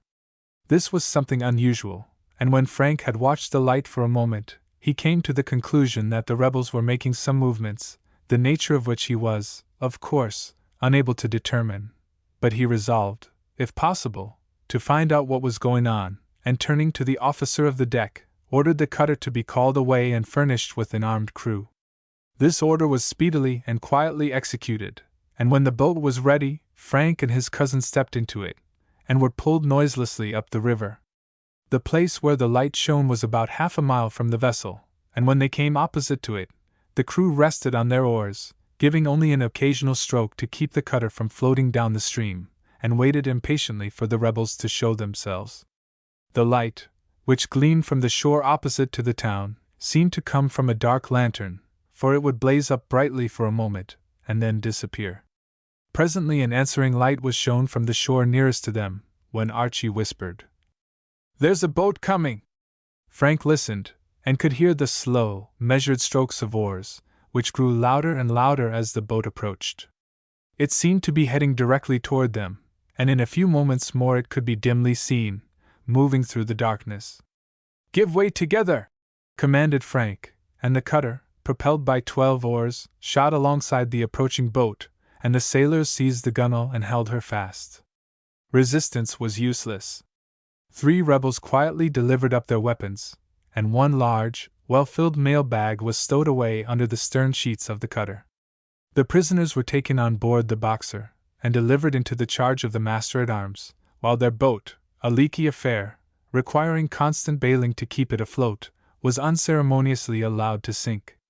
The light on the opposite shore was still shown, now at shorter intervals, as if the persons who were managing it had begun to grow impatient.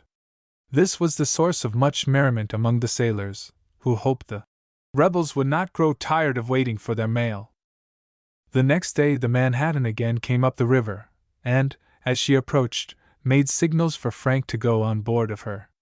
The gig was called away, and taking the reports of the expedition, the young officer and his prisoners shortly stood in the presence of Captain Wilson, who, as soon as he had secured the prisoners, conducted Frank into the cabin. The latter, after presenting his reports, proceeded to give the captain a history of the expedition which had resulted in the capture of the guerrilla chief, of the interview with the flag of truce, and of the manner in which he had deceived the market men and captured the mail, upon hearing which the captain sprang from his chair, and giving Frank a hearty slap on the back, exclaimed, "Well done, sir! Well done! Then you are not entirely unprepared to hear what I have to tell you. I picked up a runaway darky yesterday, who informs me that the rebels are making preparations to capture the Boxer." "I knew something was going on, sir," replied Frank, "and if that is what they are up to, they will not find me unprepared." "Well, that is what they intend to do. They have been building 2 large boats, into which they are going to put a sufficient force to overpower you. The attempt is to be made on Wednesday night. Of course, they hope to be able to take you by surprise. This contraband I picked up says he worked on the boats, and that they will hold about 40 men each. I shall not be far off when the fight takes place, although I do not suppose you will need any assistance." The two officers then began an examination of the mail, in hopes it would throw some further light upon the movements of the guerrillas. But most of the letters were unofficial, and not a word was said about the proposed attempt to capture the Boxer. At the end of an hour, Frank returned on board his vessel, and the Manhattan steamed down the river toward her station. Chapter 15. Honorably discharged. When Frank reached the Boxer, he sent for the executive officer, told him of what he had heard, and also laid before him the plans he had adopted to defeat the rebels, which met the hearty approval of that gentleman. Frank did not think it best to delay putting the vessel in a state of defense, for the rebels might make the attempt at any time, so he instructed the executive officer to see that the men were kept under cover, so that the rebels, if any were on the watch, might not be able to judge of their numbers. When hammocks were piped that night, not more than a dozen men answered the call, and when bedtime came, the sailors stretched themselves out on deck, ready to take their posts at a moment's warning. The guns were all carefully loaded, the hot water hose got ready for use, and the anchor fixed so that it could be slipped in an instant. Outside, the appearance of the vessel was not changed, the only thing noticeable being the quantity of smoke that came out of her chimneys. At 8 o'clock Frank inspected the boat, and after seeing that every man was in his place, he lay down on the sofa in the cabin, without removing his clothes, and fell asleep. When he awoke, he arose and went on deck, just as the ship's bell was striking midnight. It was very dark, and the only sound that broke the stillness was the splashing of the wheels of a steamer as she went on her way up the river. For an hour he remained on deck, listening, but without hearing anything suspicious until just as he was about to return to the cabin. He had started down the stairs, when he heard a slight splashing ahead of the vessel, like a heavy oar dipped carefully into the water. He listened a moment, and the sound was repeated. "Hen! There they are! They're coming, sure!" said Archie, who stood at his cousin's side. "Yes, sir," said Tom, the gunner's mate, who, in his eagerness to be the first to announce the approach of the rebels, had remained on deck during the whole night. "That's them, sir! Tell the officer of the deck to call all hands to quarters as quietly as possible," said Frank. The officer ran below, and the young commander heard the sound again, still faint, but nearer and more distinct than the others. It was well that he had not put off his preparations to receive the rebels, for they were certainly approaching. Presently the pilots came up and took their stations at the wheel, and a moment afterward the executive officer came up and reported the crew ready for action.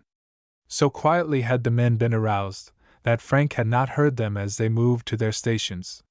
Nearer and nearer came the sound of oars, and suddenly a large flatboat, crowded with men, loomed up through the darkness. "On deck there!" whispered Frank, leaning over the rail and speaking to a sailor on the forecastle. "Slip that anchor." There was the rattling of a chain as this order was executed, and as the man sprang through one of the ports, a sheet of flame covered the forecastle, and 2 24-pound shells went crashing and shrieking among the rebels. The pilots rang the bell for the engineers to come ahead, and as the Boxer turned out into the river, thus bringing her broadside guns to bear on the boat, 2 more shells completed the ruin. The rebels were caught in their own trap. Their boat was sinking, half their number either dead or wounded, and all who were able to swim were springing into the water and making for the nearest shore. It was so dark Frank could not see the havoc that had been made among the guerrillas, and he was about to give them another broadside, when he heard loud cries for quarter. That boat was disposed of, and he turned to look for the other, for Captain Wilson had said there were 2 of them, but it was not to be seen. As he afterward learned, the guerrillas, having been completely deceived as to the force of the Boxer, had crowded 60 men into one boat, thinking that force sufficient to ensure an easy victory. After running up the river nearly a mile without seeing any signs of the boat, the Boxer returned to her station, and found the rebel craft hard and fast aground. Her deck was covered with dead and wounded, and Frank at once turned his attention to taking care of the latter. 23 wounded guerrillas were conveyed on board the vessel, and delivered into the charge of the doctor and his steward, together with nearly a dozen prisoners, who, being unable to swim, had not dared to leave the boat. The dead were left where they had fallen.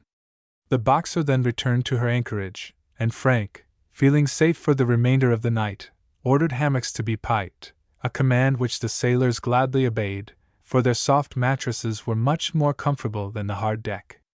By the time everything had been restored to order, the quartermaster reported the Manhattan approaching. Frank answered her signals, and as she came alongside, Captain Wilson sprang on board. "How is it, Captain?" he inquired, as Frank met him at the gangway. "Mercy!" he exclaimed, as he entered the door and saw the wounded rebels lying in rows on the deck. "Lively while it lasted, wasn't it? How many men have you lost?" "None, sir," replied Frank. "If the rebels fired a shot at us, I don't know it. When I heard the firing," continued the captain, "I was afraid you had neglected to make preparations to receive them, and had got yourself into a bad scrape. But I see you are able to take care of yourself." The captain then returned on board his vessel, which moved out into the river and came to anchor at a short distance from the Boxer, while Frank retired to his room and fell asleep, well satisfied with his night's work. Early the next morning, a single rebel appeared on the bank, with a flag of truce, and a boat being sent out from the Manhattan, he was conveyed on board that vessel. In a short time, however, it returned and set the rebel on board the Boxer. "I want permission to bury our dead," said the guerrilla, on being shown into the cabin. "You must see Captain Wilson about that," replied Frank. "I have no authority while he is here." "I have just been to see him," replied the rebel, "and he sent me to you. He says you command this station." This was a compliment seldom paid a young officer, but the fact was, Captain Wilson was so elated at Frank's success that he determined to take every opportunity to make his approval known. The young commander, of course, granted the request, and soon after the Manhattan steamed down the river. About a week afterward, a tinclad came up, and her captain came on board the Boxer and presented Frank with written orders to report to Captain Wilson without delay. "I expect," said he, "that you will take my old station. If you do, you will have your hands full, for boats are fired into every day, but somehow, I was always at the wrong end of my beat to meet the rebels." When the captain had returned on board his vessel, the Boxer got up steam, and, in obedience to her orders, started down the river. They found Captain Wilson the next day, and Frank was assigned a new station. His beat was about 5 miles in length, and was a noted place for guerrillas. Steamboat captains dreaded to pass it, for their boats were fired into, and often badly cut up. The rebels had a battery of 3 guns, with which they were constantly dodging from one point to another, always taking good care, however, to keep out of reach of the gunboats. On the second day Frank arrived at his station, and while running idly about, for his orders from Captain Wilson were to keep moving, a steamer passed them on her way up the river, and Frank ordered the pilot to round to and follow her. The order was obeyed, but they had not gone more than half a mile, when a battery, mounted on a point which ran for some distance out into the river, opened on the steamer. The Boxer was at that moment behind the point and out of sight of the rebels, who, however, were soon made aware of her presence, for they had scarcely fired 2 rounds before a shell dismounted one of their guns. Their surprise was complete, and abandoning their battery, they ran into the woods for protection. The Boxer rounded the point, all the while shelling the woods, and Frank, seeing the guns deserted, landed with his vessel and secured them. That guerrilla station was, for the present, broken up. So thought Frank, who ordered the pilot to proceed up the river until he found the Manhattan. The next day the battery was delivered up to Captain Wilson, who sent it by the dispatch boat to Mound City, which was then the naval station. From that time hostilities along the river gradually ceased. The Boxer for nearly a year ran from one end of her beat to the other without encountering a single armed rebel. Then came the news of the glorious success of the Army of the Potomac, followed by the intelligence of a general surrender of the rebel forces. The Boxer was dressed with flags, salutes fired, and officers and crew looked forward with impatience to the time when they would be permitted to return home. At length came the long-expected order to report to the Admiral at Mound City, where the reduction of the squadron was rapidly going on. Although Frank was impatient to see his quiet little home once more, he was reluctant to part from his crew, whom, upon his arrival at the Navy Yard, he had received orders to discharge. One by one the sailors came into the cabin, and the hearty grasp of their hands, and the earnest manner in which they wished their commander plain sailing through life, showed that their feelings were not unlike his own. One morning, upon inquiry at the Navy Yard post office, Frank was presented with 2 official documents, which proved to be leaves of absence for himself and Archie for 3 months. At the expiration of that time, so read the document, if your services are no longer required, you will be honorably discharged from the Navy of the United States. Acknowledge the receipt of this leave, and send your address to the department. As soon as this order had been complied with, the cousins began to make preparations to start for home. Their trunks had been packed several days before, in readiness for an immediate departure, and in 3 hours after the receipt of their leaves they had taken their seats in the train bound for Portland. The ride had never seemed so long, nor had the cars ever moved so slowly, but, in due time, they reached the city in safety. Frank remained but 1 day in Portland, for he was anxious to reach home. The Julia Burton still made her regular trips from Augusta to Lawrence, and on the 3rd day he reached the village. Brave was the first to welcome him as he stepped out of the hack that had conveyed him from the wharf to the cottage, and not recognizing his master, muffled up as he was in his heavy overcoat, he stood at the gate, growling savagely, as if to warn him that he had ventured close enough. But 1 word was sufficient. The faithful animal had not forgotten the sound of the familiar voice, and bounding over the fence, he nearly overpowered his master with caresses. The meeting with his mother and sister we shall not attempt to describe. Those who have passed through similar scenes can easily imagine that joy reigned supreme in that house. About a week after his arrival at home, Archie Winters and his parents reached the village, the latter having taken a holiday in honor of the young paymaster's safe return. The cousins spent their furlough in visiting their old hunting and fishing grounds, and in calling upon their friends. George and Harry Butler had returned, the former with an empty sleeve, having lost his arm in the Battle of the Wilderness. But all their companions had not been as fortunate as themselves. More than one had been offered upon the altar of their country, and many a familiar face was missing.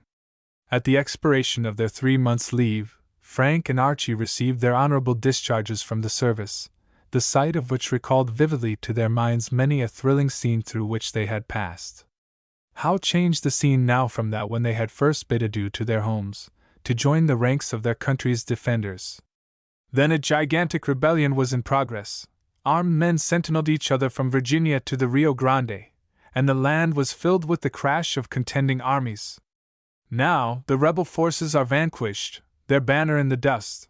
The slave empire that was to rise upon the ruins of the Republic is itself in ruins, and the soldiers and sailors of the Union, returning their weapons to the arsenals, have exchanged their honored blue for the citizen's garb, and resumed their peaceful avocations, as modest and unassuming as though they had never performed the deeds of valor that have filled the whole civilized world with wonder.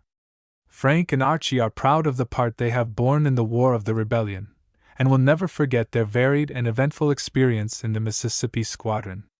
Mississippi Squadron.